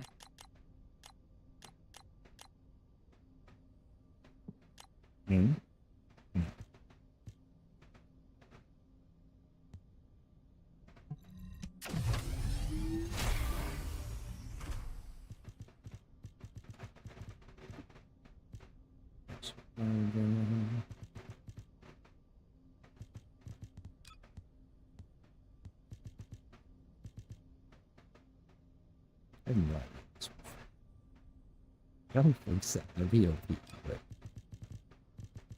I didn't check it.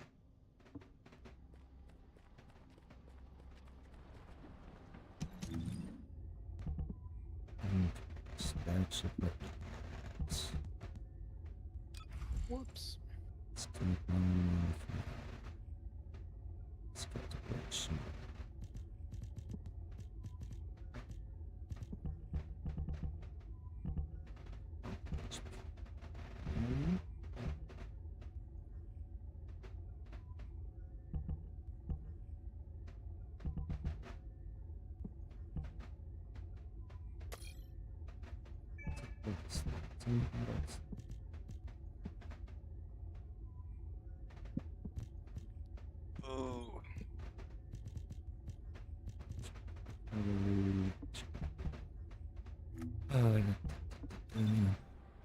Let's see. Needs box.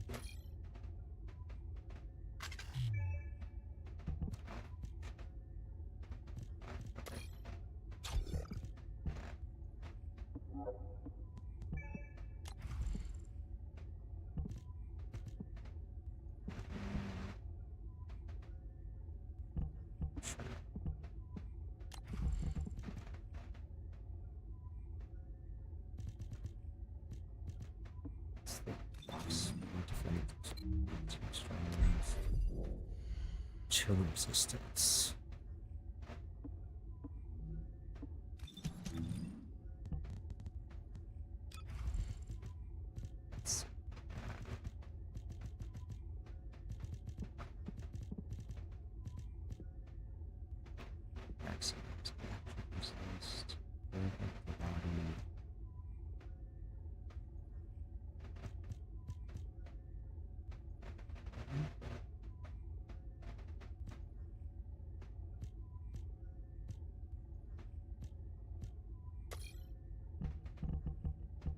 Oh yeah, I'm using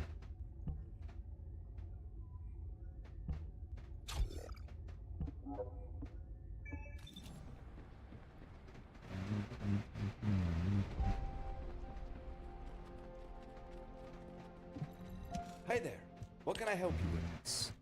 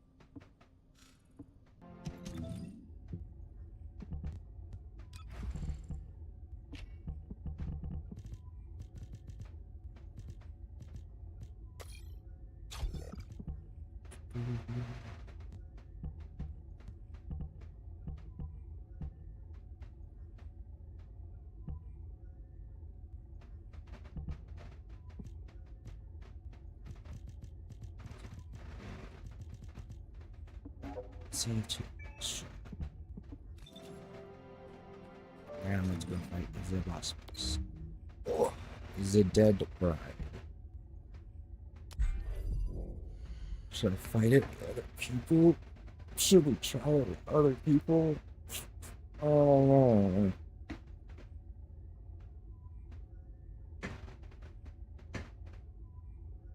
Two bucks. Holy.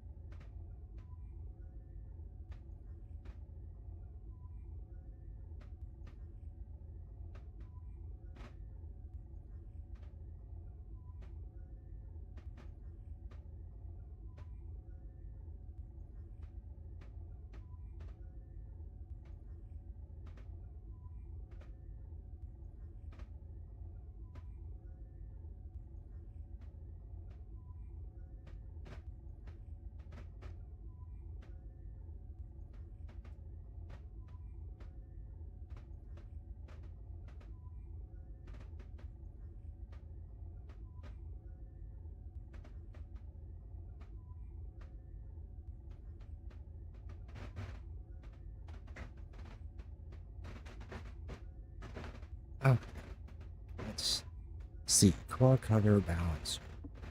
Movable parts. Core. Shoulder. Structural parts when frenzied. Fires and I guess I should. Let's see what it does for simple. What's on?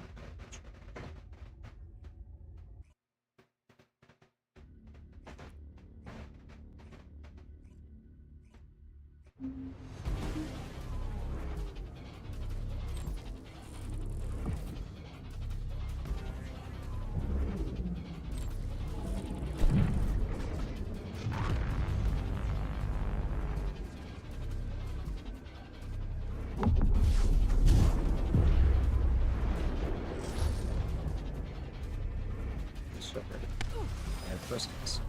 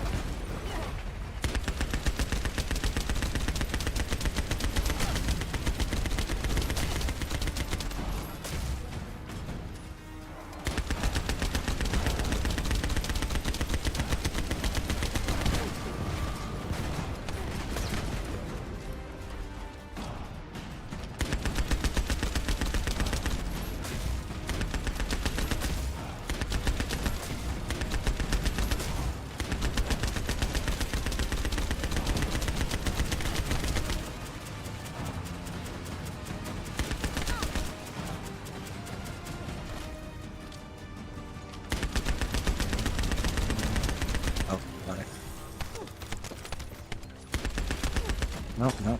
Come on.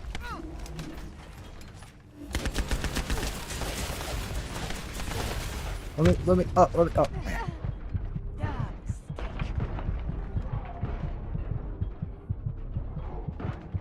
No, she got me off. Ah.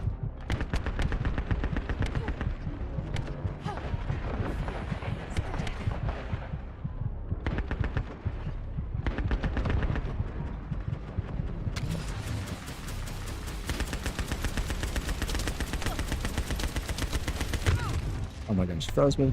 Fuck. I need food.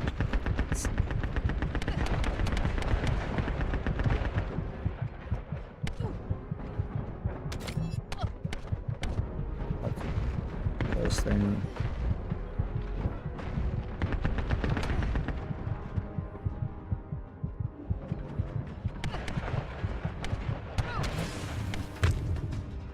Oh, expensive.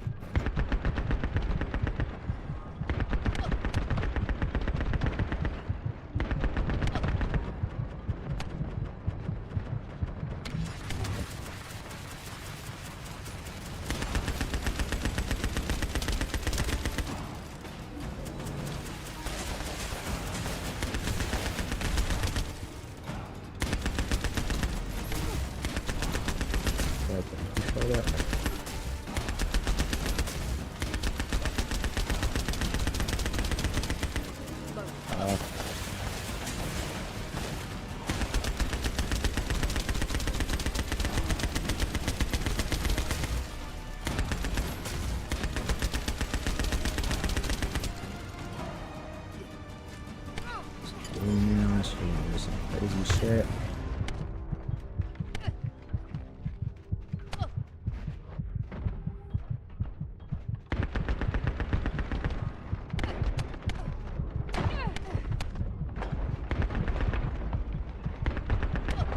Oh my god, the freeze blade.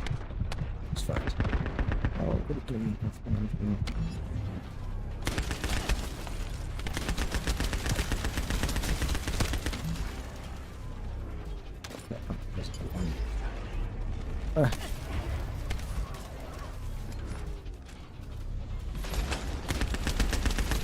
Definitely won't beat this one time. Oh fuck, I forgot to shoot the guns.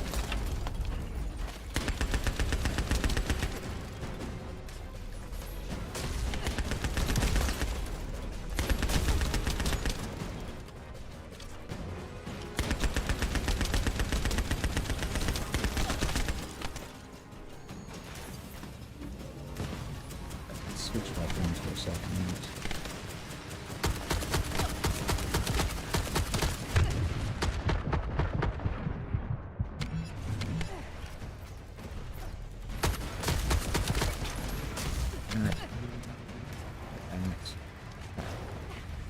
See if we can.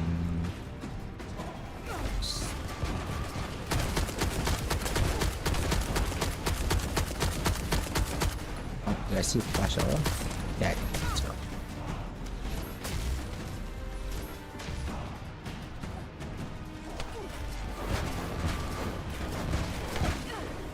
This is easy.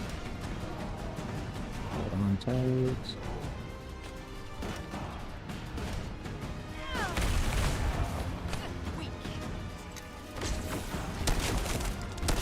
Shoot her in the mouth, shoot her in the face, shoot her in the face, shoot her in the face.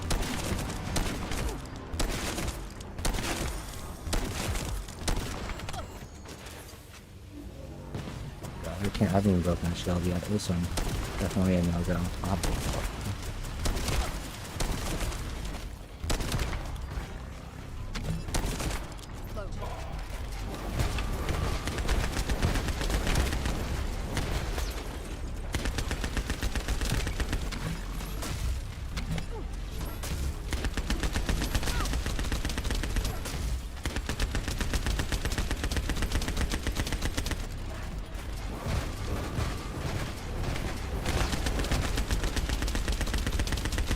Oh, it's vulnerable.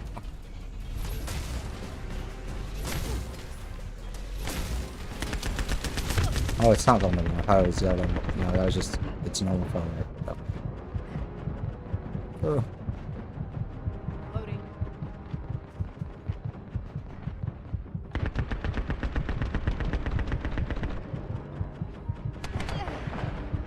I must have let my guard down.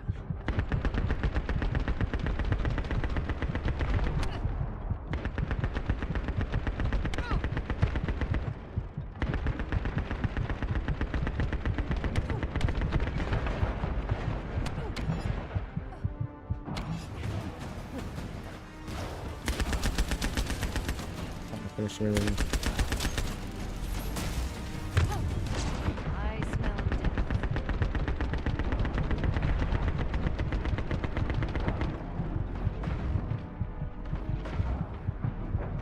Sprint.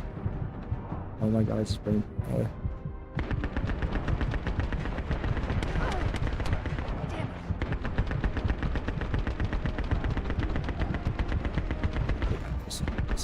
Well, at least we're getting used to our stuff first.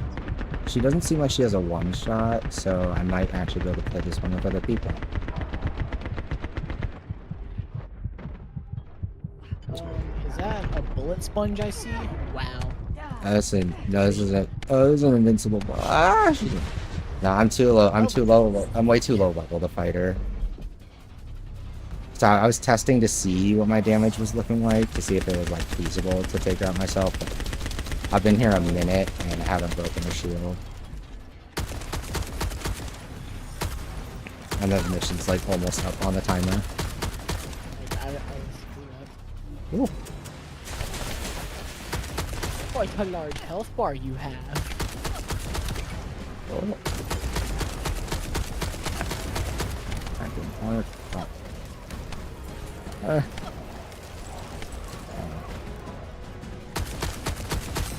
Okay, I think this one will be easier with people. The last two were kind of tough because they had like pretty strong like one-shot mechanics. So like the randoms would just die instantly to the one shot, or I would get down and do the help.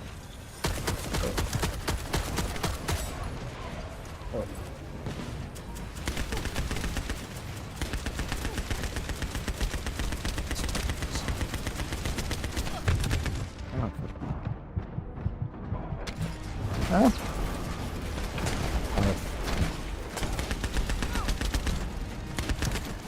Oh. Help.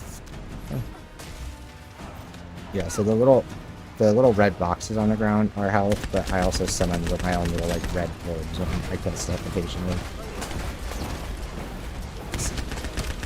Oh, I jinxed myself. That's okay. So it's refreshing not having to see culture wars, but then the first thing I see is someone claiming that the remake of Dragon Quest III will be rogue. Oh, I died. Choose your gender. Oh my god. You don't even have to make this shit up.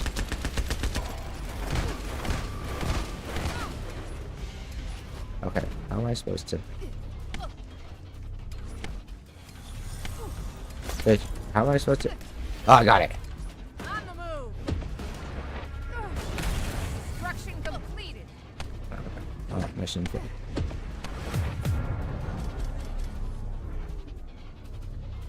Okay, we need to go. So.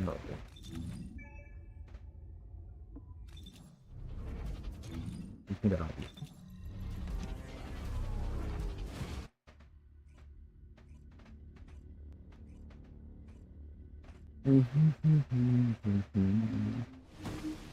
She a spongy bitch. But that, She a sponge. at least if we're not gonna be like. So then the fastest thing to level up.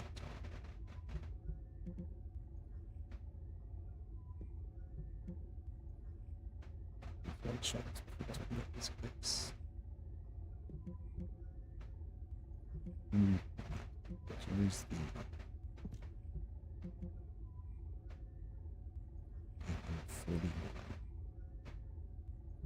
I need to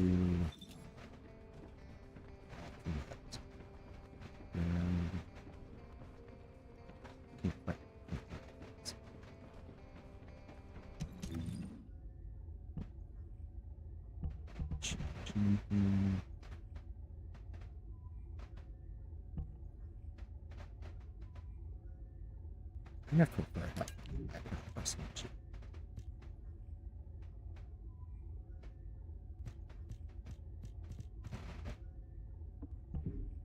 now, I need to go to the mission.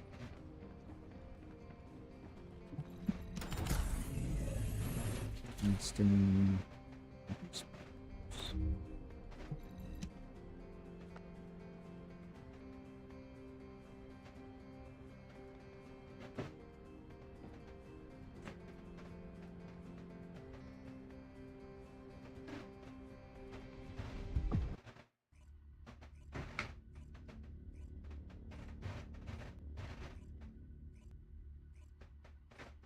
Yeah, these are kind of fun. Though. These are just how you. These are your basic, like just horde mode, wave defense type things.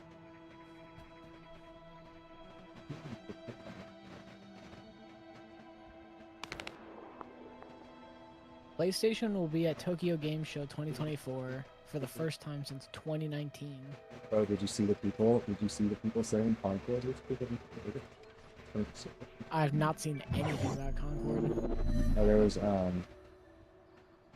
they had previews coming out from people that just like gone and played it and tried it at the studio or whatever. And basically every preview was, I wasn't interested in this, and then I played it. And I was like, bro, I'm so right again. Wow, it's crazy.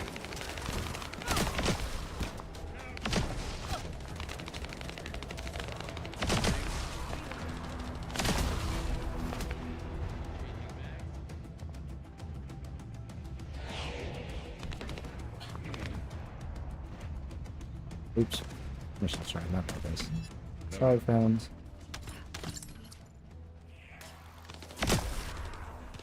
That's not how you grapple up there. I'm a dumbass. There we go. That was kind of cool. All three of us went up at the same time. Yeah, the weirdest thing about this game, though, is like, even like if you like what I'm like, even if you play it at where I'm at and like this stuff, it opens bad. Like, they front load it with really boring enemies that are kind of spongy sometimes. Like, at least the bosses are kind of spongy and boring. And like, the main characters, at least the main three, I don't know. I think they're all of the main three. I think kind of have somewhat lameish abilities. Like, no one has anything really crazy. Like, it's not Warframe, but yeah, they definitely feel a step back at the beginning. It's very strange. Like, I was kind of surprised just how much better it got, because I started out going like, okay, this feels like ass, but you know, it could get better. And then like, but I was kind of saying that just to cover myself, and then it did get better. I was like, oh, hey, look at that. Changing mags. Exo Primal is already being put on life support. Which breaks my heart, because I picked it up during the summer sale. It looks fun. It looked like a really fun game. When they showed it off, but so everything I've heard was that it was a really fun game that opened really weak. Like, the process of getting you up to speed and how the game plays, and the opening hours of like getting to grips with playing it, I heard were like really not good. But like, for anybody who pushed past that, the actual like loop and the game was really fun. Like, and it was a really unique, silly concept. The servers will remain up. It's just Yeah. they're gonna cycle seasons every month. So like at the end of every month it'll be season 1, 2, 3, 4. That's a pretty neat way of keeping it nice, I guess. Yeah, at least they're not like abandoning it. And from what I've heard, like, the content that did get added wasn't like a ton of like new stuff in terms of how the game plays. So like, yeah, like the people that like the game kind of, it sounds like they'll be happy to just be able to keep playing it. It's not really about having some endless progression.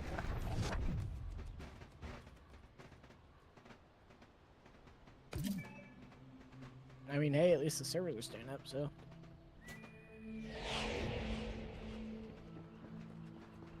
But yeah, this I don't know, for me this feels like, in many regards, kind of Destiny tuned a little more towards my tastes, in the sense that like, it's very gunplay focused, so it's good that like, that's the one thing that you can't see good gunplay, you know what I mean? Like, it's something you get when it's in your hands. Yeah, like, so it's kind of hard to express that part of it.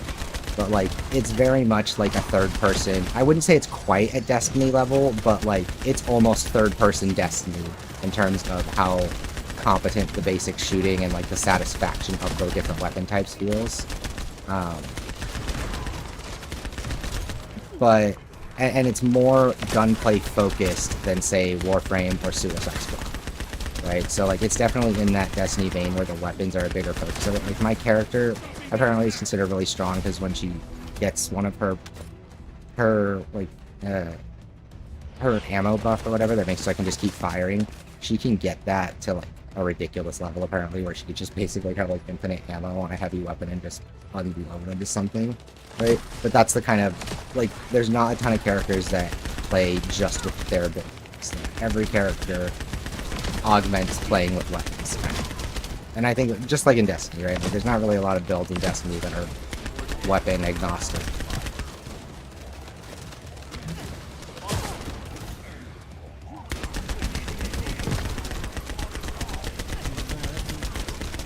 Bloodborne finally, with Bloodborne, it now boots on a PS4 emulator. That's actually pretty decent progress. Like, PS4 emulators are just non-existent for the most part. Well, yeah, because like, what could emulate? Second most recent console gen. Yeah, like I remember the rough calculation being you need your PC to feasibly emulate. Your PC needs to be running at least 10x the processing power of the unit you're emulating. Yeah. Like it's just like a rough guide. Yeah, 'cause even then, like PS3 and Xbox 360 emulation is still not entirely right. Yeah, and like Switch emulation's only there because like it's more less powerful than the Wii U, and we've already gotten Wii U down. And it's only, well, and the other thing is people are really committed to Switch emulation because literally anybody will not be coming to PC. They'll never come to anything. So there's people that literally they emulate for Switch not for any purpose other than I want to play Switch games on my PC, and like I'm never gonna buy those people. Like I know some people like just like they buy their Switch games physically and then they like emulate it, so it's like Nintendo's still getting my money or whatever. But I'm trying to I mean, so I watched. Do you know Moon Channel? I just found him somewhat recently. He actually did a video that was making the rounds, I guess, on YouTube. Like I saw the thumbnail for ages. That was like, why you always kill God in Japanese RPGs or whatever, right? But he's a lawyer. Yeah, he's a lawyer who takes a look at a bunch of different things. So sometimes he just talks about game stuff he likes, but he has a series where he kind of takes a look at like Nintendo's, notoriously litigious handling of things, right? And and one thing he did a deep dive into emulation, and for all intents and purposes, bro, emulation people are way too confident that they are protected by the law, in the sense that their entire thing hinges on basically 2 court cases that were done God knows like decades ago, right? And like in a completely different time. And Nintendo has, as of late, essentially created a loophole that circumvents that legal position, right? So their legal position is basically they aren't actually hitting you with a copyright or a patent thing for the game or for the software. They're hitting you with a copyright for the encryption keys that are on every game and console that are and the way they're generated. So there's an element of the only way to emulate Switch software is to have the emulator generate its own, or like it's essentially it's cheating the system to generate those keys, right? Yeah. And Nintendo is essentially, their entire legal case hinges on the fact that those keys are property that is truly copyright, and there's no free use about it. It's protection software designed to protect their IP, and because of that, if you circumvent it, you're now breaking the law because you're circumventing like legal protection software, like protection software. I can't remember what it is, but there's a term for when you're protecting something in terms of like the security of your own data and information. That it's why it's illegal to hack something. That's not what it's called. Yeah, it's what makes it illegal to hack shit, right? Like, so yeah, and they essentially requested Yuzu shut down under that term with that statement, but they haven't yet actually flexed the legal muscle to do like they haven't actually flexed legal muscle in terms of bringing it to court, but it's kind of just sitting in their pocket. Like it's this thing that they That's why Nintendo's been so We'll do it. confident. And their whole thing Do it. is they recognize that it's a mutually beneficial relationship to allow a certain amount of reasonable respect, right? Like, they don't need to go and shut down everything. Like, Yuzu really only got shut down because they were making money. Realistically. They were making money and they were doing it very publicly. Well, fun fact, the only reason that they even like figured out Yuzu was because somebody got mad that they wouldn't they cut support for Windows 7, and some guy was like really mad about it because he's like, I'm not upgrading that spyware, and so he narked to Nintendo and told him about the whole operation. Well, but the thing was, it was they were gonna get hit sooner or later. It'd become very Oh, yeah, they were gonna public get hit eventually, but like that's what caused them to like get hit when they did. Yeah, because I remember it was very publicly, like, it was very widely known that Yuzu had a Patreon, and what actually screwed them wasn't even having a Patreon. It was what they did with it. They locked access to the version of the emulator that could play Tears of the Kingdom. The newest version, yeah. Yeah, they locked that behind the paywall, so that it was literally like Nintendo could very confidently make the claim in court if they had to that Yuzu was charging people for access to Tears of the Kingdom. Yeah. Which I'm like, I don't know. I'd say I have a pretty simple stance on emulation. Like, if the game isn't in circulation or the console isn't in circulation, like brand new units. My whole thing perfectly fine. My whole thing But, like, is the Switch is just piracy.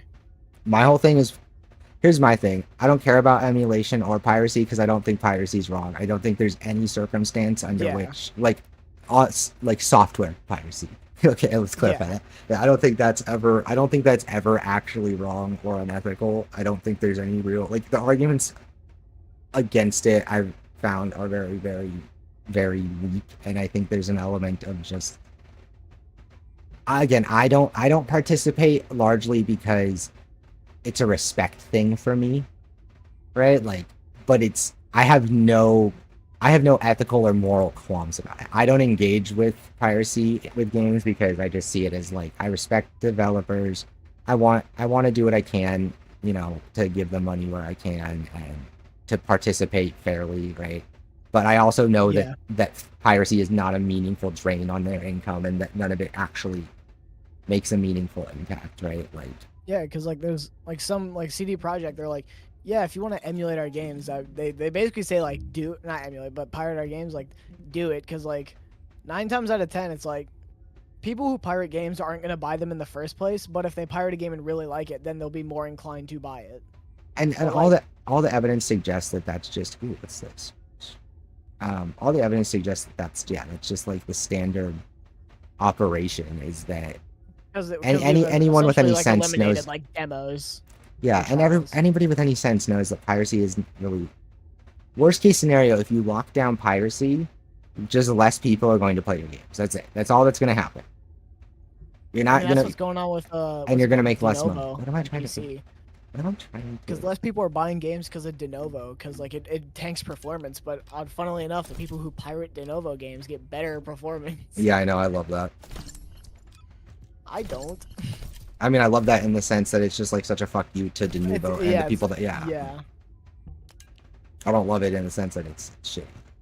It kills your performance. Like, I have a couple emulators. Like, I have a PS2, Dolphin, and PS3. But only just because, like, you can't access most of those games. Like, before Master Collection, there was no way to play Metal Gear Solid 1, 2, or 3 on PC legally. And I'm not buying a PS3, and Sony refuses to make PS3 emulation a thing. No, you have to stream it with the most expensive tier of PlayStation Plus, and it might not even have the game. Silly goose. Silly goose. Oh, your internet's not good enough to stream it? Too bad, buddy. We don't know how our own console works, so we can't make disc emulation possible. Like, what? Because that's the whole crux behind it. Sony can't figure out how to, like, get disc emulation to work on the PS3. Or for the PS3. What I think is ridiculous is that we're probably just never gonna know. That's one thing I'm worried about, is I'm kind of something, I've become more conscientious. I was kind of buying digital games when it was convenient on PS5, like if it just wasn't convenient to go get the physical copy. But now I'm also starting to hesitate with that because I keep thinking I don't have any like it's entirely possible, but I am not confident that they are going to have PS5 to PS6 backwards compatibility, or PS4 to PS. You know what I mean? Like, I don't know. Yeah. I don't know how long the games that I buy on my PSN account are going to be playable on PlayStation, and that's one thing. Xbox, for all that they mess up, that's one thing they get credit for. They have that on lock. Yeah, like everything I've ever bought under my Microsoft account is playable on my It's Xbox. still there. Yeah. Yeah. Like, still there. Like I was tempted to like get even just a Series S just to like play some like 360 games or something, because like it's insane that you can't like play any PS3 games unless you have the original hardware, which for the most part, actually no, entirely has been brought out of circulation. So you have to get it pre-owned, so that means you're running the chance of just getting deuced. Deuced. Oh, what's this? Wait. And then like I have GameCube just because like. Oh, so I just need to run this back. Okay. If you're on PC, Dolphin basically comes like pre-installed at this point. Like everyone has Dolphin. So I have 1300.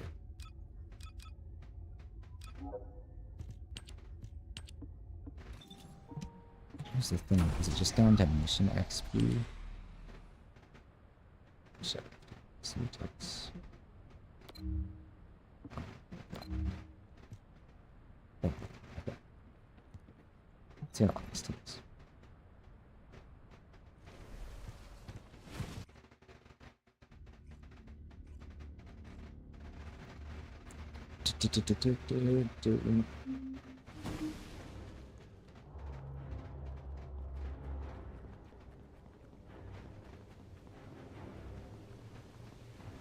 So this is the Arnhart excavation site that was documented in the Ancestors' data.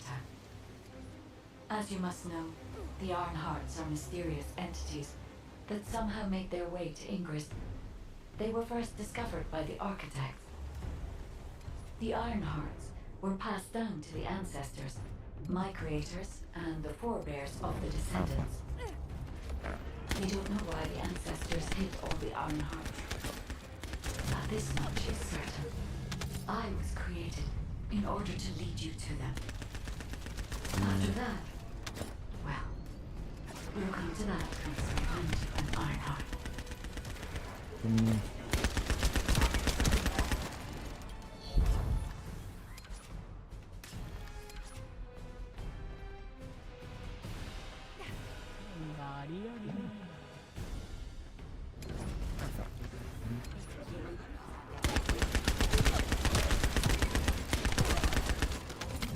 Outdoors.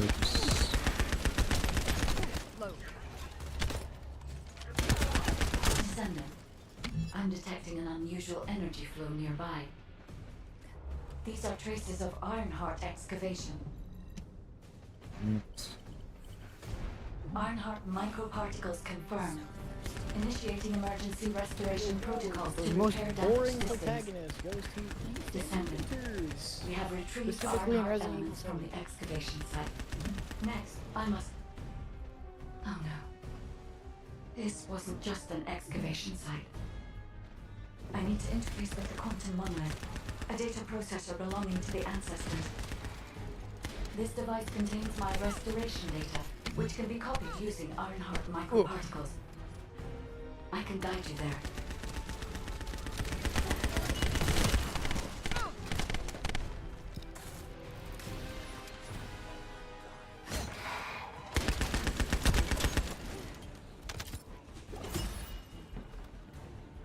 Reloading.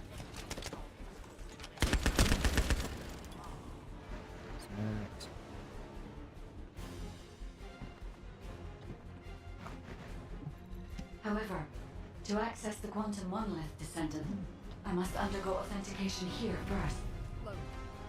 I should still have access, as it was my system and memories that were damaged. Please keep the Vulgus at bay while the authentication is in progress.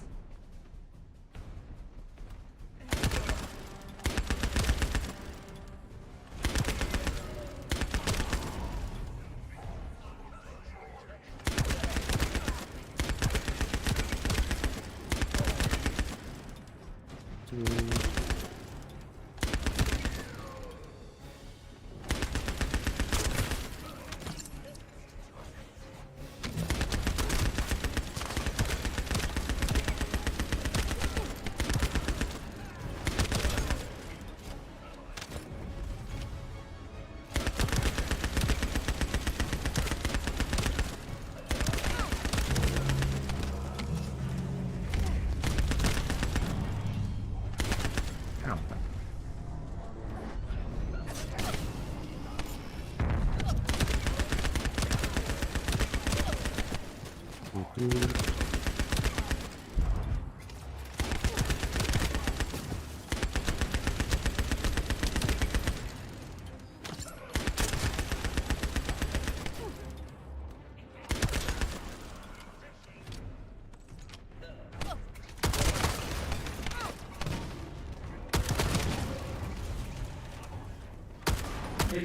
accessing core asset. Approaching high-risk levels. Initiating facility lockdown procedures. Descendant, passageways are being blocked across the facility. I'll do my best to find a way out, but it won't be easy to maneuver. Please be careful.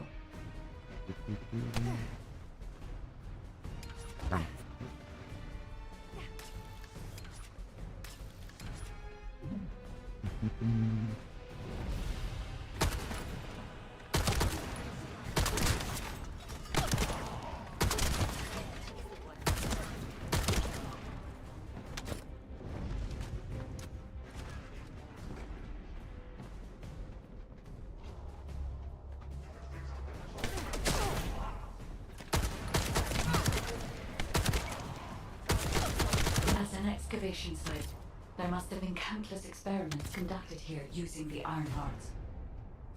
Emergency restoration protocols would have been one of them.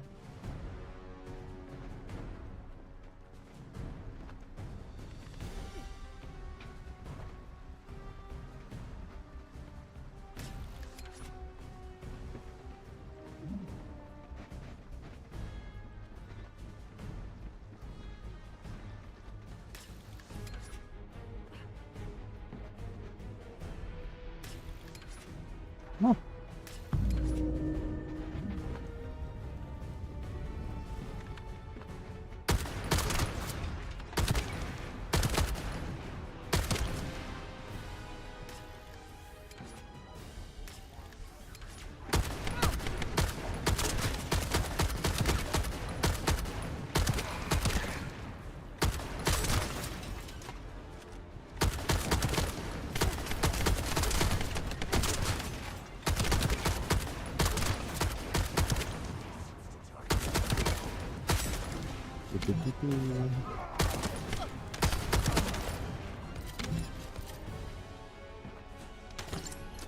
Loading.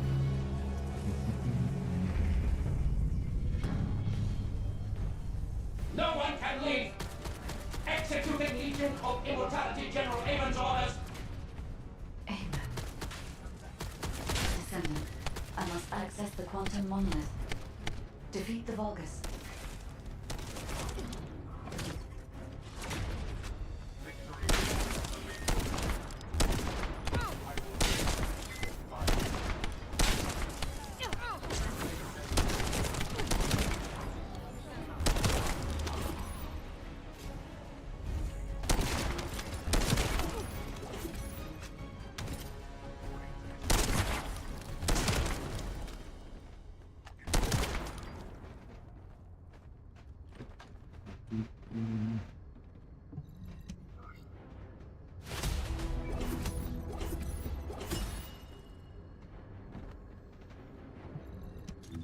Not really.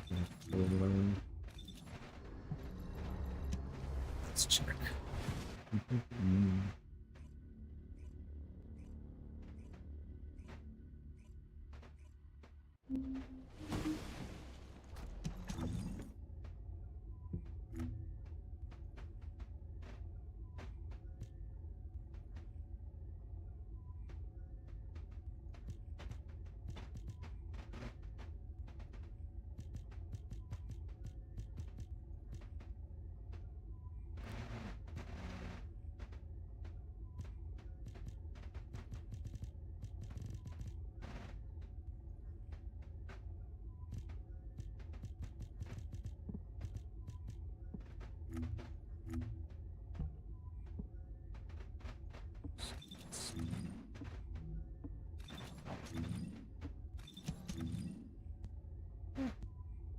Oh, still already?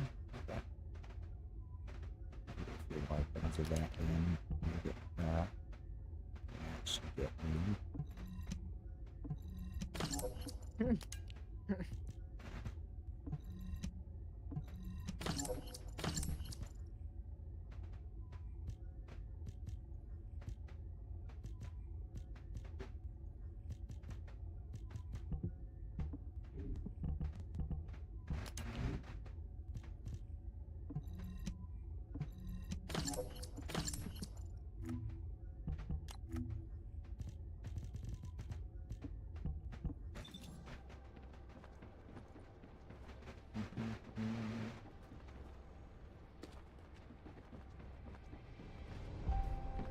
So I feel like depending on where most people get as far as the Colossi bosses go, I feel like either this one or the one that I was at last are where like a lot of people will figure out if they like it or not, because that's where it immediately becomes apparent that you need to go and do stuff to like actually level up and get stronger. You're not just ready to do the next story mission. Yeah. Because like that's the thing, is my next main quest is to kill that boss that I was doing, but like I'm level 35 and the boss is level 44. Right, so like at this point, like it's like, okay, I have to go do stuff on my own, and now it's like, okay, how do I figure out what to do? Well, there's things that are more efficient, and then I was like, well, I figured out that there was a thing I can do that'll get me. I was like scrolling through the different missions available, and they all have different chances to drop like either crafting materials or little like gems that you then like, they essentially drop like engrams that you open when you finish another type of mission, right? And it gives you a random one of like 6 things that could be on that engram. Yeah, and then there's also like mods, or like in Warframe where you have like character specific ones. Like my character has a very like a character specific mod that's unique to her, and I have to, there's a specific mission that has a like 3% drop rate of it, right? And it's like, I don't know if I need it, I don't know if it's good or whatever, but I'm like, well, if I'm gonna be doing stuff just to get XP to move forward, and all the missions are just missions where I'm doing stuff because I like just killing the things, I'll do the thing that might get me that, right? Like, but I think if you aren't the kind of person who can put those steps together, right? If you get to the story mission and you go, okay, I can't do this without getting stronger, what should I do? And like the only interest you have is getting as much XP as possible to move on, it's like, you're probably not going to be engaged because you're just going to be doing missions just to get the XP, right? Like, you won't feel like there's anything worthwhile in it. So, I think that'll be kind of the make or break for a lot of people, but I don't know, I think this game will do decently well. I don't know. Here's the thing, is it actually does have potential to be really good. Like, from what I'm seeing, there's real potential here for this to be really good. Because people forget, like, Warframe's really good now, but Warframe was, like, it was something back in the day. Like, it's improved so much over the years, right? Just like Destiny has improved so much over the years. Yeah. Like, for a starting place, this really has potential to be something pretty incredible. But my issue is just, I don't trust Nexon to see that through. Like, I'll play it and enjoy what we have now and see what it turns out to be, and I'll give the end game a try and kind of play it on and off because it's something to play, and it's fun. Like the combat is genuinely, it's like Destiny, right? You don't have to explain it, because if you get into a loop and you're like, I'm not really, my brain's off, I'm just killing the things, but I found like a rhythm to it and I'm comfortable, right? The nice thing one thing that's really nice, like, gotta give them credit for, load screens. If I go to do any activity, it loads in like 5 seconds. Like, I'm just in there. Destiny, last gen console. Gen consoles. That game takes so long. You will take forever to load because there's some asswipe on an Xbox One who refuses to get out of the tower. Yeah. In general, I think this is cool. It's fun. I was very skeptical when I started. Like, I thought it feels very cheap when you start. It does. It just screams of like cheap, like Korean MMO vibes. Like if you've ever played anything like that, if you've played a Black Desert or you've seen these games where it's like, in a lot of ways, they're all style and no substance, right? Where they'll look really cool, but then the characters will open their mouths, or combat seems cool, but then you actually feel it in your hands, right? Like, and that's very much the vibe it gave me when it started. I think it took probably 4 or 5 hours before I was like, no, this is starting to be fun. And now that it's starting to challenge me, like, again, I appreciate that, because there's an inherent competitiveness to a game like this, because it's brand new, which means everybody's pushing to see how far they can get and get into it and get as good as they can, right? And it's starting to front load the challenge in the way that it's going to start like it's going to start blocking you out until you like get better or you grind or get stronger, right? Like, and I like that it's doing that early because it makes it kind of interesting. It's like, oh, when I look around and I see the general level of other people in the area, in the main town or whatever, it's like that kind of gives me a sense of, oh, am I doing well? Am I ahead of people? Am I behind? It just kind of adds that element to it, right? So yeah, it's fun. The combat's fun. Storytelling's ridiculous. It's just whatever. I'm sure it'll be interesting for the people that like want that kind of storytelling. I just find it kind of tedious. But it doesn't make you engage with the story at all. You can skip through literally every line of dialogue and everything else.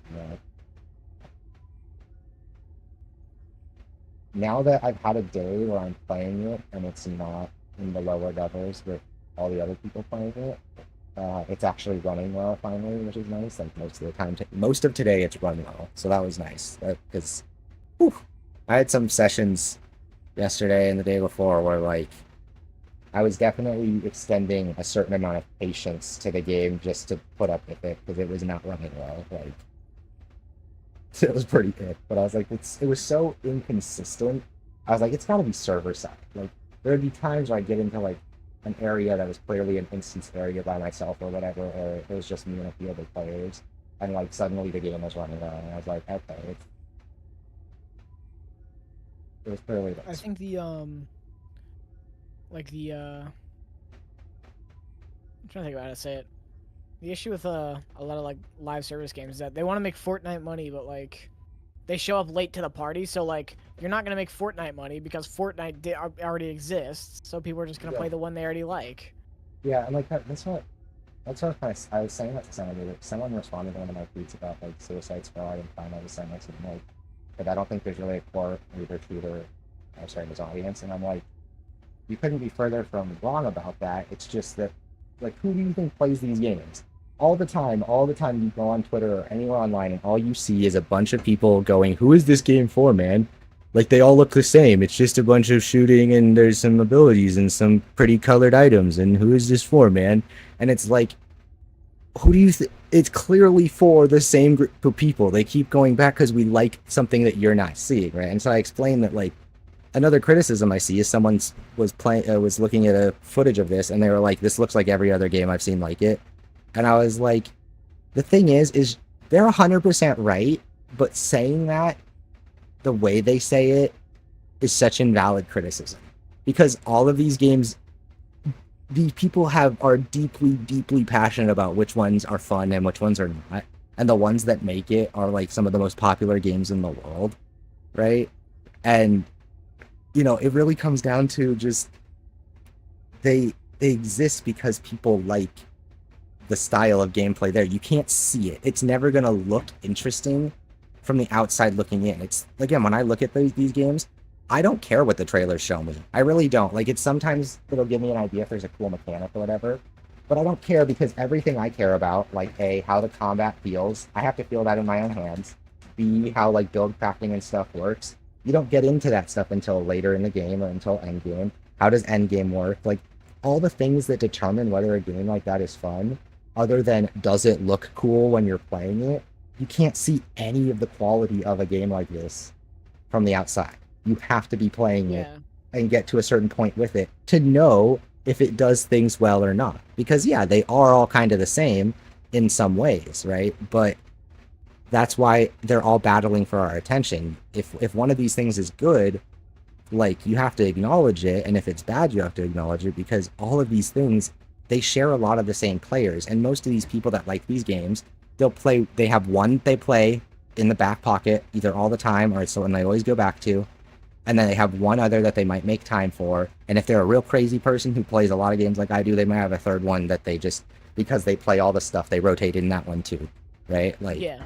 But most people have one that they are already invested in, and they might be willing to give a second one a try, right? And that's the thing, is like the second you start competing for that slot with someone's primary game, they become tribalistic about it. I mean this sincerely. What frustrates me more than anything about people that like these games, and Destiny players in particular, is as far as Destiny players are concerned, a better looter shooter will never come out. and it doesn't matter what that game does. They don't think that. They don't think that's true. But they live in a world where they will compare every game that ever comes out to Destiny, and they don't understand that even Destiny doesn't get a lot of it done.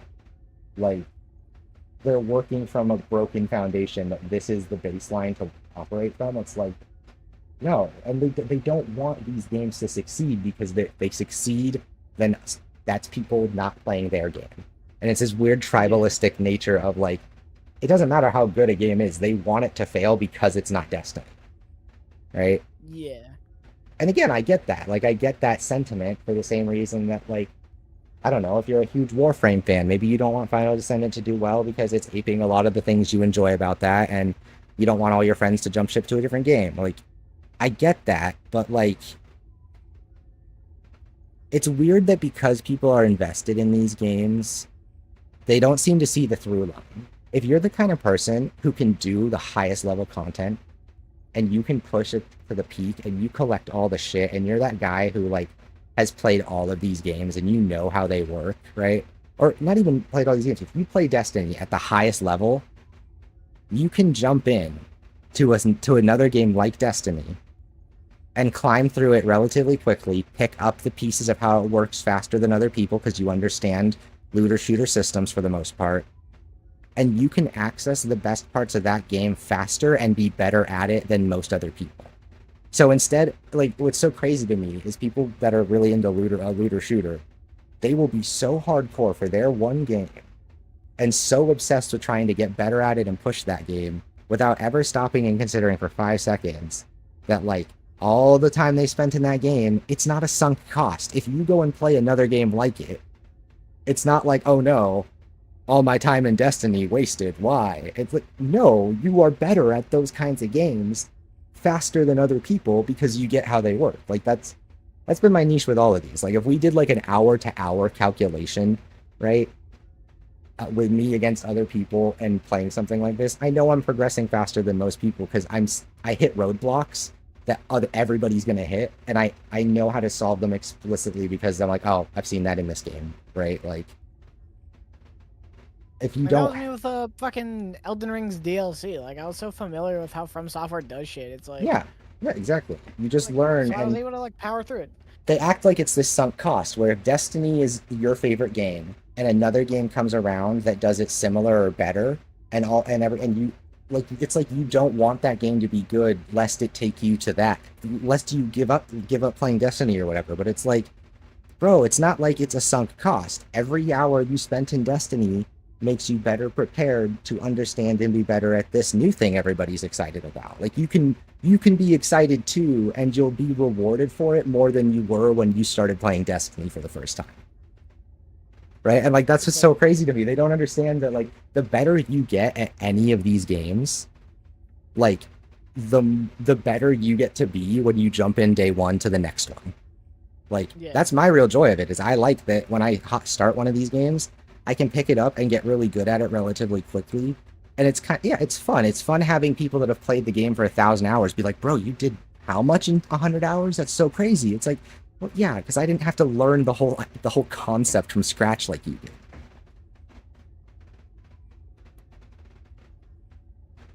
Yeah, it's like, it's sad because they don't get the joy of that. As a whole is just kind of like stupid. It is like, because again, it's never sunk cost. You get better. Playing games is a skill. You get better at them regardless of how many fucking shiny items you keep in your game's storage. You know, like, it doesn't matter how many fucking exotics are in your vault. What you actually take away from Destiny 2 is you got better at the game, and you can take that to the next one. Yeah, like, my thing about like sunk costs is, like, I see a lot of people where it's like they don't want to go to the next one, or like they don't want to, or it's like they regret because it's like, oh, I spent so much money, I can't stop playing Destiny. It's like, at least for me, I think that whole idea is like, oh, I can't stop now, I've been playing too much Destiny. It's like, it's stupid because, like, at least for me, it's like, no matter what game, Fortnite, Destiny, like, I've spent a stupid amount of money on games, and I don't regret any of it because normally it's I buy it in the moment and I use it, like, in that moment. It's about, like, the moment to moment. I don't care about, like, 10 years from now where all my Destiny silver is gonna go. I spent it on something that I wanted then. Yeah, like, and that's for me too. It's also the element of, like, people try to minimize, because again, it's like I'm very concerned and cautious about microtransactions, but I also hate when people try and demonize the concept of liking them or engaging. Because it's like, no, like, I'm not number one like V-Bucks fan, but like no, but if I see there's a skin fair, I like, I'll buy it. let me put it this way. People think that there's a perfect world where we had no microtransactions. And what they don't want to admit is that a perfect world would actually have some microtransactions. It would be fair. And we would all, in a perfect world, we'd all think it was fairly priced, right? Because at the end of the day, that is something that feels... How do you give your friend a gift in a game? How do you get yourself a treat when you worked a long week? Like, how do you feel rewarded in some small, cool little way? Like other games used to miss that. There's a comfortable medium between you have to earn everything, and if you don't earn it, it's not worth it. And you can buy everything, and if you buy everything, now it's no, you've invalidated the joy of having it. Like there's this middle ground where it's like, no, they can have things for you to buy, because no matter who you are, there is a joy in getting something you wanted that actually is cool to you because it's cool to you. That's it. You bought a thing that's cool to you.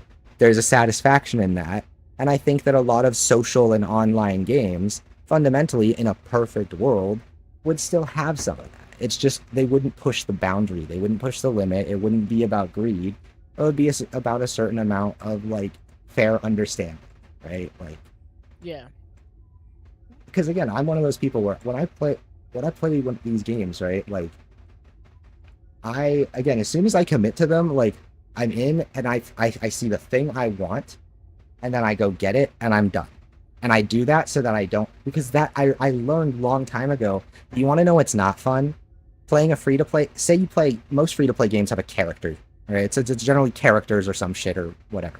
Say the character in this game or whatever game it is, there's a character you want to play, or in a gacha game, right? And you play the game and you start it, and day one you go, that character looks so cool, I want that character. Do you really? And the game says, oh, that one comes later. Sorry, bud. Like it's gonna be 20, 30 hours. You're gonna have to work for that one until you get there. Like you don't get that one on your first day, right? If you know that's the thing you want, how long do you have to sit there playing on the characters you don't plan to play with before you give up because you're bored because you're not playing the character you want to be playing, right? Like, at a certain point, there's an element, if it's a free-to-play game, like I was giving a speech about this earlier, it's a free-to-play game, I I pick out a character or a thing I want, frame one, go with that, and then I'm happy. Now I have the thing I wanted that I identify with, the character that's my character and my main character, and now I can enjoy the rest of the game with that. I'm not sitting there doing stuff I don't want to do, or it should never feel like work, right? And I think the only time it ever feels like work is if you are working towards something you do want in the process of doing something you don't want to do, right? Like, so I start from a place of, okay, I have a thing I want, so that when I start doing my grind, I'm already enjoying the grind. I don't have there's never a point where I start grinding on something I'm not liking just to get where I want to have fun, right? Because I think that's just bad. That's not a good way to do it, right? And all these games are fairly reasonable. For someone like me, if you want to be frugal, the barrier to entry to have what I just described is $5 or $10, right? Like realistically, it is. Like you can spend more. I often do, but at the end of the day, the barrier to entry for that very simple buy one character that you want and make it yours is $5 or $10, and now the rest of the game is yours to play, and you don't FOMO into shit. It's like, I think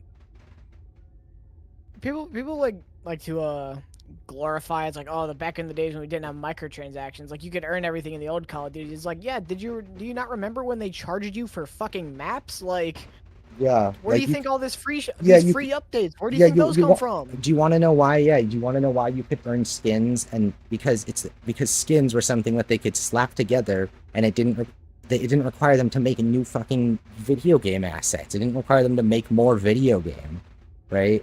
So when they sold you back then, they were selling you maps because shit, making more video game was expensive, right? It still is, but now they just charge you for the shiny piece instead of the functional piece.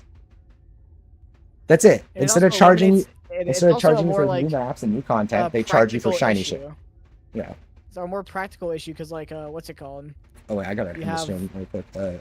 Thanks everybody who stopped by. I appreciate it. Everybody says hi in chat or whatever. We're gonna call it here. I will be back later. I don't know if I'll be streaming later, but no, I probably won't be because I'm going to dinner, I think, with family later. So I'll be back on tomorrow with more of this. Yes. So anyway, thanks anyone who's been here, anyone lurking in the chat, just hanging out. Appreciate you guys. I'll be back later. Bye.